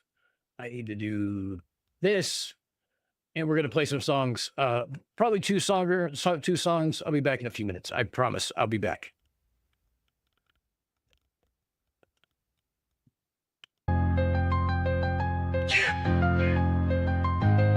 Yo, it's Whitson. Gets it. Step into the mic, bro. Talking flat earth. Get ready for the hype, bro. Aced algebra in school, honors too, bro. Gravity's a lie, yeah, I'm in the zone, bro. Electrostatics, that's the real deal, bro. They say the earth's a globe, but that ain't right, bro. I'm the best flat earth debater, bro. Humbly, opposition ain't on my level, so, but let's not get too technical, bro. This is so funny. You're getting crushed, bro. I'm schooling you, bro. You are literally losing the debate, bro. You are so out of your league, bro. This is so funny. You're getting crushed, bro. I'm schooling you, bro. You are literally losing the debate, bro. You are so out of your league, bro. Our model, though not defined in full, bro, is superior. Your model's falsified, bro. Van de Graaff generator, electrostatics amaze, bro. Made objects change weight, just a phase, bro. 100 volts per meter electric field, you know, bro. Flipped it with 400,000 volts, whoa. Small things floated, defying gravity like totally, bro. Next I'll rub a cat to a brick to show. This is so funny. You're getting crushed, bro. I'm schooling you, bro. You are literally losing the debate, bro. You are so out of your league, bro. This is so funny. You're getting crushed, bro. I'm schooling you, bro. You are literally losing the debate, bro. You are so out of your league, bro. MC Tune and Globers, you can't deny, bro. Witsit gets it's here to testify, bro. Most times I don't remember you exist, yo.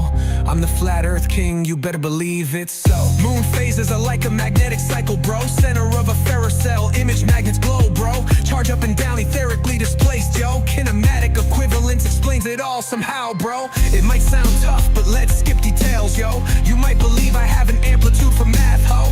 It's all just a lot of salad in my words, yo. Words, yo, words, yo. This is so funny. You're getting crushed, bro. I'm schooling you, bro. You are literally losing the debate, bro. You are so out of your league, bro. This is so funny. You're getting crushed, bro. I'm schooling you, bro. You are literally losing the debate, bro. You are so out of your league, bro. And what happened is they brought in Einstein to totally save their physics redefined, to flip physics all on its head, bro. To keep Earth moving around the sun, you know. And in the magnetic torus field, I say the path of planets fits perfectly, yo. This is so funny. You're getting crushed, bro. I'm schooling you, bro. You are literally losing the debate, bro. You are so out of your league, bro. This is so funny. You're getting crushed, bro. I'm schooling you, bro. You are literally losing the debate, bro. You are so out of your league, bro. If this debate was a rap battle, I would have totally won, bro.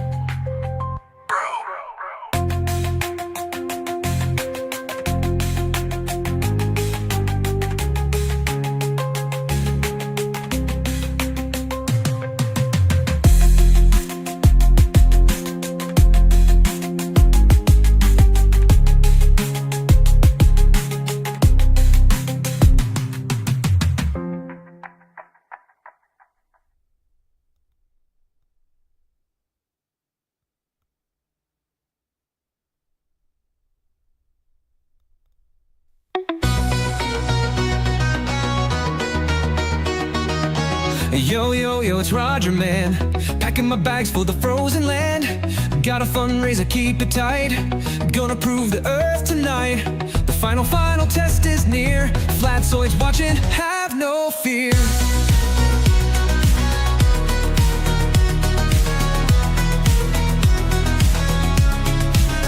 He's heading down, he's on his way. A live stream rolling night and day.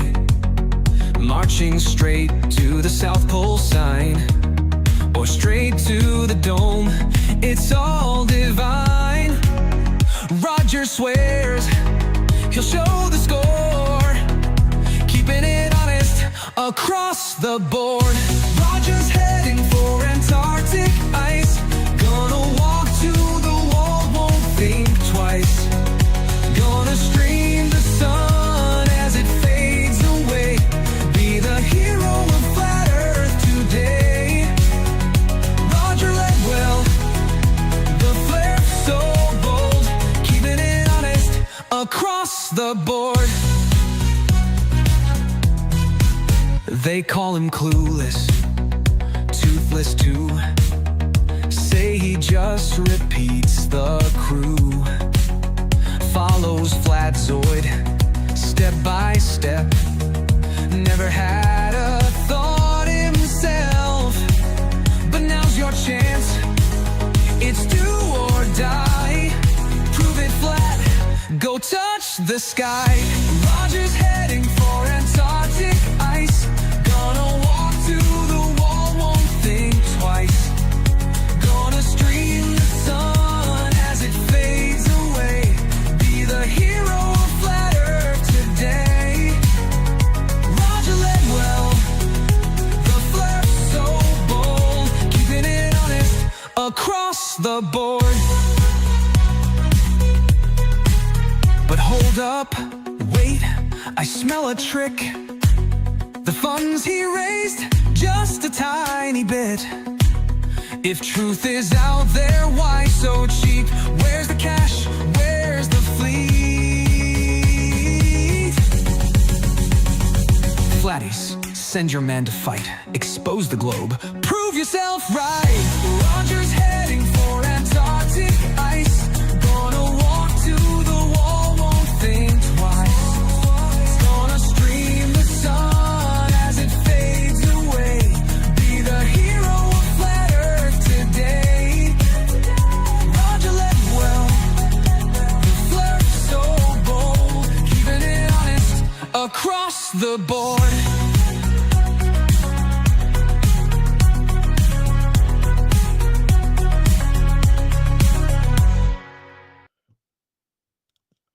All right. We're back. Sorry, I ran up the stairs real quick. Had to sort out everything. Oh, we lost 4 people. All right, no big deal. So Illuminati. So let's see. Where did I leave off here?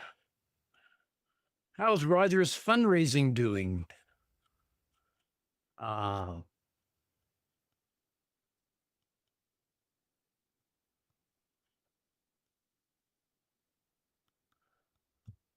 right, I gotta get caught up. God, you guys are just having a long night, just having your own conversations in here. I appreciate that.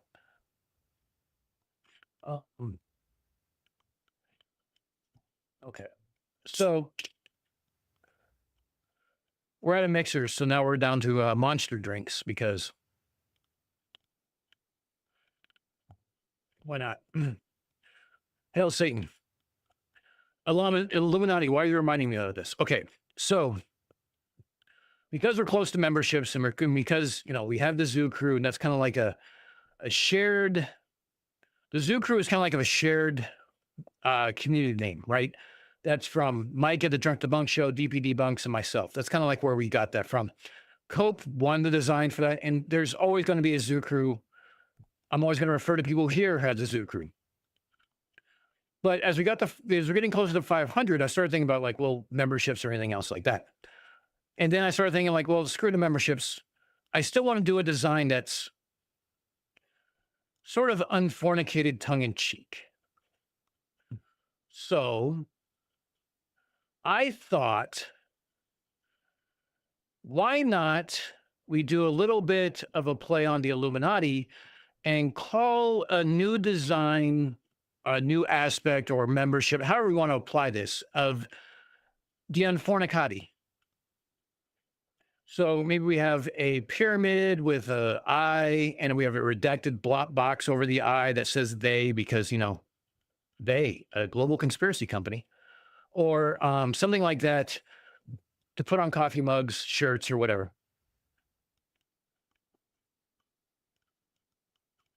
I thought it might be a fun design to play with. So we have the Illuminati and we have the Unfornicated.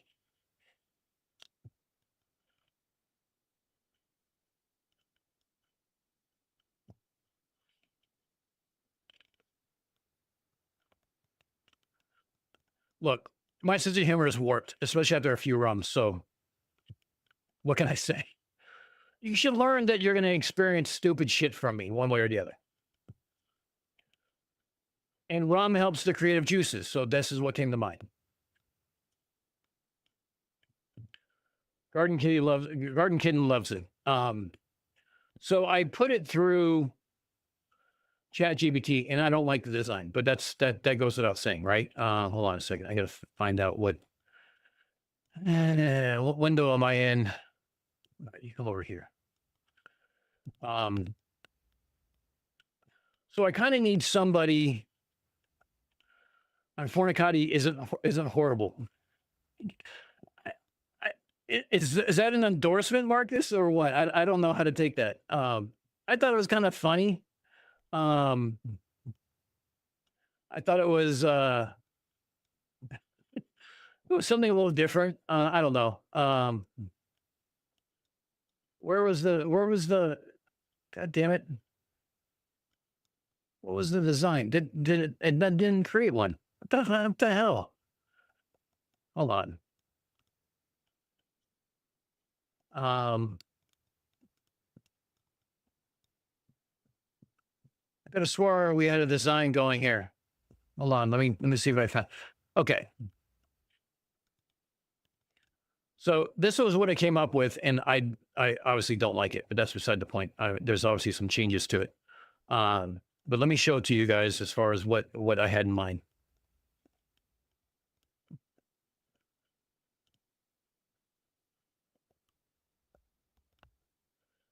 Got to run to the 24-hour liquor store real quick. Hey, Aldebaran, I could use some rum.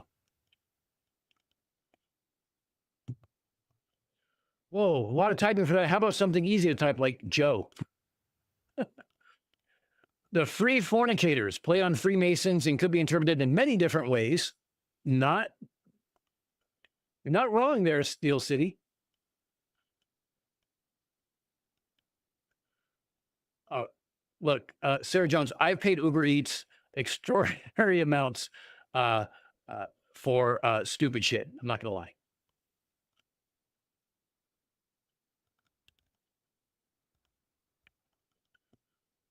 My song strip got almost completely thrown out. Most ChatGPT jokes are so lame. Yeah, you're not wrong. Hey, Jay, yes, you are still here. So let me show you guys this is what ChatGPT came up with when I gave it some ideas. Now, I'm just going to tell you what's wrong with it because there's a lot wrong with it. But I don't know, maybe you guys can do.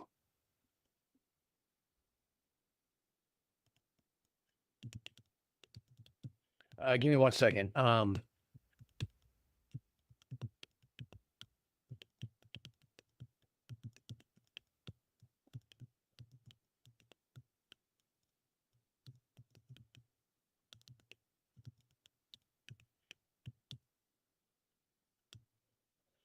All right. Let's see.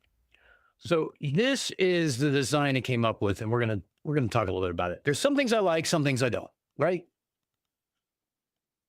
So this is what it came up with. Oh, that's not the one I wanted. I wanted this screen. Hold on. Let's try this again. Can you mix rum with monster drinks? I mean, that doesn't sound bad, right? That doesn't sound like a bad idea. So obviously it's spelling everything wrong, but the idea was the pyramid, the all-seeing eye, and the redacted box that says they. And then I was going to have like, instead of the words, I was just going to have just a circle around it and have it say Unfornicated, uncensored, unapologetic, unfornicated. So there's some things wrong with this, but that's fucking AI for you, right? I mean, God forbid. But like, throw this on a shirt and it's funny. Throw this on a coffee mug, it's even more funny. Take this to my work environment, and people are gonna be like, what the fuck is going on? Yeah, it's a starting point. That's it. But yeah, I just thought, like, you know, when I started thinking about like taglines and stuff like that, I'm like, well, uncensored, because like there's two different things I do. When I talk about like social media, it's like never go on social media unprotected. Uh, you know, arm yourself with facts and you know, stuff like that. And then I also use the uncensored, unapologetic, and unfornicated because it's pretty much what we are as a whole. So I don't know. We'll see. Yeah, this is completely unedited. This is what it spit out about 2 minutes before the start of the first stream before it went haywire. Then the second stream that ended up being click happy with me on a mouse to the third stream that we're on now.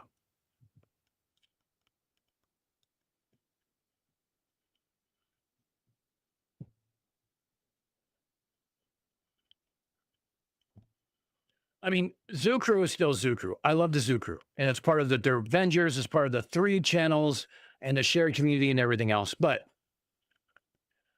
I still needed something for this channel that's specific to this channel. So I was like, I forgot who it was. Somebody was texting me or Discord. I remember what it was, something about the Illuminati, and I started laughing because I'm like, oh, you mean like the Unfornicated? And I just like, it just stuck in my head. And I'm like, wait a minute, this might actually work. So that's kind of where I was at. Again, this is something I'm going to be working on and stuff like that. If anybody, whoops, wrong one. Let's try this again.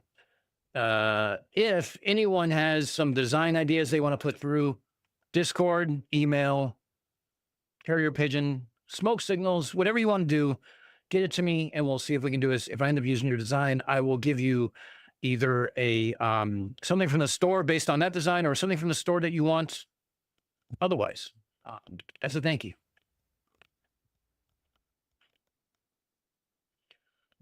I wanted something that was secret society, trigger conspiratards, but at the same time be kind of true to the channel and then add in like a huge dose of satire, just like taking a dump all over the whole thing. That's where I got with this. I think the prompt I used was, I need a, I think I said, I need an emblem. I need a logo for the channel community that is part secret society, part channel brand with a huge dump of satire all over the top of it. And this is what it came up with. So that's where things are at right now. This is welcome to my brain, basically what it comes out to.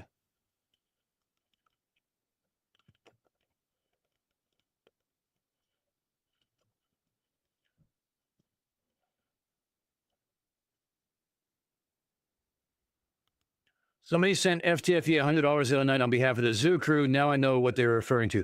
Yeah, so yeah, Zoo Crew is just, it's like,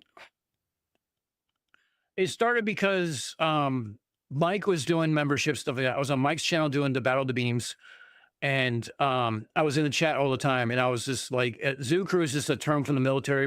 My chief referred to us as. He also referred to us as a bunch of monkeys throwing shit at each other, but I digress. Zoo Crew is like the sanitized version.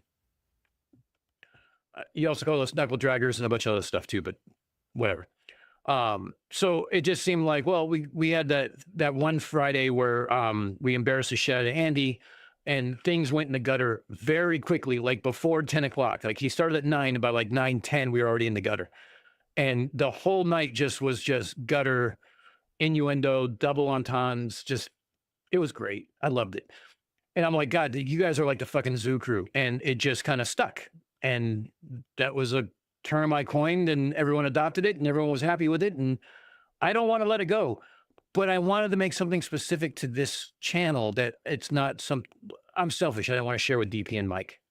Plus, I was like, look, you have the DP debunkers, you have buzzed on and what buzzed, and what's the other version for Mike? I needed something for mine. So I was like, I want to do something that's a little tongue in cheek, because that's kind of what I do on a lot of things. So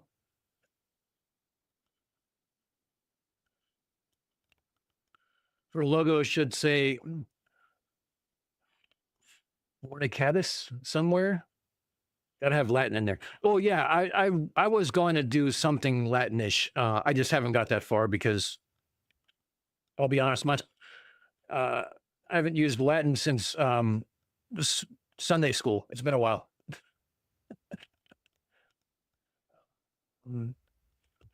In misplaced. Oh, here we go.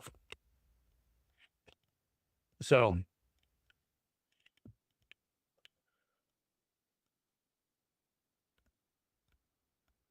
I asked, hey, Steve 6464, how you doing? Hey, Steve, I want to say I was late to your channel, but I'm almost catching up to the season 3 project that you're working on. I think I'm on episode 9. I'm slowly getting there. That's some good stuff. It took me a while to kind of figure out what exactly your channel was about and how you started, because I was a little sideways on it. And to be honest, I went to it after being at the bar playing, watching football and taking an Uber home, if that tells you the state of mind I was in. But good shit. And if you guys are here, also check out Steve 6464. He does a lot of cool projects.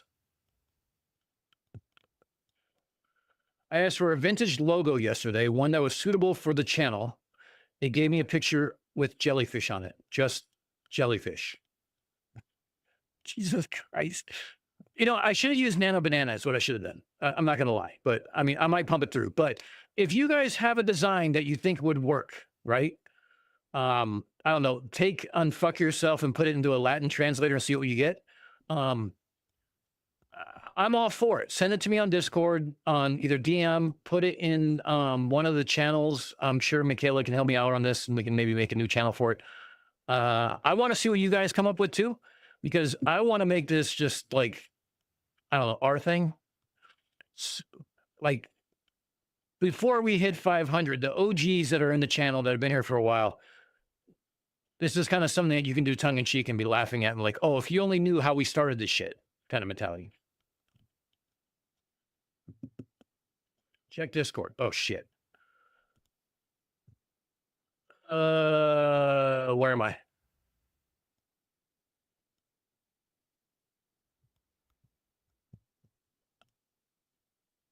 Unfornicated. Oh, there we go. There we go. Hold up. Let's move this over. Let's share this. Let's share this.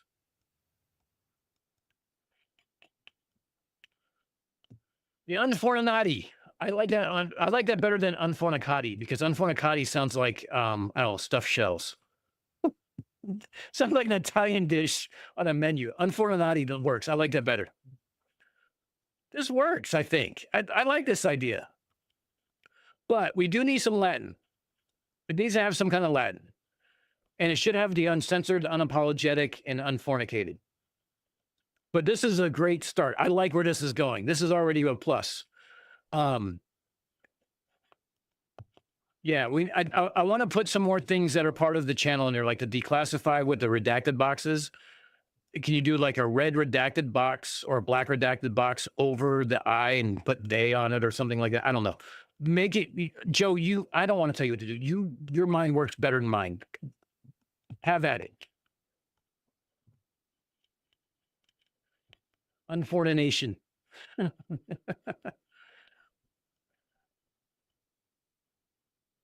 Yeah, Unfornicated is going to be the like the OGs that are part of the channel before 500. I don't know, maybe this is what makes it onto the challenge coin on the head side, and the tail side is going to be pirate parrots and rum. I don't know. There's a lot of things that make up the channel and who we are. There's so much to choose from. I kind of want to.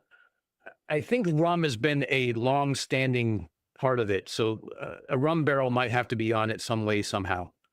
Not necessarily in this logo, but not necessarily in this logo right now. Hold on, let me put me on screen here because we don't need a rum barrel like in this. I want this to just be separate. Like, I just want this to be like something tongue in cheek. That's like, if you know kind of mentality. If you don't know, well, you might have to ask. Fuck the naughty. Yeah, exactly, Aldebaran. But we got to make it more for the public. So that's why we used Unfornicated. Tattoo material. Jim, don't put it by me because I survived 4 years in the Navy without getting a tattoo. I still don't have any tattoos. I've been contemplating a half sleeve. Don't ask. It's something that I've been kicking around ideas. My sister has kind of talked me into this because she has multiple tattoos. This might make its way on the skin. I don't know.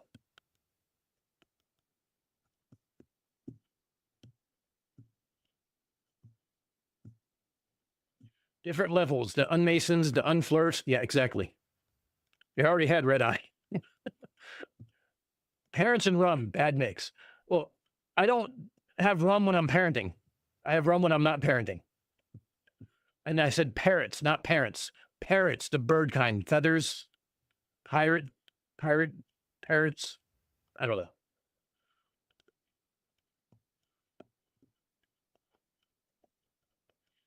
Yeah, this might make its way. We dial this in. It's going to make its way into a desk mat. It's going to make its way into. I don't care if you guys order. I'm going to order it. It's going to make its way onto a coffee mug.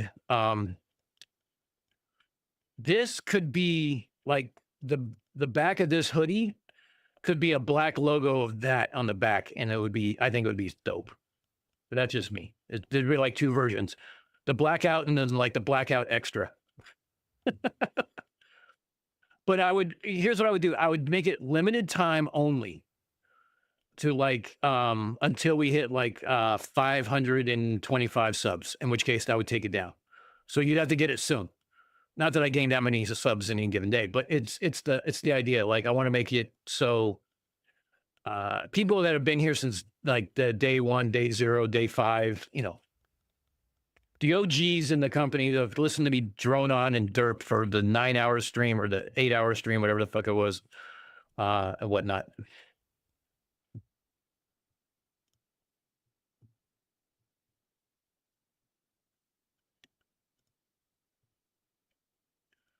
Out of curiosity.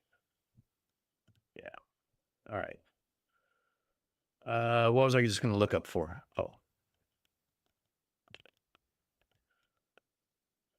Sorry, I just got an email. I just checked, and I have packages to go pick up in the mailroom. Apparently, I have 14 packages to pick up in the mailroom because I was doing shopping yesterday or earlier this week.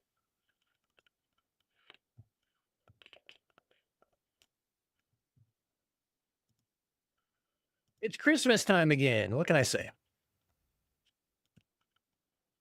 Let's see. Let's shrink this. Yeah. So I want to talk about, let's see, the ESSM, the Sea Sparrows. That was done. I wanted to talk about the stream with Cope. We talked about that. I wanted to talk about the end of year awards. We got that done. I'm gonna have to order that. I might order 2 different trophy sizes, so we have a 2nd and 3rd place. I don't know. We'll see what I can find. But I think the horse's ass is definitely the winning design on that. So we'll do some end of year awards. Start thinking of some categories. Share them on Discord. If you're not on Discord, you don't Discord. The email's easy. It's unfornicated@gmail.com. Send it to me. I'm happy to hear it, and stuff like that. I'd wear that as a blacked out sweatshirt. Garden Kitten, that's why I love you. You get me. and in a very weird and unromantic way. You get me. You understand me. 85 showed up. Hey, 85, we're just talking about the fact that you're near Adelaide, and we might need you to do I might need you to start stalking DP debunks soon if he doesn't answer me.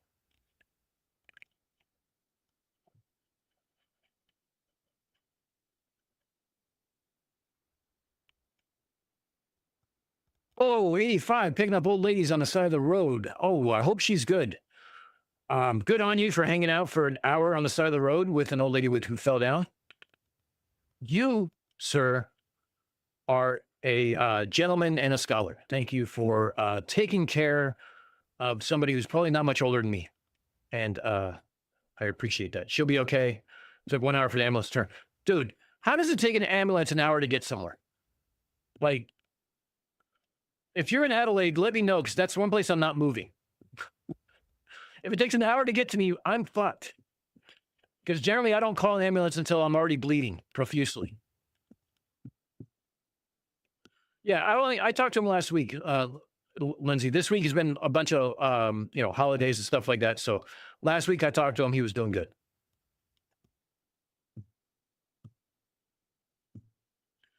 I don't know what I'm doing, Calder. I'm just trying to see if there's anything else left to talk about. I don't want to just sit here and drone on endlessly. I have to check. I have some more notifications here. Hold up. Where is the... Oh, Vika's having a go at me. We're not going anywhere. Thank you, Roger, that for the call out that Vika's having a go at me. And the idea that here we go. For those who are on Discord, or those who aren't on Discord, here we go. We already started. Here it comes. Here comes the designs. Michaela threw in one. Michaela took a zoo crew design and basically turned it into something a little more that she made for a special. There's only two people who have that shirt, and that's Michaela and Liv. That's got some spelling errors, but it's got that's got legs. I like that. Okay, that's like way intricate. I might lose myself in that. Like, I'm trying to see if there's any Easter eggs in the design. All right. See, look, this is why I love this community. You guys have all the great ideas, better than mine.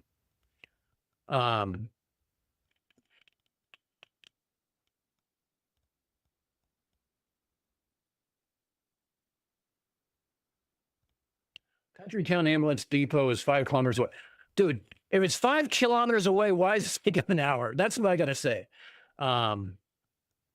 Yes. And 85, I reiterate what Probing said. Good man. Thanks for giving some 8 Kiwis. Thanks for giving my work some value. Been listening to you as work sucked. So you're not too bad to listen to, but I'm still 12 minutes behind your life. We'll make more time to be a fan.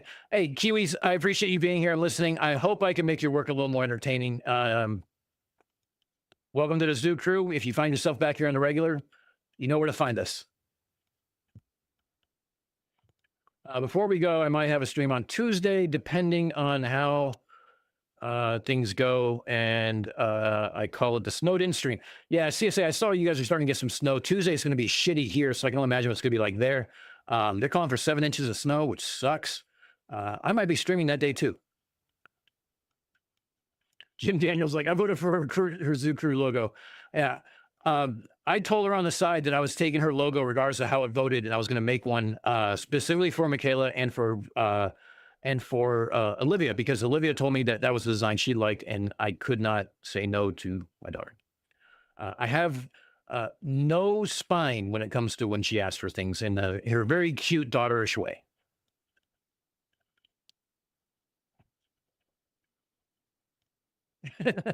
They drove at 5 kilometers an hour. That's why. Aldebaran, I think you can push an ambulance at 5 kilometers an hour. All right, let's see what Vika has to say, shall we? I love it when people have a go at me. I'm kind of like Matt in that sense because it's like, you know, fuck you and the horse you came in on kind of mentality. Not to mention, you know, it's not. We might have a new category now, the not Neo category.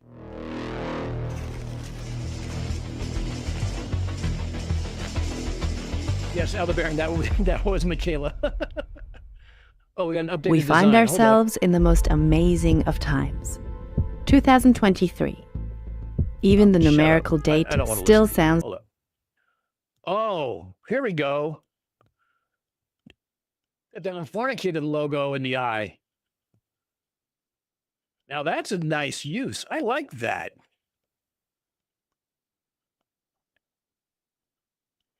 Or Joe, we can just do the circle logo with the two circles, like the dot with the ring around it, like this one right here. Use that so it looks like even more weird. Because I don't necessarily want to brand it per se, like maybe on the front or on the back or something like that. But like the logo itself should just be just weird and not branded. Like if you're part of it, you understand it. If you're not part of it, people are going to wonder what the fuck you're talking about. That's kind of what I'm going for. I want weird shit. Like it causes people to stop to be like, wait, what?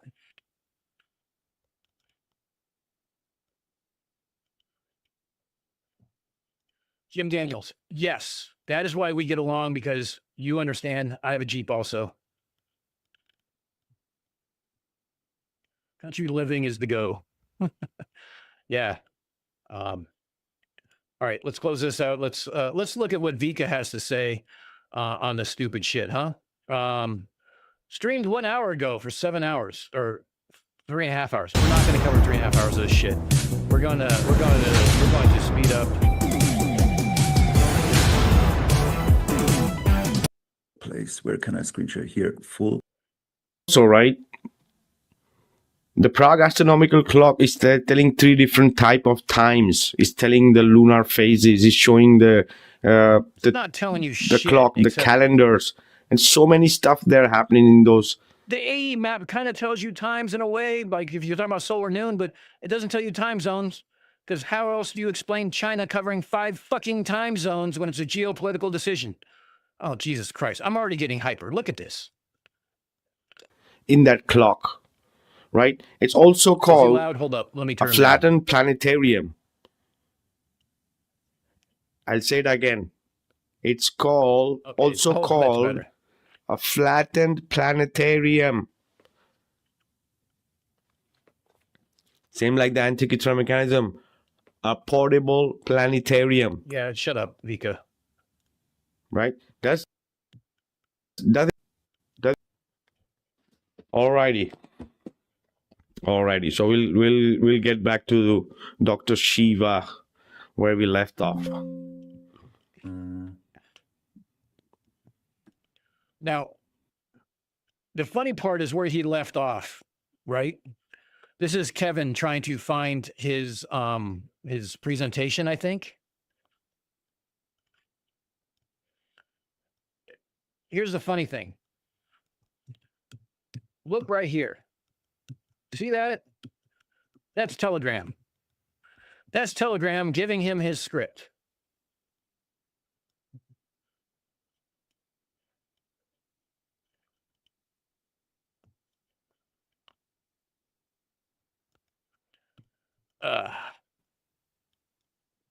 Oh, hold up.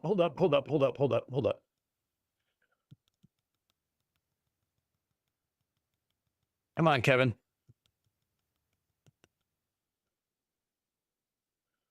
Oh, it was ILS. Oh, shit. I thought they were talking about my shit. Okay, sorry. Let's go ahead and play. Pull it up.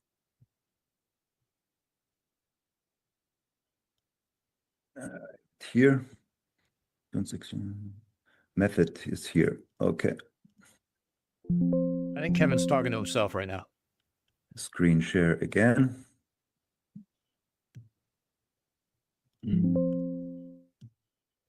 place. Where can I screen share? Math assistance here. So we see that we Let's stop this for a moment because I know you guys all saw this, but it was just kind of funny. What does the title of this say exactly? Oh yeah, Stone's ILS experiment.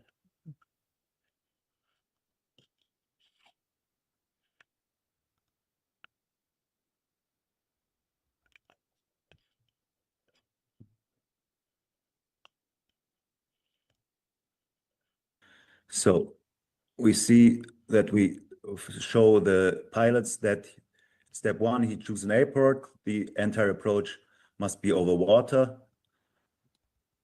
Step two, which plan he needs to file. God, we already covered this. Now, how dumb this was. Step three, check the weather conditions, as we show in the document later.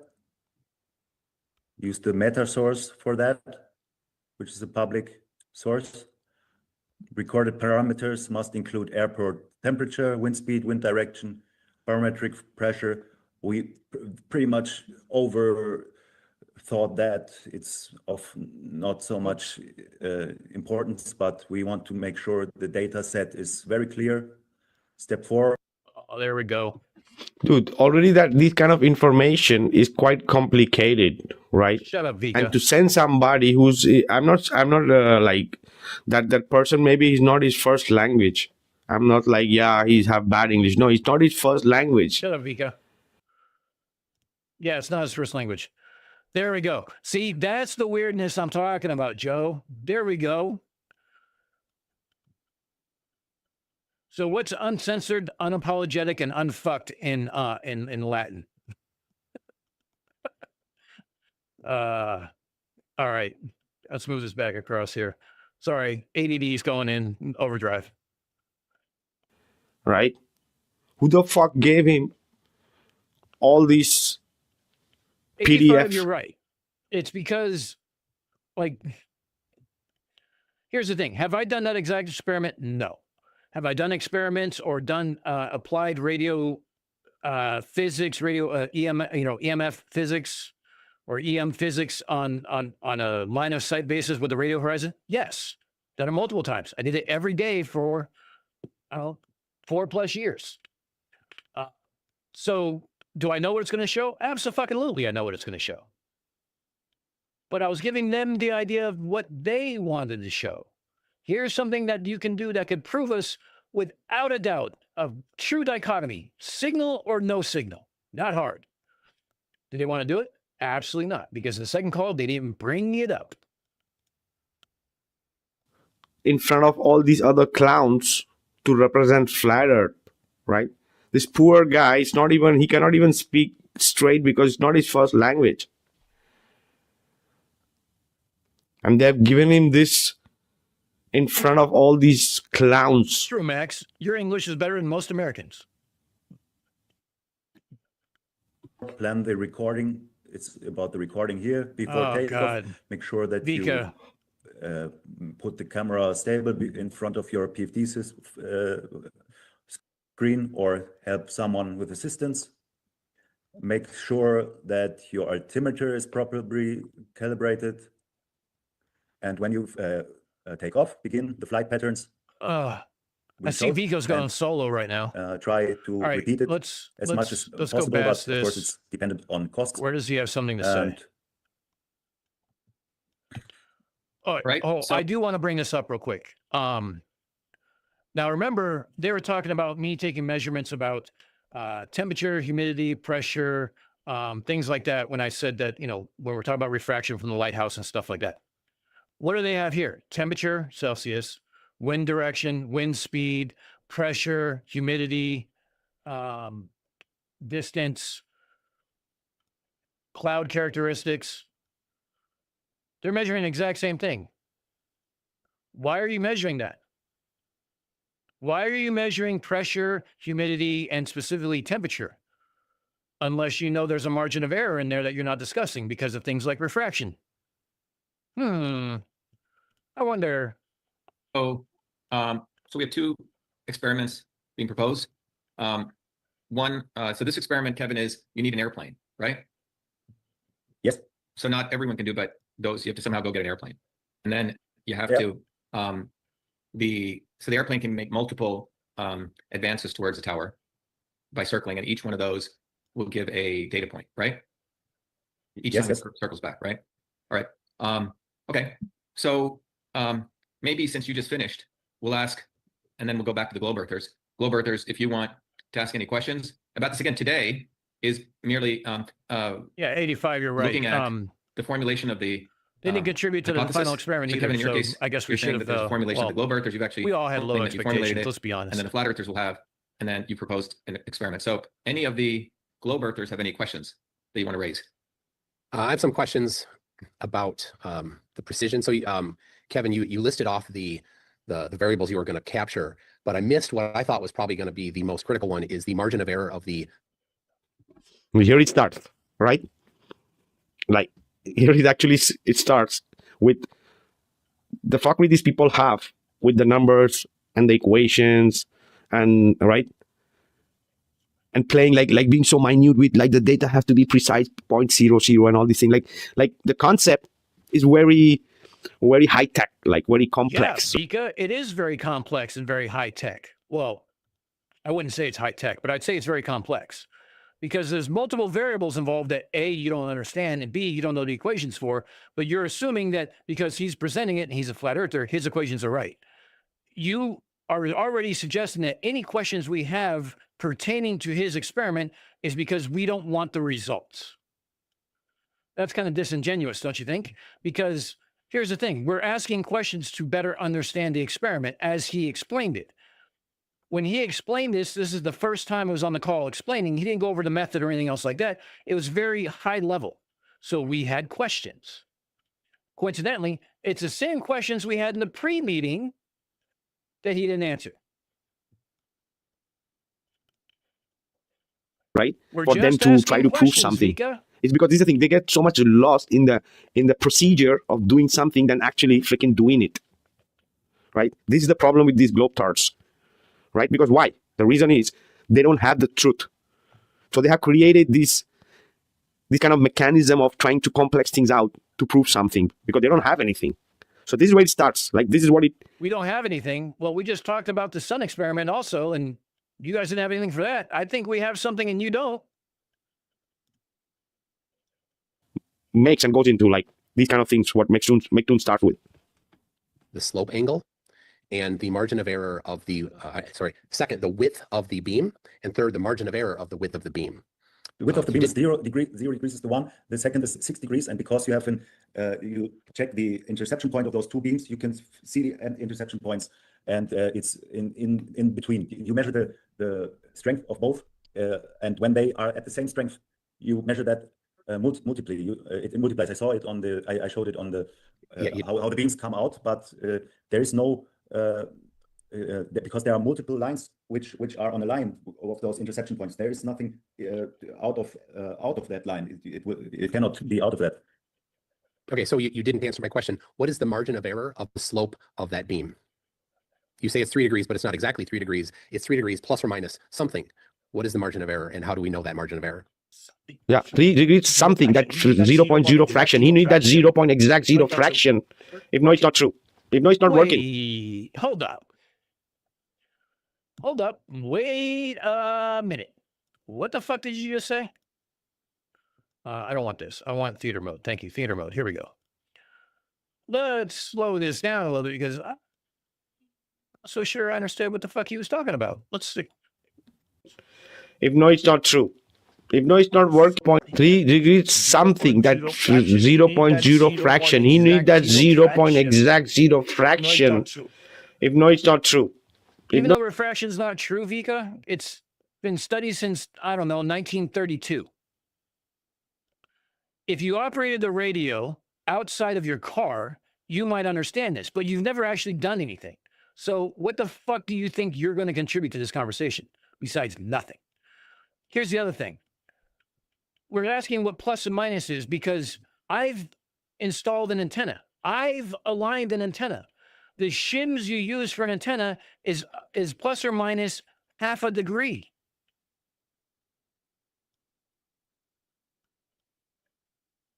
So if your antenna is at 2.75 degrees, you can either leave it there or you put a shim in it and it goes to 3.25 degrees. It's a mechanical alignment. It's like trying to fine tune. It's like doing surgery with oven mitts on. You're not going to get the level that you think you're going to get.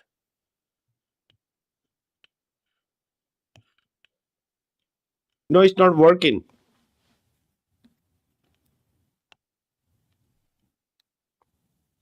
Zero 0.005, whatever, like, just some sprinkles a number there for them. Oh, so in other words, Vika is condoning making shit up. Here you go. Here's Flat Earth in a nutshell. I present to you Flat Earth. Make shit up and throw it in there.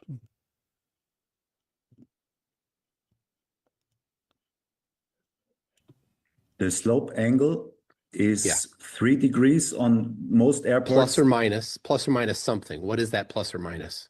It's 1% based on 35 nautical miles, what we tried, but we are in less miles, the margin of error, and there's still this 30 seconds time frame in between, more than 30-second time frame. Okay, I'm sorry, you still didn't answer my question. What is the published margin of error of that angle of the glide slope?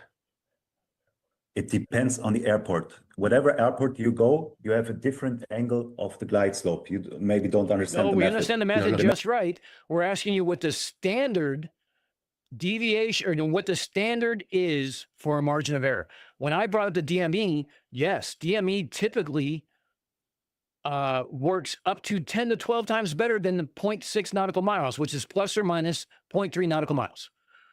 But 0.6 or plus or minus 0.3 is the standard that all have to meet. So if we're going to do this at an airport near me or an airport near Toon or an airport near Kevin, we would have to know what that one is, and we would have to verify it and calibrate it and everything else. Or, hear me out, we use the standard because that's what everybody has to meet. It could be better, but it's still the standard. That's why you use it. For it to be operational, it has to be within that standard. Not fucking hard. If you had a technical job that had test equipment, you would understand this. But you don't. And neither does Vika. Method is what is the margin of error? Not the angle, the margin of error of the angle. I know that published glide slopes are 3 degrees or varying amounts of degrees, but what's the margin of error? Because at 20 nautical miles away, it's not going to be a pencil thin line. There's going to be a variation because the installation isn't absolutely precise. So we need to know, because at 20 nautical miles, any margin of error is going to be magnified when you're 20 nautical miles away. So what is the margin of error of the different airports you've looked at? There's I don't know would have been an acceptable answer at this point. Does Kevin say I don't know? No. That the beams can multiply outside, but it's not in our observation. So I don't see that there's a margin of error beyond 1%, what I mentioned. I don't. So this flat earther is trying to tell them, like, the two beams, like where the edges of the two beams intersect is like the glide slope, right?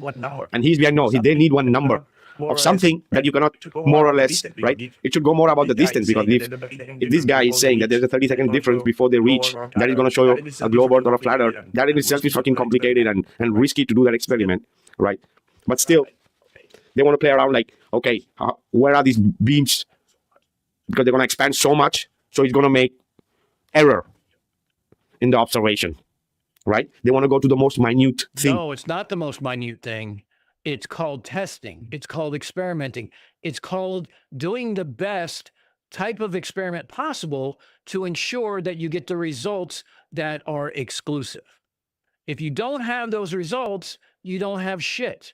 And we demonstrated that with the variables that we had, which were only 3 of 75 that I could have used. Now, granted, they weren't all huge.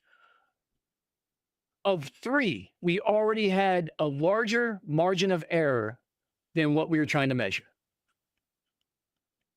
That's what we call bullshit science.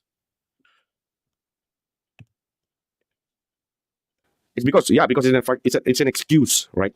That's just a guess, right? No, You're just guessing 1%. We tried that. It has to be absolutely precise. You cannot do it different because millions of dollars and lives. No, hold on a second. Yeah, millions of they dollars don't. depend on, and Exactly. Tarita says these people have problem for every solution. This is what his pseudoscience is. Right? You know, I'm going to lives fast depend forward on to which when I come order, on because the we've all airplane heard descends, this so from you cannot be MC2 correct. and we've It's shown one that, degree more or obviously, less. if you guys But watched Kevin, it if or that watched glide my slope is stream or 3.1 whatnot, degrees, the plane will still land it's just fine. there. And if the glide Let's see slope what is else he comes up with the antenna design. Also, in your presentation, you said that you were measuring the distance off the ILS system. McToon and especially McKeegan, because of his skills, he also the main guy given to him.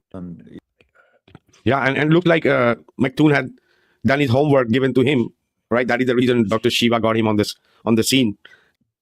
Toon didn't have his homework given to him. Shiva's not giving us shit. We're working on this on our own. We're working this as a team.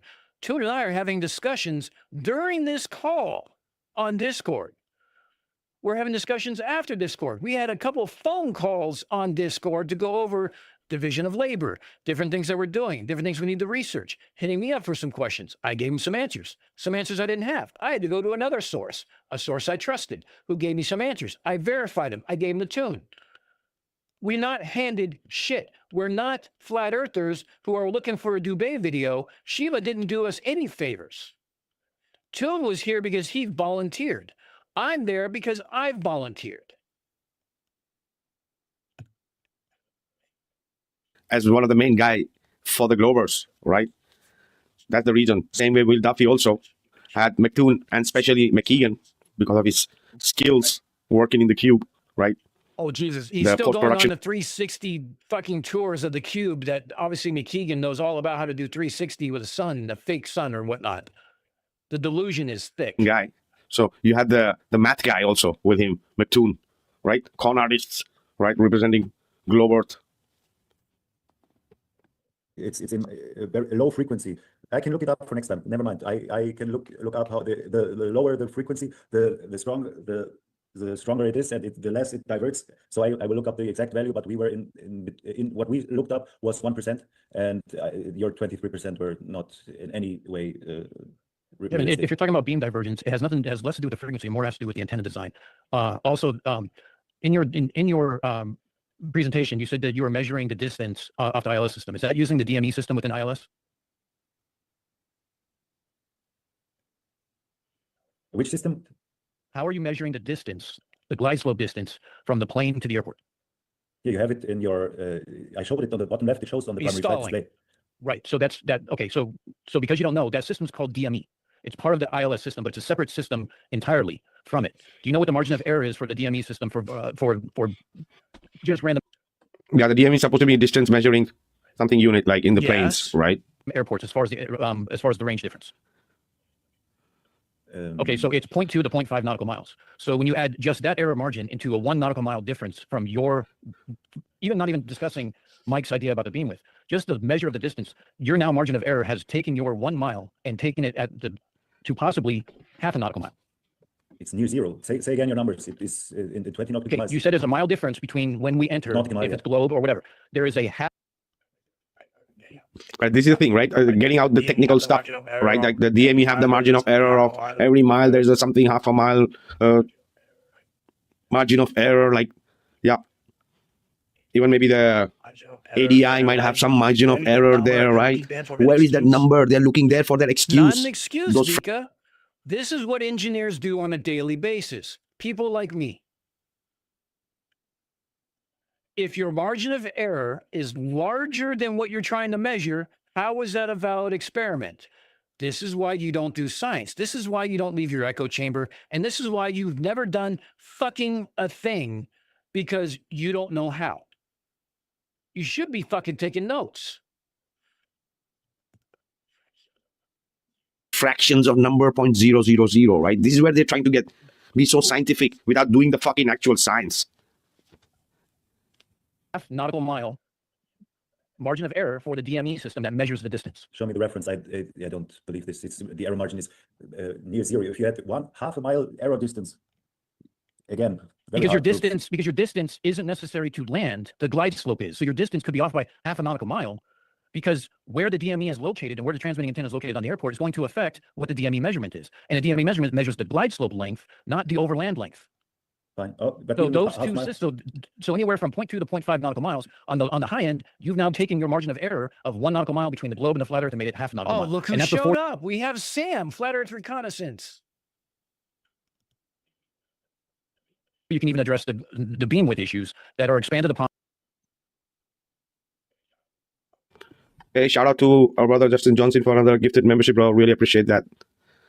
Sam, how are you? Hey, what's good, man? I'm that tired. I don't know how much time I'm going to be able to hang with you, but I'll try to to stay as much as I can. I have I didn't sleep for like a couple of days now, but that's okay. I'm just listening already from the beginning. Go ahead. Just keep on going. No problem. So you're doing good? Yeah, doing good. I'm just listening to that mathematical masturbation there. Masturbation. Let's see what the fuck is going to come out of it. Mathematical masturbation. Says the people who can't math. We're trying to identify a margin of error so we know whether or not it's a valid test.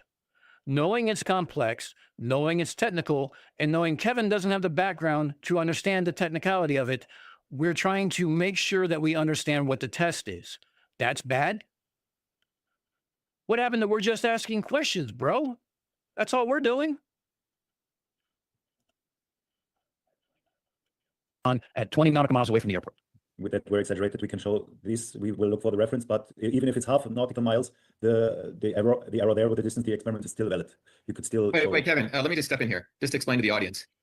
There in science, when you do measurements, it's something called margin of error. Okay, so you take a measurement and you think something's 1 inch, and if the margin of error is half an inch, that means it could be 1.5 or 0.75. You understand that, right?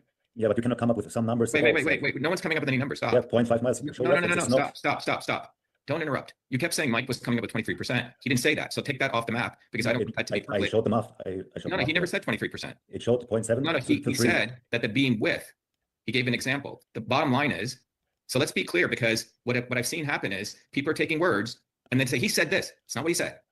Okay? So let's stop it right there. That's not science. That's called bullshit. So let's stop it. He didn't say that. Check it out. That's so-called scientists just made a mistake, because if he says that the margin of error is like 0.5, so it should be between 1.5 and 0.5, not 0.75. You understand? So he just said 0.75, which is like, for a guy that has a fucking PhD in fake science, so I don't know. It looks bad anyways. Should be a better, should think, because I'm no scientist, but I know how to count. I'm a businessman. I know about money. So if you tell me I have like half a buck more or less, I know what my margin of error is. But anyways, just to let him know that it's just fucked up. But anyways, no big deal. Oh yeah, that's why they are so confident, because of the numbers. Yeah, that's the only thing they've got. That's why the thing is that they come in right away to they're trying to build the credibility, saying, oh, I have a PhD, I have this. That's why I will have very much discussed with him to just put him back in his place, because again, if he's a scientist and he believes in a fake science like gravity, for example, that has never been scientifically demonstrated or proven, that means he has a PhD in fake science, and he's a fake scientist. Just to that's what it is. He's not he has nothing to do with science, but with pseudoscience, like fake science. That's makes sense. The way he's behaving, and it shows that it has nothing to do with science with him. Yeah. Bringing up in a very rational way is a concept of margin of error. If you don't know the margin of error, any measurements you make thereafter are subject to being highly dubious. Okay, or you have to incorporate that into your hypothesis. Okay. Yeah. Okay. So that's all we're saying. So in order to do that, Dan is saying the DME, he knows as an expert in the field, and you should go do it independently, is half a nautical mile. I haven't shown any reference. It's 20 miles. Don't believe it. 100 miles maybe. Wait. So where do you have the reference of what he's saying is false? Because I saw some tests from 10 miles. No. Wait. Stop. In science, there's something called a citation. You have to give a reference. So if you don't have the reference, don't say he said something. Yeah, he didn't show reference. Show us something. Yeah, whatever he's saying, show us something. Show us the science, right? And whatever these people are speaking bullshit, nothing to back it up, right? The moment this guy opens the mouth, show us. Tell me something. He's talking about like a DMI. I believe it's a system of measurement or like a machine or something. What is it? It's like a monitor, all right? It's like almost like Marcus, a do me a favor. Can you find that link? I'm having trouble finding it for the NavCan document you sent me. DI, but less compact, like less. Yeah. So they're counting on that device to do some measurements. I understand. So I don't understand everything. It's almost like a kind of GPS map kind of thing. No. Right, where you can see the distances to the landing or the airport or wherever you are traveling. And since when do they have that? GPS, because GPS would be a hell of a lot better as far as margin of error. It uses a ping system traveling at the speed of light. So it sends out a ping, it gets processed by the airplane, answers it, and from that, it knows what the distance is. DMI, that since when that device exists? Like That is one of the before than GPSs. Also, yeah, so it's okay. So it's like 30 years, 40 years, 50 years. Oh yeah. All the smaller planes normally have DME. Okay. And GPS before, now, yeah. Before they had the DME thing, before that, how did they do, without those devices? The planes couldn't fly before that. They couldn't calculate anything. Like, No, because before they were always doing navigation with charts, right? The DME is almost like a digital chart, right? And now you have the GPS systems, right? More complicated systems. So different DME kinds does of not navigation. use GPS. GPS can get down to less than 1 meter of error margin. DME does not. Does not use GPS, Vika. So in the smaller planes, Cessnas and all the older planes, they used to have DMEs, right? One of the first way of having digital maps and for navigation. all right. Okay. Good enough. Dave Flat Earth said something. He That's didn't not a show reference. Exactly, No. he didn't show reference. Okay, let's define reference. A reference is a reputable source where someone's done the experiment and it's being used. So I think what's outstanding is Dave has proposed here that he I has found a it, Marcus. reference. It was an RDM. Okay, so my how- apologies. Okay, but you don't have that reference right now. So you can leave it as an unknown. Agreed? It's an unknown variable in your area. And perhaps you and he should connect offline. But in our white paper, we're going to say the margin of error is not known for your measurement. So I provided no, it's- documentation that said the standard according to FAA. What did he have? Nothing. Yeah, I saw something somewhere. It's two Right. researchers. So that just as got it. so, Kevin, just so you're aware, it's an ICAO standard of 0.25 nautical miles plus 1.25% of the distance being measured. So I gave you the benefit of the doubt by just saying 0.5 at the high end. So if you want to do the actual math of it and everything else, the operational accuracy is a half mile or 3% of the distance, whichever is greater. And that's reliable up to almost 199 nautical miles. And that's from the ICAO. So Dan, why don't you send that reference over? I think Yeah, the I'll key send it over right difference is that the landing of an airplane using the glide path can happen very safely and securely. That's independent of measuring something in that range that we're talking about concerning the Earth being flat around. Okay, one is a measurement issue, the other is a plane landing safely. And I think Mike's point is when you're 26 miles away, you're in some region, but as you get closer, you're always going to be able to land the plane. But in your experiment, you're proposing that you have to measure this at 26 miles, which is a significant distance away. And as you get farther away, if the margin of error, whatever that margin of error is going to significantly affect your delta, or whatever your delta H, the height. Is that the point you made, Mike? Yeah, the entry point when the plane is coming in at that same elevation, they'll get into the entry point where the instrument will say you're in the zone earlier than right at the center of the beam. Because if it was just at that very center, if it was super penciled in, you'd hit that and then. Yeah, so if we would have some way to figure it out, where is that exact point where you enter the beam, then maybe we could do this experiment, right? They're Figure it talking so much about numbers. I don't even know what the fuck is a subject. Like, what they're trying to prove, like what, like there's a curvature. Or I don't understand where are we standing here? I don't know. Exactly. So this is the thing. Oh yeah. So these guy, this flat earther was given an experiment by somebody, by a guy named Man of Stone, supposed to be friend of Dave Weiss, who Dave Weiss thinks is a really smart guy. This Man of Stone. That's why he got out, and he sent this guy. And they didn't took Man of Stone, and the Man of Stone sent this guy, who's even hard time even having to speak, right? So, and they gave him this complex experiment to do, right? The experiment is supposed to be that on an airport, the ILS system, right? It's like it's a intelligent landing system, right? Most of the airport have it, and they send two beams from the tip of the landing strip, two beams for the plane to have a glide slope, right? These two beams, where they intersect is the center point. So the pilot have to come between these two beams of these two radio signals to be on the right path to make the touchdown, right? So this is supposed to be the experiment that a plane will come And at what point it intersects the beam is going to prove flat or globe, depending at what time they reach the beams, right? If it reaches at 19 miles, it's a globe. If it reaches at 20 miles, it's a flat, something like this, right? Whoever designed this experiment is an a-hole, right? Could not agree Even the more, flat earther. Vika. You're absolutely right. You nailed the fucking hammer. You nailed the nail. You fucking you hammered the nail straight into the coffin. Thank you for that. You're absolutely right. Whoever designed this is an asshole who does not understand what exactly they're doing, and you see it as an idiot that you are, and you saw for what it was worth. So what are you going to say when I present a much simpler, much easier experiment to come up with? I mean, Right? To have a 30-second difference to prove flat or globe. yeah, it's like if you had to piece against the wind to know the wind's direction. It's totally, I don't understand, why do they have to go so far to to prove that the Earth is the globe? It should be so easy to prove it, But the thing is that, again, they cannot make it easy. They have to go and use all these examples of beams and this and that and that. I don't know. It's crazy. I don't know. The truth, again, the truth is always simple and makes sense. If it's not simple, if it doesn't make sense, it's fake. That's the rule. That's the law. I believe in science and in truth. It's like it has to be simple and it has to make sense. Even though it might be a little complicated at one point, but overall it has to make sense and it has to to be simple. So when again they're losing themselves in complicated calculations to prove something that's supposed to be obvious. So that shows that it's fake. Before. But if it's so fucking obvious, Sam, and I agree with you, it shouldn't be this complicated. But if it's so fucking obvious, why hasn't there been an experiment, a simple one even, to explain it? Why hasn't anyone subjected anything to any sort of scientific rigor? Oh, wait, I'm sorry, I forgot. You don't do science. Before they start, that's. Oh yeah. But that's just I'm talking about life, about knowing people and knowing not talking about really science. I'm not a scientist, but I know about people. I know about a little bit about life, about people's behavior, and you can detect when someone is lying, when someone is hiding something, or when he's saying the truth. You can see that when you're used to people. And these guys are clearly they're fake, totally fake. So shit. Oh yeah, what you say? They're Totally fake. My credentials are totally fake. My experience is totally fake. I'm just a puppet of Shiva's on a panel. Right.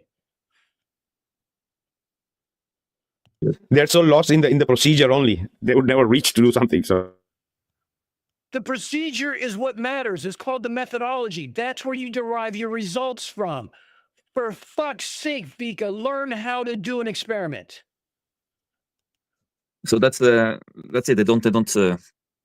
They're not convincing. They're not good salesmen. For me, it's But anyways, again, I'm observing how these people are trying to pull off here. I don't know what's the side up here. But anyways, instantly you'd be past it. The pilot needs to know when they enter it, give them time to adjust the plane to decrease elevation so that they can stay within that zone. If it's pencil thin, they'd be past it. They wouldn't know. Yeah. So I think the outstanding piece in that experiment, or let's put it this way, so you don't take this personally. In your model, the margin of error must be included. Yes, but no one said something about 26 miles. 20 miles is fine. Even 10 miles would be fine to measure this. And we have data for 10 miles. Right. So Kevin, whatever you want to do, going back to the scientific method, in that formula, you have to include those variables in your mathematical model. Does that make sense? Shit. That's a feedback. 30 minutes. So right now your mathematical model says, can you bring it up again? It says what? Should we jump something ahead, like or do you sine want y to or listen to something? more of this dirt? What is that? Can you bring up your formula? Oh yes, wait, the screen share again. Everyone, if you want to jump ahead to where I do the presentation, see what they have to say Doesn't about matter. that. Doesn't matter. let's Whatever pick it is, you're one. still gonna have to include. If you want to listen to one Okay. dirt, pick two. So you're gonna get an answer which is plus or minus something. Sure. Yes. You see, Yeah. So that 20 formula, nautical miles, not 26. And right? But that sine 3 equals y. That formula Yes, is not yes, correct. You have to Yes. include a margin of error. Oh yeah. But still, the formula is correct. But you can include this one. oh yeah, how much they love their numbers. yeah. Tell me something, Vika. There are trains that are running at 600 kilometers an hour, which is about 400 miles an hour.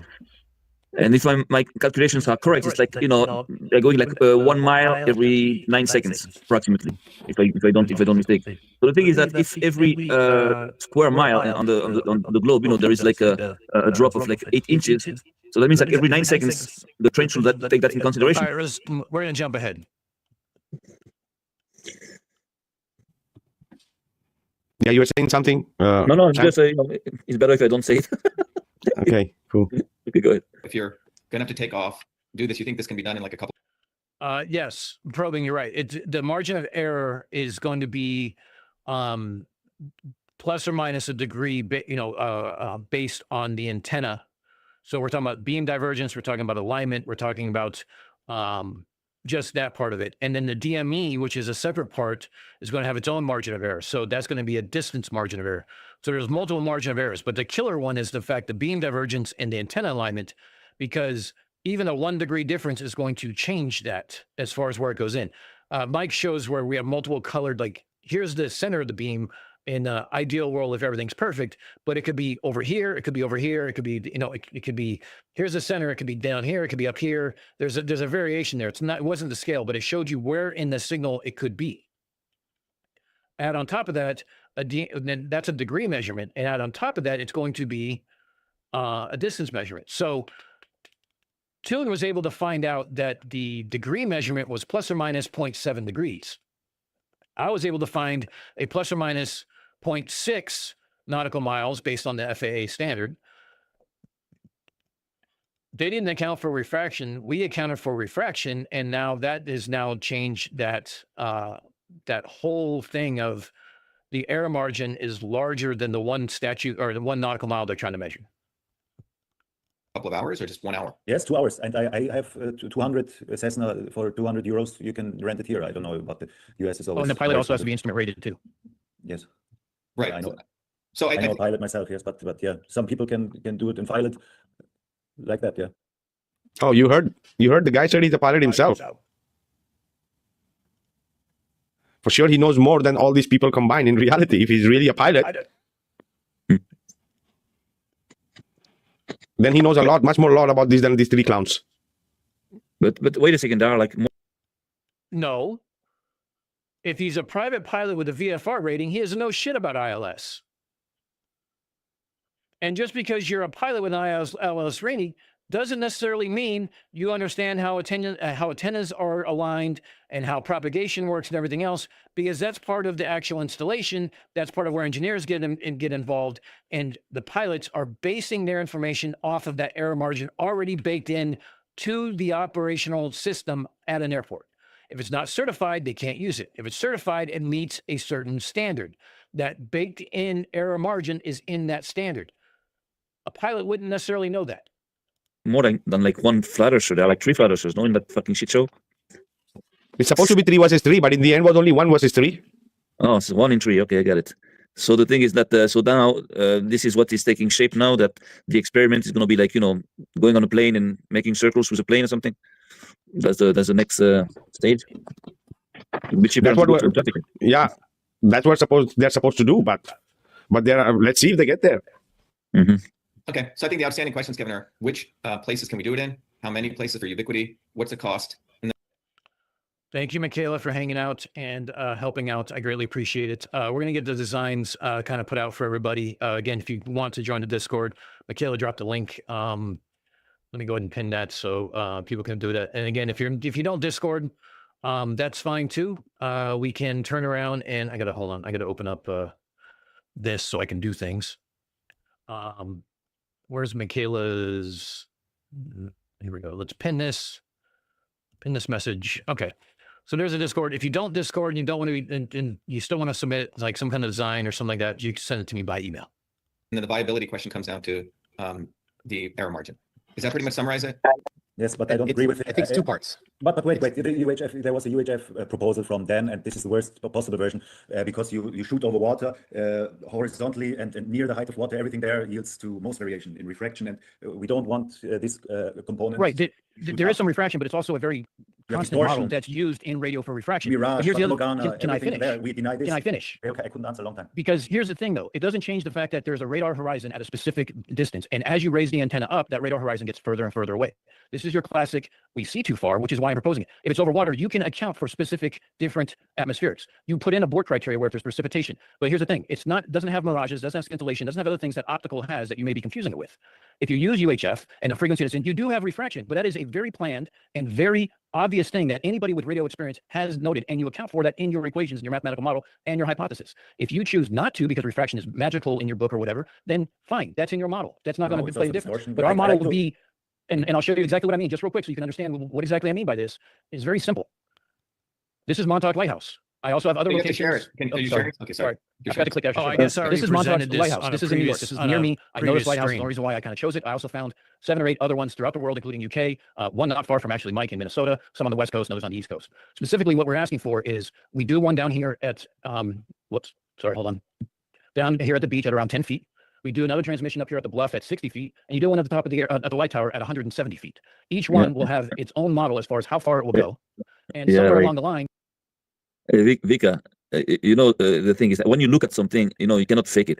What you see is what you see. But if you now want to send a signal, the signal is so easy to fake. Like it's so easily fakeable. You can make a signal bounce the way you want. You can just So this is. Sorry, I'm going to let this play out before I throw something. This is like sending a wave or sound, something you do not see only on the paper or on a screen. that makes it so easy to fake it. So optical, which you can see with your eyeballs, your God-given eyeballs, or whatever the fuck Sam says, that is has things like scintillation, refraction, mirages, and all these other optical things that they say aren't real but are real. But here's something that is far enough away from visible light to eliminate those things. He says that we can make it bounce and do whatever we want. We can just make it show up on a screen or whatnot and everything else. Says the one guy who has never done fucking radio.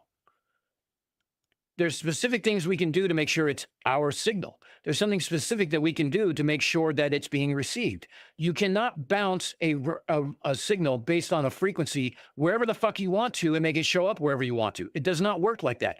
Because Sam's entire fucking experience with the radio is tuning a station in his fucking car.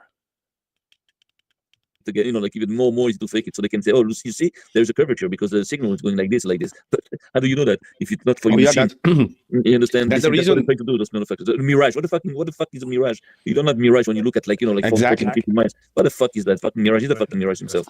Get the fuck out of here. And he was like this, right? The refraction. The other guy was saying the refraction, right? Refraction, the Fata Morgana, like the water, the humidity, the temperature, right? Things. Where is the margin of error there? I give you the margin of error. It's a half a nautical mile. If you listened, you would have saw that. Oh man. There is no radar horizon on a flat Earth because there is no geometric horizon. This eliminates all ambiguousness, and you can account for each one because if, for instance, if you're at the beach level and you lose loss of service at, let's say, 10 nautical miles, and on a flat Earth, if you raise it and you get a signal, that means one thing.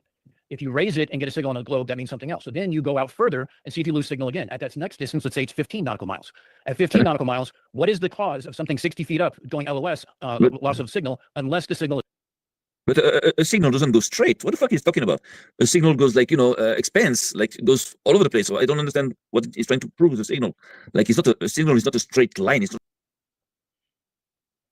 Yes, Sam, a signal expands. And when it hits the Earth, what does it do? You don't know. So when you get beyond the horizon, the signal continues on in a relatively straight line after you account for refraction, and it continues on. So when you're outside that signal, within a half nautical mile, you will have a loss of signal. That loss of signal shows that you're not getting any signal. Therefore, something's blocking it. If you can see the lighthouse can see you, but you're transmitting on the beach, you can see if there's any obstruction between you and the beach.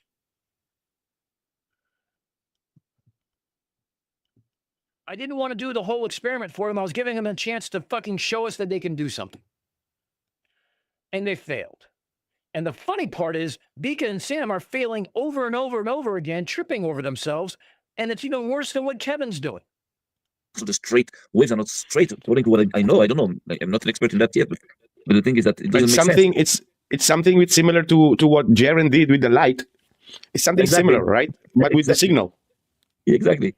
But the thing is that the light, a ray of light is straight, but a radio signal is something that spreads around. It doesn't go in one direction. Like you.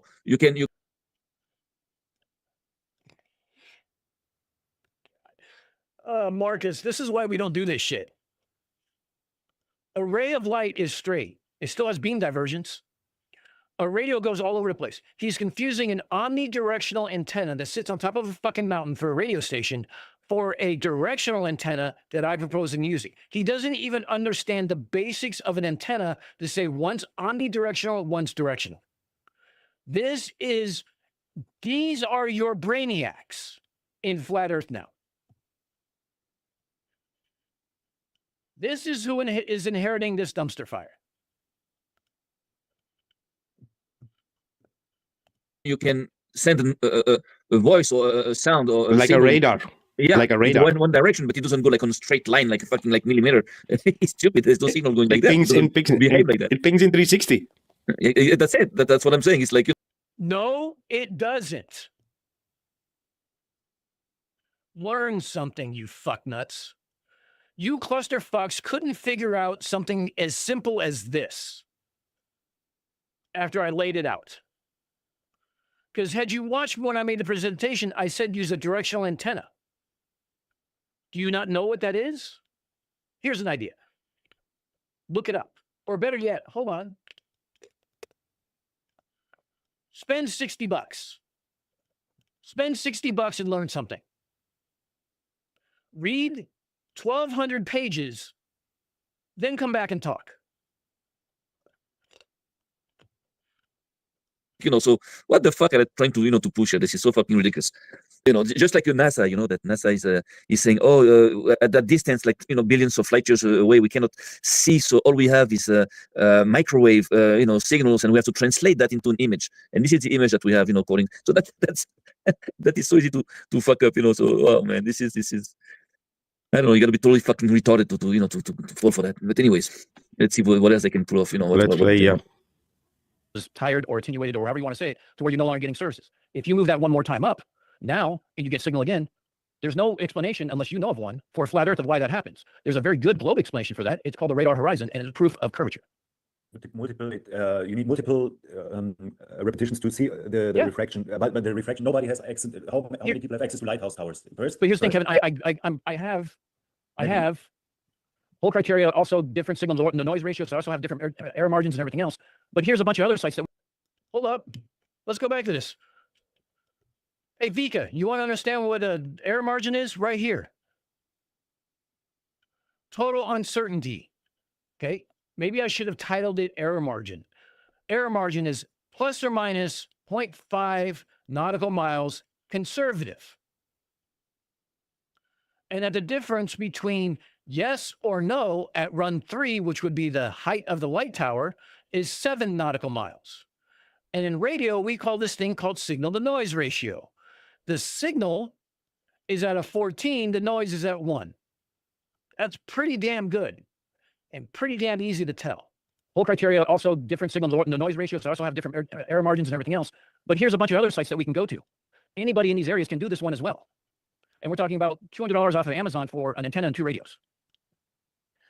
But you agree or not agree that over water, the measurements are more various? Like it's easier to do something higher regarding refraction, distortion.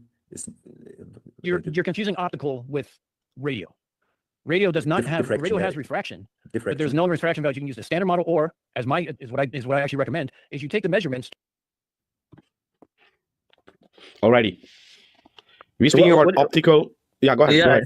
No, it's just because he says, like, what is going to prove with a radio? If there is a curve, that means it's going to send a signal, and you won't be able to hear it on the other end because of the curvature, because you lower something, so the wave won't reach the lower. He thinks you can lower the transmitter from a handheld with a static transmitter power.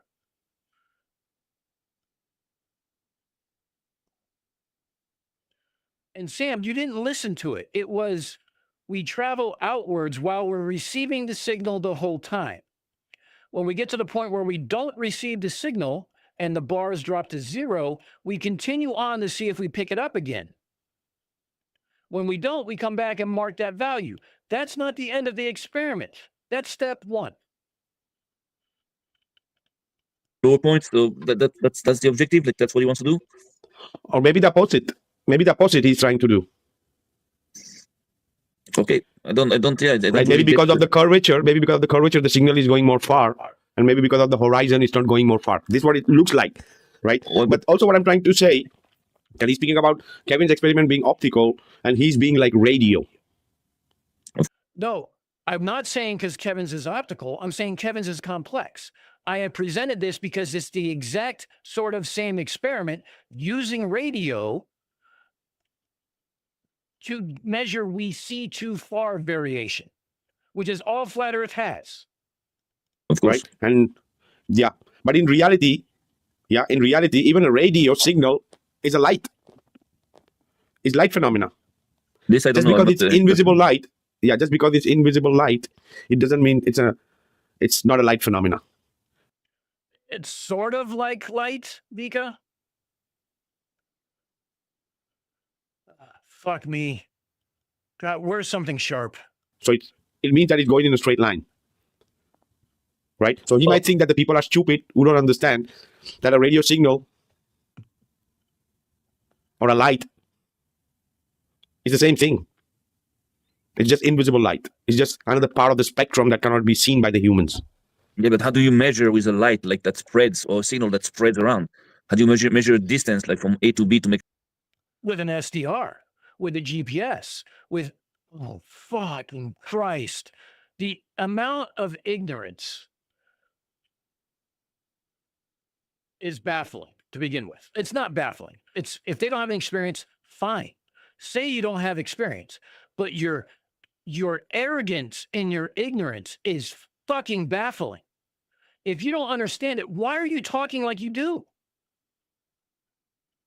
There's people who go to years of school, years of working knowledge to make this shit work on a daily basis. And you fucking read a PowerPoint, a high-level PowerPoint that I made that didn't go into the equations and the engineering part of it, because that's 42 pages in a Word document. You automatically assume that because you read a PowerPoint that I presented that you understand what the fuck we're talking about. Make sure that to measure the surface of the ground. That is Oh, they're still loud? Okay, my bad. like that's what I don't understand. How do you do He's that? trying to, he's trying to do something like sending a radio signal and seeing from where you can get the coverage or no, right? Till where you lose it, where you get it at different heights. Let me know if that's better. Okay, so what does that going to prove if you get it at different heights? Like like if you get it at at He 0, thinks that he's 1 going to prove meter, a globe. 2 meters, He thinks that he's going to prove a globe. If there's it can some, prove a globe. But how can it prove a globe? That's what I'm saying. It's like how can it prove a globe? A laser, and even a laser is limited in space because after a few miles, it's like it's getting wider and wider, and it's not that precise. But the thing is that again, with a radio signal, how the hell can you prove that something is straight or something is not straight on the ground?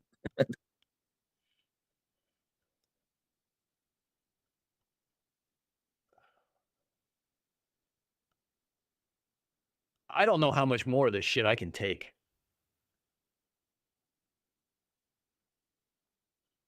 Sam is definitely a top left candidate because he knows everything about anything. Just ask him.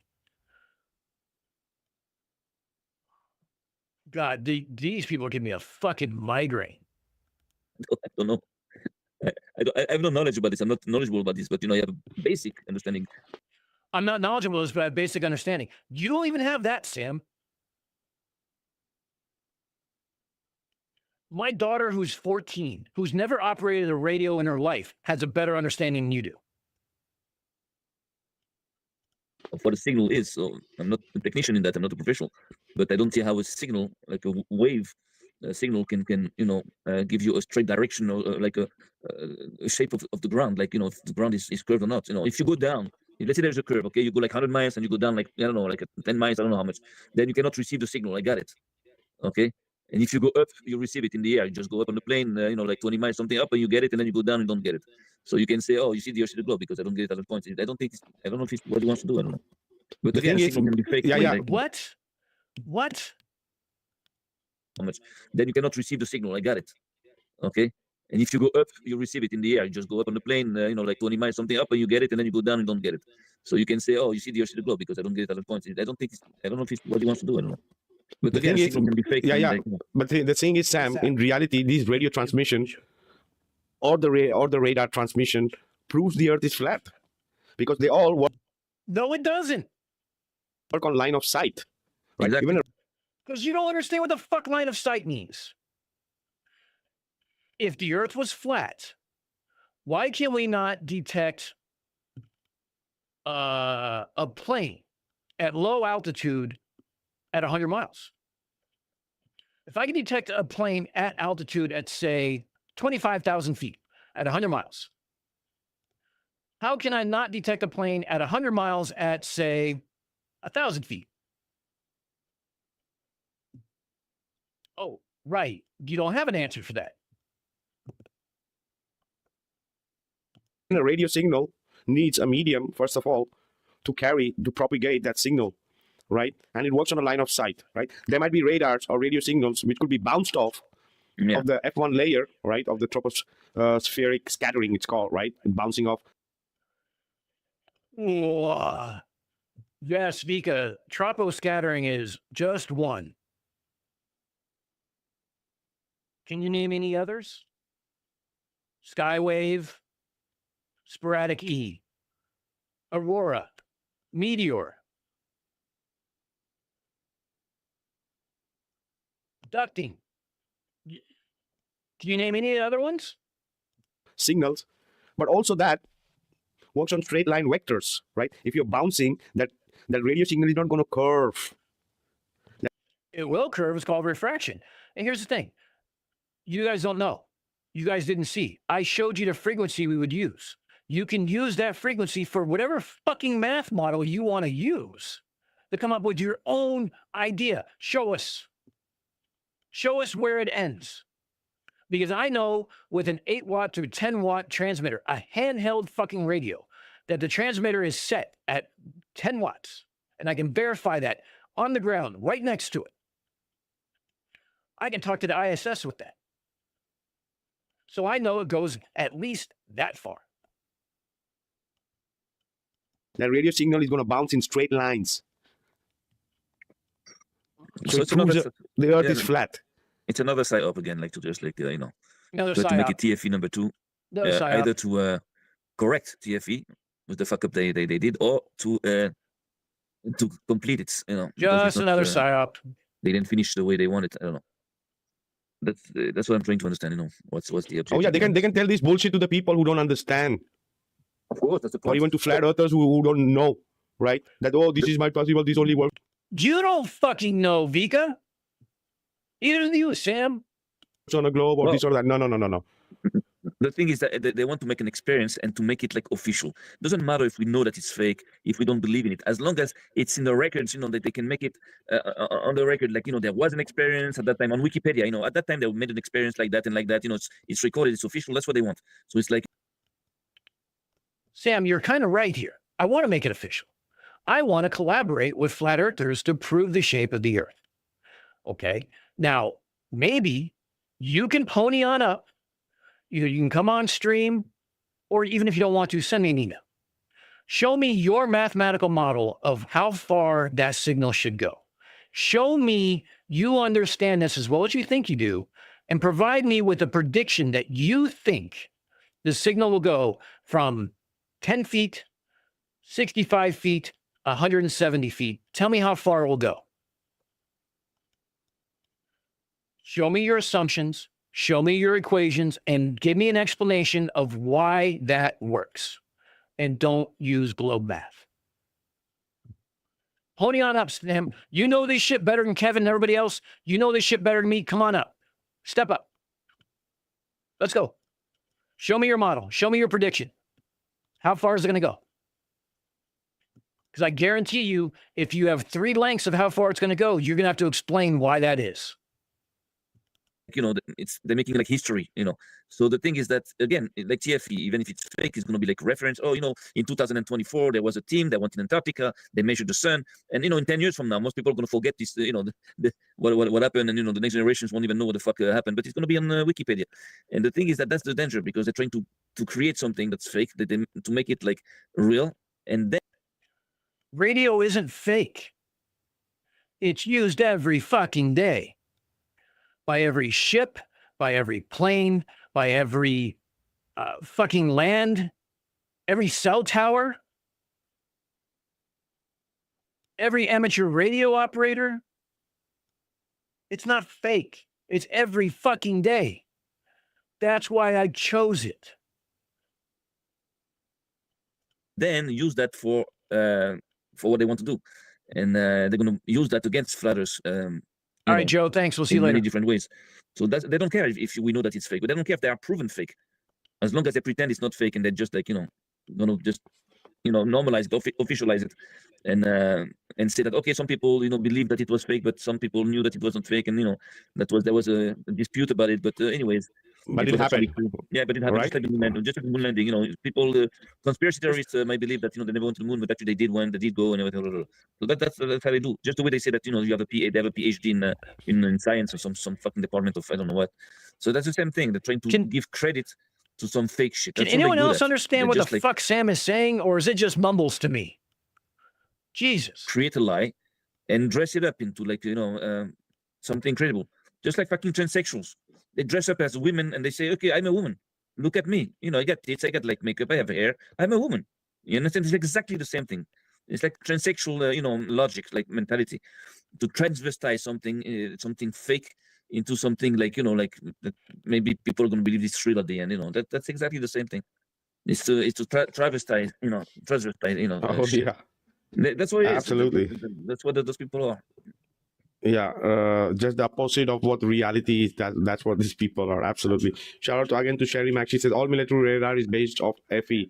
All long ballistic guidance systems on missile works based on FE. Is it? You have proof on this, right? Like, you can show us why it's based off FE.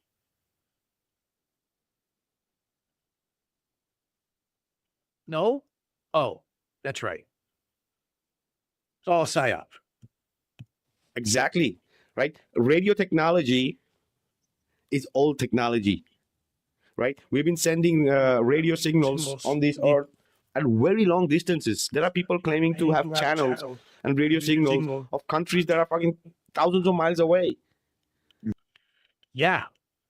It's called moon bounce or ionospheric propagation. It's been known since the fucking 40s.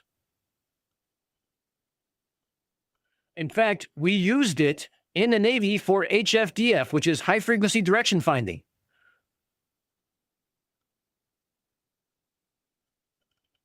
How can a station in San Diego track a station in Hong Kong? Or let me rephrase that. How can a station in Diego Garcia in the middle of the Indian Ocean, a station in Japan, and a station in Hawaii triangulate a same station to find out where it's transmitting from, say, China?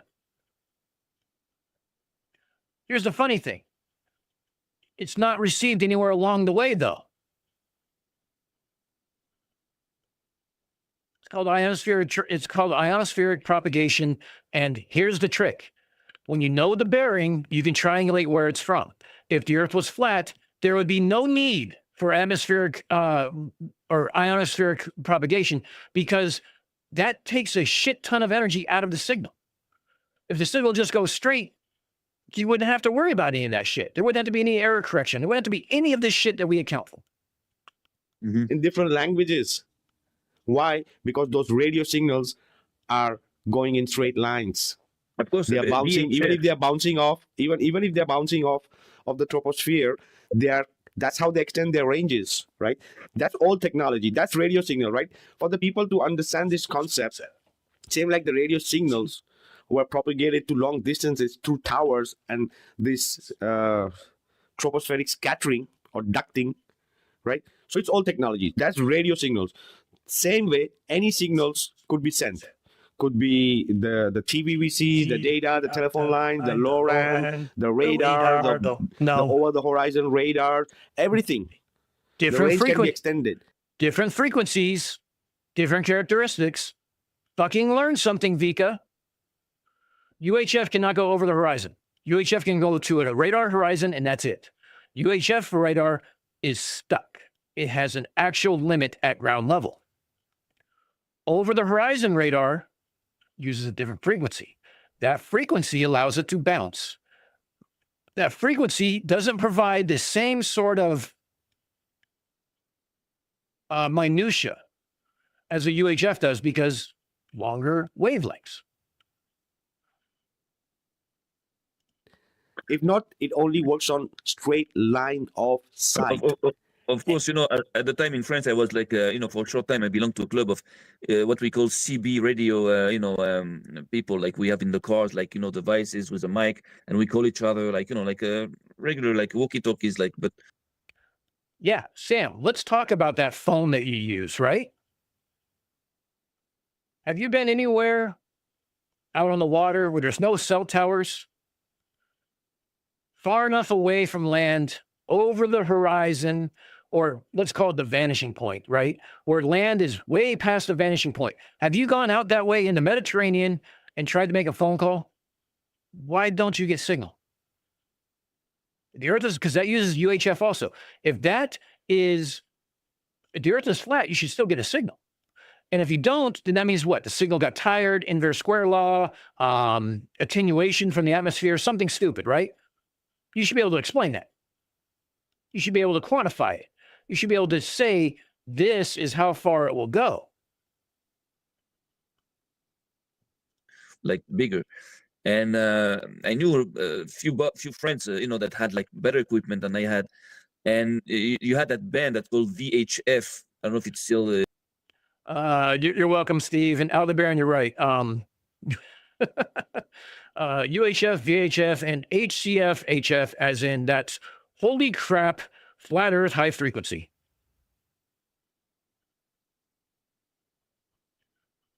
'85, you cannot use logical questions like this. If everything relies on sight, why are lighthouses and radio towers tall? Good fucking question. Why are they tall? Why do they need to be up high? Especially a lighthouse, right? It's just over the ocean. Why does Montauk have a light at 170 feet up? Why couldn't it be at 10 feet? And again, with light, we can have scattering. We can have scintillation. We can have mirages. We can have all sorts of things that could affect it. Radio doesn't have that problem. Is being used, but it's used in the boats, I think. And this is a very, very small signal like that, and you can contact people in Africa, in fucking South Africa, all over the world, with the radio. That means it's straight. There's no you don't use satellites. It's an antenna. It's fucking stupid. I'm gonna punch a screen in a minute. It's not the same, Matt, Sam. It's not.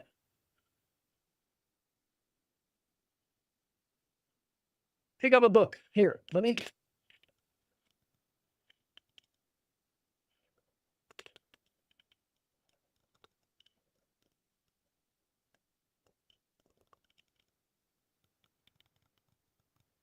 Shit.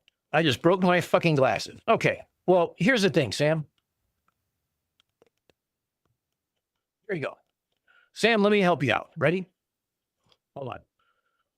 I'm going to make this real easy for Sam. Okay? Real easy. Real fucking easy. Here we go. Hey, Sam. See this?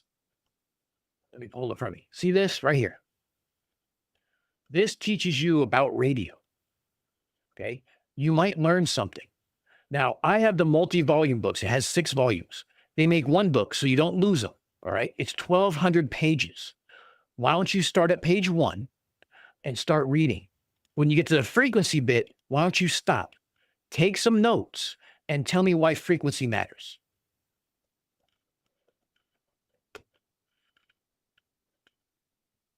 Holy shit.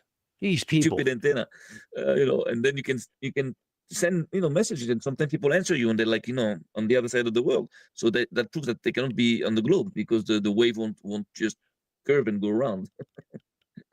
So it's Oh yeah, absolutely. These people don't. This is the thing. These people don't understand that what they are trying to do in the end, in reality, it helps to prove the Earth is flat, right?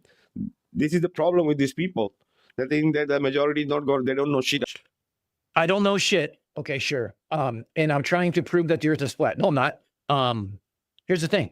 I know it's not flat, and I know that I can prove that it's not flat. And you can't do that. Why are you afraid of this as an experiment?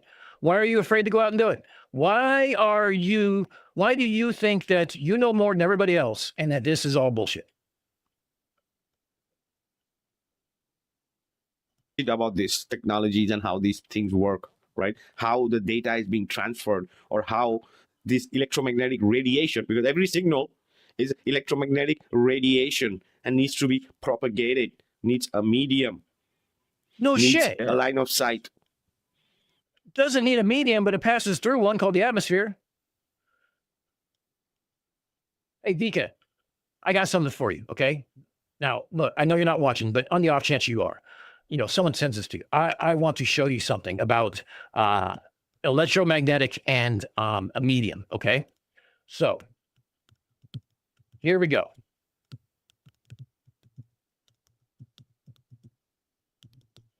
Very, very simple. Okay, today I'm going to be what we have here. Have you ever wondered what happens when a smartphone is placed inside a vacuum chamber? We placed a working smartphone inside and turned the vacuum pump on. At first, nothing seemed unusual, but since the phone had some music play, we noticed something strange. As the pressure dropped, the sound went away. Why did the sound go away? Pressure dropped, the sound quality distorted, and the phone started behaving oddly, most likely due to the change in air pressure affecting the internal speaker system. But here's the surprise. When we took the phone out, we found that the back panel had cracked. That's not what I was trying to do. I want to do this. Okay, today I'm going to be testing if an iPhone still works in a vacuum chamber. So I've actually had a lot of requests to put a phone in the vacuum chamber and see if it still works. Can the radio waves still receive and transmit from a phone in a vacuum chamber? So I want to put the iPhone in the vacuum chamber and see if it can take a call. All right, let's take a look at the dial up on top.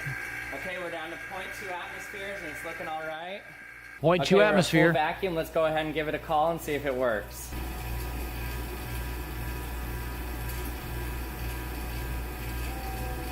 Oh, it works. It works.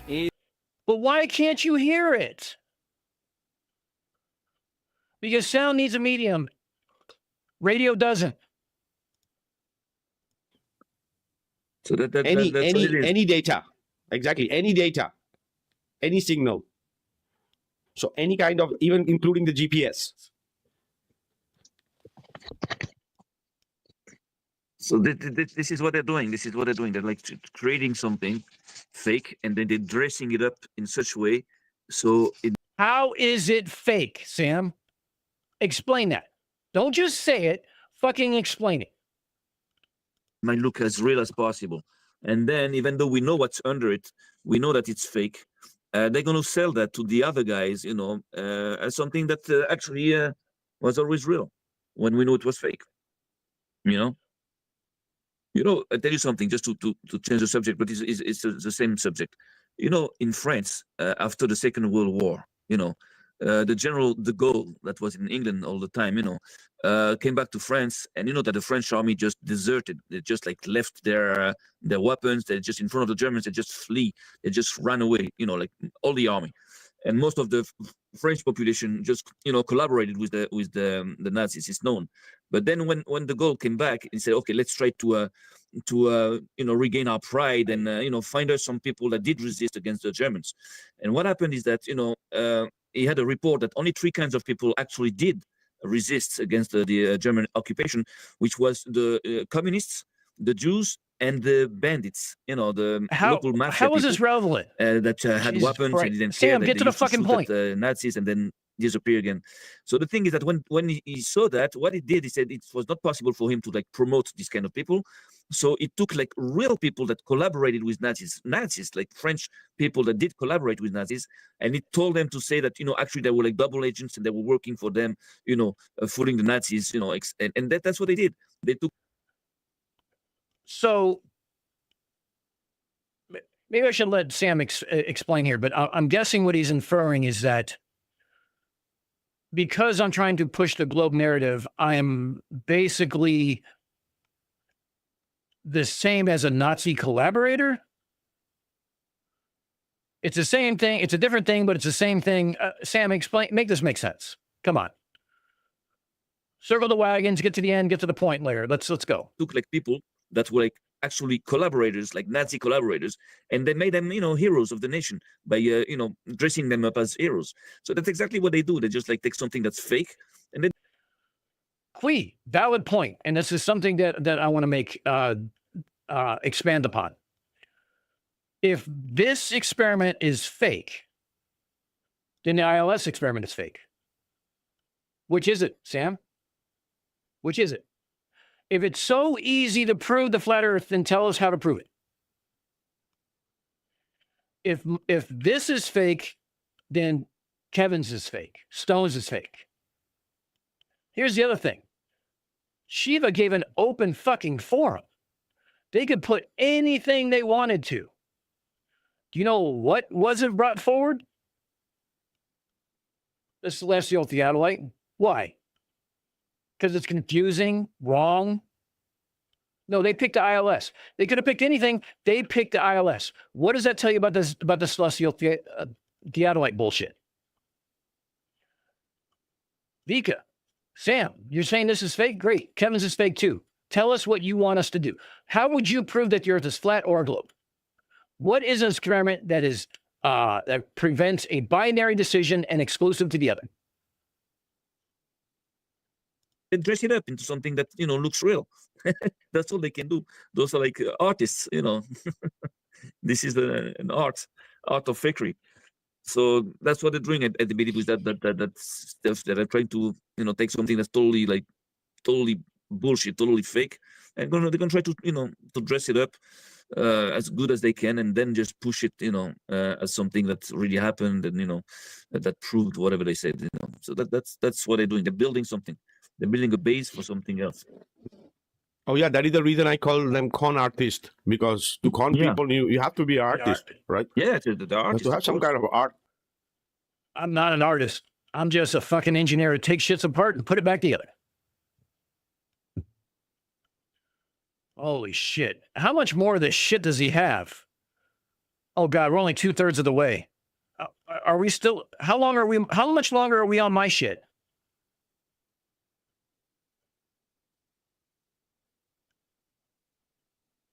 Oh, okay, only another 10 minutes. Cool. After we're done with this shit, I'm turning this shit off before my fucking head goes through the roof. To be a con artist, like how we have here. Oh yeah, those are fucking Picassos. Oh man. To build your refractive index of what it's going to be based off of temperature, barometric pressure, and the relative humidity taken at the boat level and taken at the various levels of the transmitting side at the lighthouse. And from there, you can make a very close approximate model for the refraction index, or what we call the K value, to be able to know how far it's going to change. Already in radio, we already account for this in a standard model, because our radio horizon accounts for 4/3 times the radius of Earth, because we already know that on a standard atmospheric model, we're going to go 15% further. And this is how line of sight is actually, these are the links that are engineered. These are how I engineer my links. And these are specifically how they're implemented in the military and combat zones. So there's nobody hiding anything there because there's lives on the line. And the same reason why telecommunications work in cities like Boston, where Dr. Shiva is at, because I actually set up links that go from the John Hancock Tower to other locations in Cambridge without using fiber optics, that use radio, that I have to account for precipitation. I have to account for temperature variations, seasons, as well as the frequency it uses, the polarity of the antenna. There's a whole bunch of variables that goes into that, but we control all those variables. Yeah, those variables and those measurements, yeah, they're quite accurate, but it's not proving a curve, Mr. Dan. Of course not. Mr. Vika, it sure as fuck is. Show me the model of where the signal stops for you, please. How about it, Vika? Let's have a conversation. Show me how radio works on a flat Earth, and show me how it works with observable reality. Okay? Shouldn't be hard. That's what I'm saying. It's like, what's the point on bringing that up? Like, what was the plan? Like, it's not clear. That's why those people are like, they're always like not clear. They're just like, complicated, and they're using words. It's very fucking clear. I say at this level, we're going to go this distance. I didn't show you the distance and do the math in this because it was just a high level. I don't want to waste my time. I did waste my time and put up a 42 fucking page Word document that did all the math, that did all the calculations, and showed where the distances were. But I'm not going to show them that. Let them figure this shit out. Figure out your own model. Words and gibberish. They're losing people. After like a half an hour, you want to fall asleep. You don't even know what the fuck they're talking about. Told you, I just lost track of the subject. After like a half an hour, I don't know what the fuck was the subject. Because this is the way they do. They have to just like hypnotize you, just to make you believe that they know what they're talking about and they know. I list variables, and that's hypnotizing. Fuck me. If I list a bunch of variables, can I hypnotize all you guys to fucking send me cash on a PayPal so I can be a grifter? Like these guys?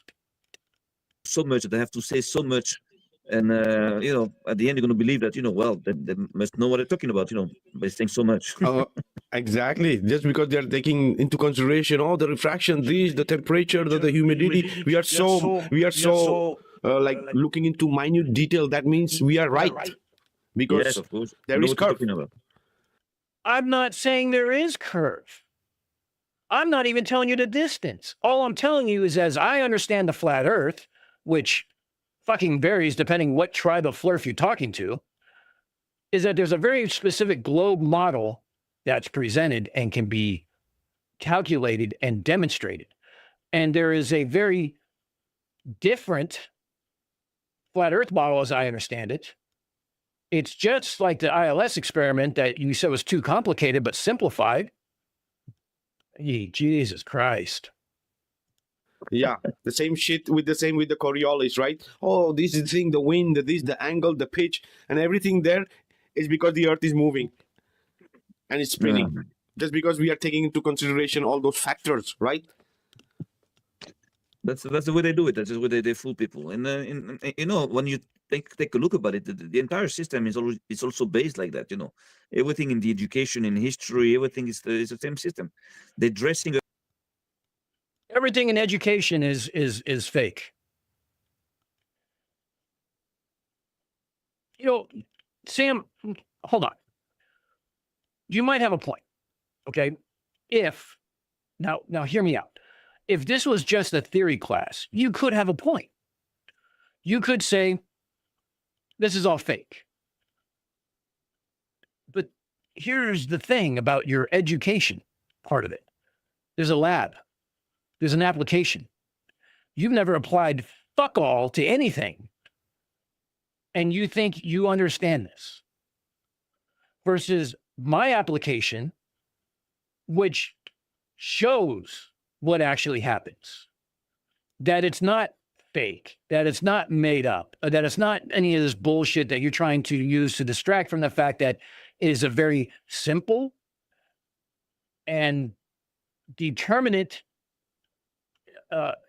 experiment that we can do that provides a binary decision of globe versus flat, which was the point of this fucking call. And it was collaboration. You could have fucking collaborated on this. You didn't. You and Vika and Vlad and your fucking parade of clowns have sat through 2 weeks prior to the Shiva call talking shit, saying it's going to be fake, everything is wrong. You don't even know a goddamn detail until this came out. And you're already telling everybody how it's going to be a psyop and it's bullshit and everything else. But yet, flat Earth is so easy to prove, we shouldn't have to do something as complicated as a fucking radio test from a light tower.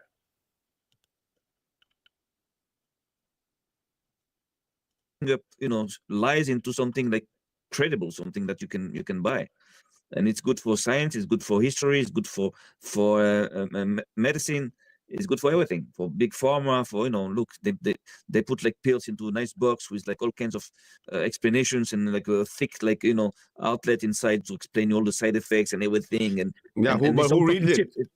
It's Yeah, all who reads shit. it? But the people just gulp it down, right? Same Yeah. thing for the Globers. The pseudo. I don't know how we got on some medical fucking things, but I read my fucking side effects before I take shit. I've changed my medications multiple times over specifically because of side effects. So, seem to be a generalization there, Vika. That's like me saying all flat earthers are fucking stupid and willing it to existence. You have to prove otherwise now. Side, they'll just like pills they're gonna take. Exactly. Just that's what gulp it down. 20 a it's day. the same method, the same spirit, the same thing. Just invest in the package and you can sell your shit. You can put shit in a nice package and you're gonna always sell it, because if you invest in the package, so people are gonna believe, well, must be something good inside. That package is so nice, it's so well done, it's so like expensive. So of course, some what's inside has value. Max, you're not wrong. And should I take this as a compliment that Sam's saying that I'm packaging this bullshit up nicely? I feel like it's a compliment. Oh, maybe it's just me. And this is how they do it. This is how they do it. I made a video about this, about the how do you call it? Illuminatis, that were like, actually illuminators, people that you used to draw, nice, pictures around the. No, I don't scriptures around fucking know, textbooks, Sam. Spit it out. to embellish, the text, so that there were specialists in that, like dress up the lies into something like nice with golden letters and golden, pictures and drawings, just to make you believe that what was written was true, and when it was all shit. But that's the method. That's the methodology. Oh yeah, it's all in those fine letters, right? That nobody wants to read. So yeah, let's play it. In this one, to where our only variable that's going to actually change anything significantly outside of, say, a 10% margin of error. All right, I want to show a couple things here real quick, because I'm now getting frustrated and pissed off at the same thing. Here's the thing. If you think this is a fucking gold picture with gold letters and fucking great packaging, fuck me. This is going to be one of the, I didn't even do this drawing. I couldn't even do the fucking drawing. I had to have Peter Markley do the drawing for me, because I was like sketching it out going, I don't even want to do this shit because it's so fucking dumb. And, Peter Markley did it for me because I just couldn't even bring myself to actually do it right, because I didn't have the patience.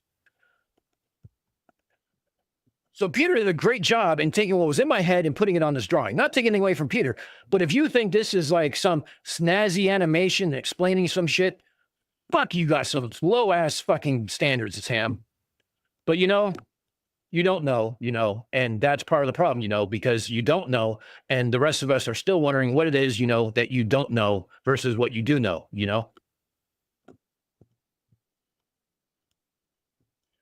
Here's the other thing I want to bring up real quick. This is courtesy of Marcus Leach.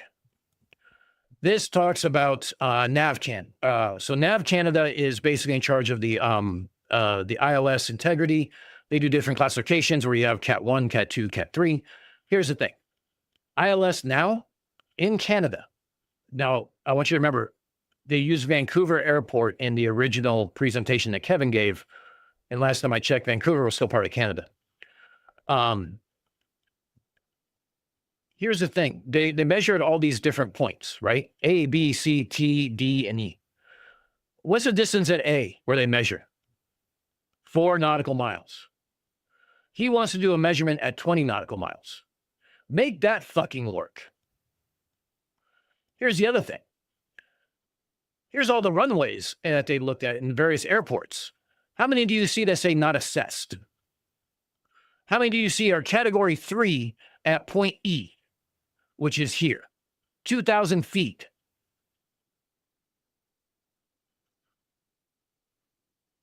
I don't see much of anything here in point A. Oh, here's one with point T. Not assessed, not assessed. Point E, point E, point T, not assessed. Come on, give me one in point A. Give me one at point A. Give me one that's longer than 2,000 fucking feet. No? No? Ah, fuck me. So Canada doesn't even measure this. The most they go is to the threshold for accuracy. But they want to take it out to 20, 25 nautical miles. Definition of stupidity. How much more of this shit we got? Oh, good. Only less than 5 minutes. I can hang in there. Guesstimating what that is because I haven't put any math into this. All my math is in a different document. But if it's a 10% error margin, if the difference between the closest and the furthest is more than 2 times the distance, that more than allocates for the 10% margin that might be there in an error. You agree, though, that the distortion and refraction needs to be accounted for? What distortion? It's RF. Rate of... Can you explain what some of these things, what causes some of these things in your model? UHF is light, no? Light is affected by... The UHF is not light. It's not optics. It's not visible light. It's not visible. For fuck's sake, but it's still light. It's gonna distort. It's electromagnetic radiation, you dumb fuck. It's gonna reflect. It's gonna bounce. And it's gonna diffuse itself. Oh, fucking God, I'm glad we're getting to the end of this. Hey, Vika and Sam, let me explain something to you. Montauk is on the Atlantic Ocean. Now, this might be confusing. The Atlantic Ocean is salt water. Do you know what the gold fucking standard is for radio communications across some sort of reflective index, based on reflective index over some sort of terrain? Salt water is 5,000 times better than fucking desert. You want salt water. I used salt water because not only because it's for the actual experiment to enhance it and make it even more definitive, I used it because Kevin was saying the ILS needs to be over water. That's why. It's not going to go on a straight line. It's not like a flashlight. It's like even a flashlight, the light is being, spread all over the place. It's not like a laser. It's not concentrated light or concentrated signal. It's not precise. It's like that's and then he calls himself PhD. Yeah, then he calls himself doctor. Yeah, doctor. Instead of calling himself fucking sick, he's calling himself fucking doctor. He needs a doctor. Fucking name. Right. Yeah, Max, we're going to go, we're all going to, I can't raid yet, but we're all going to go over to Max here in a few minutes. And let's go listen to his derp, because you guys will listen to me enough today. We're at 6 fucking hours because I drank too much rum and I want to keep talking about this stupid shit. So there's no mirage, there's no scintillation. All you have is refraction. Yeah, you have invisible light as well, but it's a radio frequency. Yeah. Okay, so what mechanism do you think occurs over water and what effect do you think that would have on a UHF radio signal? Because this is stuff that has been used in the military since, I don't know, for 80 years. And it's been used in the civilian world. This is what I grew up on. Yeah, but what the hell does it mean? It works. Yeah, it works. It works means the Earth is a globe. I'm not even going to say anything. Fuck this. Just because it's been worked, it's been used and functional in the military, it's an equipment. That means the Earth is a globe because it functions. That's it. What's the drill? What's the objective of that experiment they want to do? That's not clear. No, it's very fucking clear, Sam. How fucking clear is it? It's clear because here you have loss of signal at various distances, and here you shouldn't.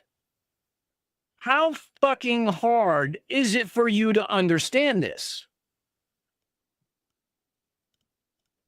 That's so fucked up. Oh, man. I don't know. I want to do a radio experiment. I'm making an experiment. I still don't know what I don't know what these results are going to be. I haven't done this experiment, but this is one that I came up with, and I'm willing to share it and provide it to you guys to have you guys decide whether or not it's something you want to participate in. You guys can make your own methodology from this. I'm just giving you an idea. Okay. Humidity is one problem, for example. Humidity is not involved in my like that much of if you have. I love this part. Humidity is a problem, but listen to this. I love this part because it's fucking hilarious. Water dispersing just in front just a question of the water. What does humidity do to the propagation of radio waves? What does humidity? Yeah, you said humidity is a factor. What does it do? Yeah, it can. I don't know the full claims, but Oh, you I don't know. can, Okay. yeah. Then why do you bring You it don't up? know. Okay. Because you can. It's less there. You know it's a problem, but you don't know what it does. Okay, great. I saw experiments where they proposed humidity, and so I saw formulas there. I can look it up. I don't know the details. I saw formulas there. I didn't understand them. They were all like hieroglyphics, but they talked about humidity. So therefore, humidity is a problem, and because someone told me so. But I can look it up. Show you next time. All right. The only formulas I have are basically using the refractive index and using known formulas for a globe model, and that is to be the actual way to configure where the radio horizon is to make our predictions. The only way that I can see flat Earth goes, and of course, this is your team. You guys have a week to come up with this model as far as what you think the prediction is. But as far as I can see it, since it doesn't have a geometric horizon, the only thing that limits how far the way a radio will go will be the attenuation of the atmosphere. So that's going to be based on the inverse square law and things like that, to where it's either the signal stops and that's it, it stops, or it continues on for hundreds of miles and we never get loss of signal. It's a very simple. Do you hear that, Sam and Vika? I just explained it to you. There have been experiments or transfer of radio signals by Marconi, right? There was another. Oh, fuck. Oh, God. Vika, what's different between this and Marconi? Actually, wait, back up. Vika, what was the purpose of this call? What was the purpose of the Shiva experiment? Because you watched the one with Dave. Do you remember when Shiva said, I don't care about past experiments. Throw all that shit out. I don't care about past results. I don't care about any of that shit. I want to do something. I want to design something now and design to do it. And based on what we do, we get the results. We verify the results and we verify the hypothesis based on what model is correct and which one isn't. How is that fucking difficult? Now, you want to talk about Marconi? We can talk about Marconi because that frequency is a lot different. You know how I can even tell you the frequency was at because it's something that we study quite a bit. His frequency is right around 1.5 megahertz. Now, why was that? Why is that pertinent? Oh, why is that pertinent? Because it fucking bounces off the goddamn ionosphere. Now, why didn't he have something in the UHF spectrum? Because vacuum tubes weren't invented yet. So Vika, go fuck yourself. You don't understand any of this shit. Record of some 600 miles, which Tabu conspiracies shared of a low range radio signals. I don't know, 700 or 800 miles, right? You don't even fucking know. Amplifying the signal, one signal sent across, right? These people looks like they live in Narnia, right? And they claim they know so much about science, right? If they would also do some homework of what's been done, they would know, right? I do know what's been done, Vika. I know a lot more than you fucking do because I've applied it.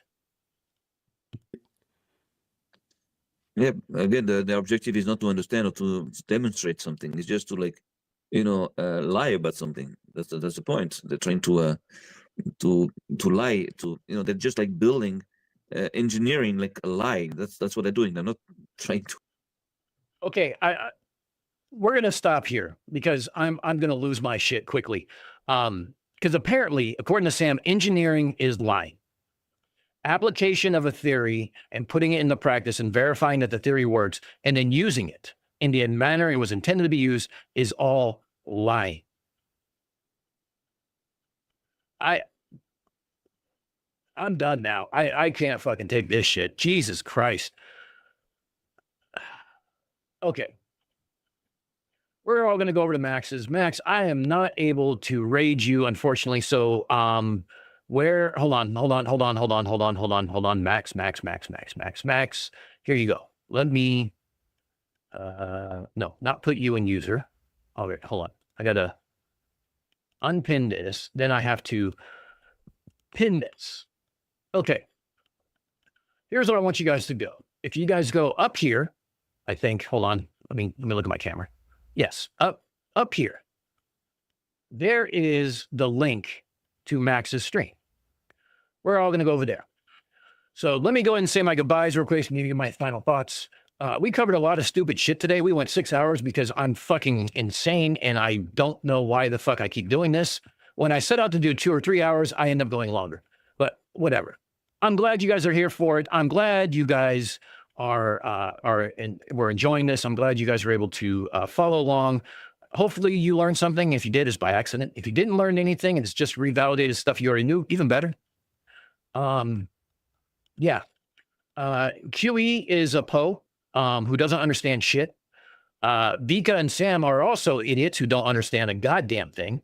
And yet they present themselves as knowing more than engineers and everybody else. So there's Flat Earth in a fucking nutshell. All right. So as everyone gets ready to pile off over there, here's what we're going to say. We're going to do our typical send-off. Oh, I know it. Hold on. 1 minute. 1 minute. Don't go anywhere, you guys. Don't go.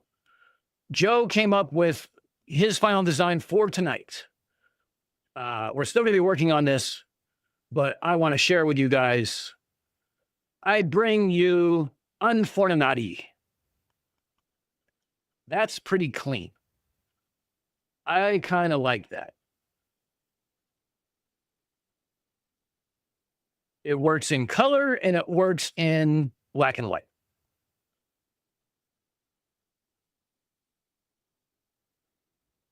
We might have to do this. And you know what? I think I'm going to do a blackout version of this as well. And here's the thing. I need to move on this sooner rather than later. I need to get these moving because if you have designs, do me a favor, try to get them in, say, by next weekend. Again, you understand what we're trying to do? We're trying to do Secret Society meets derp meets tongue-in-cheek meets a giant middle finger to science denier as a whole, okay? Keep that tone in mind and send your best. And if we use your design, I will personally send you something from the store as the sample to be the first one who gets it. And then we'll release it later. So, this is where we're at. Hopefully you guys had fun tonight. I know I did. I drank way too much fucking rum, but now I'm going to go over to Max's and drink more rum. And fresh as Austin's Nike muscle. Oh, fuck you, Cygnus. You asshole. All right, let's all head over to Max's. For those who are still here, let's just sum it up this way very easily. And Cygnus knows I'm kidding. If you're here, look, I use the F word, kind of like how Matt uses the C word. It's the vernacular. So let's say our goodbyes. Our final thought is this. Stay uncensored. Stay unapologetic, stay unfornicated, and let's head over to Max. Max, it's over to you, bud. And I will see you all in the next episode.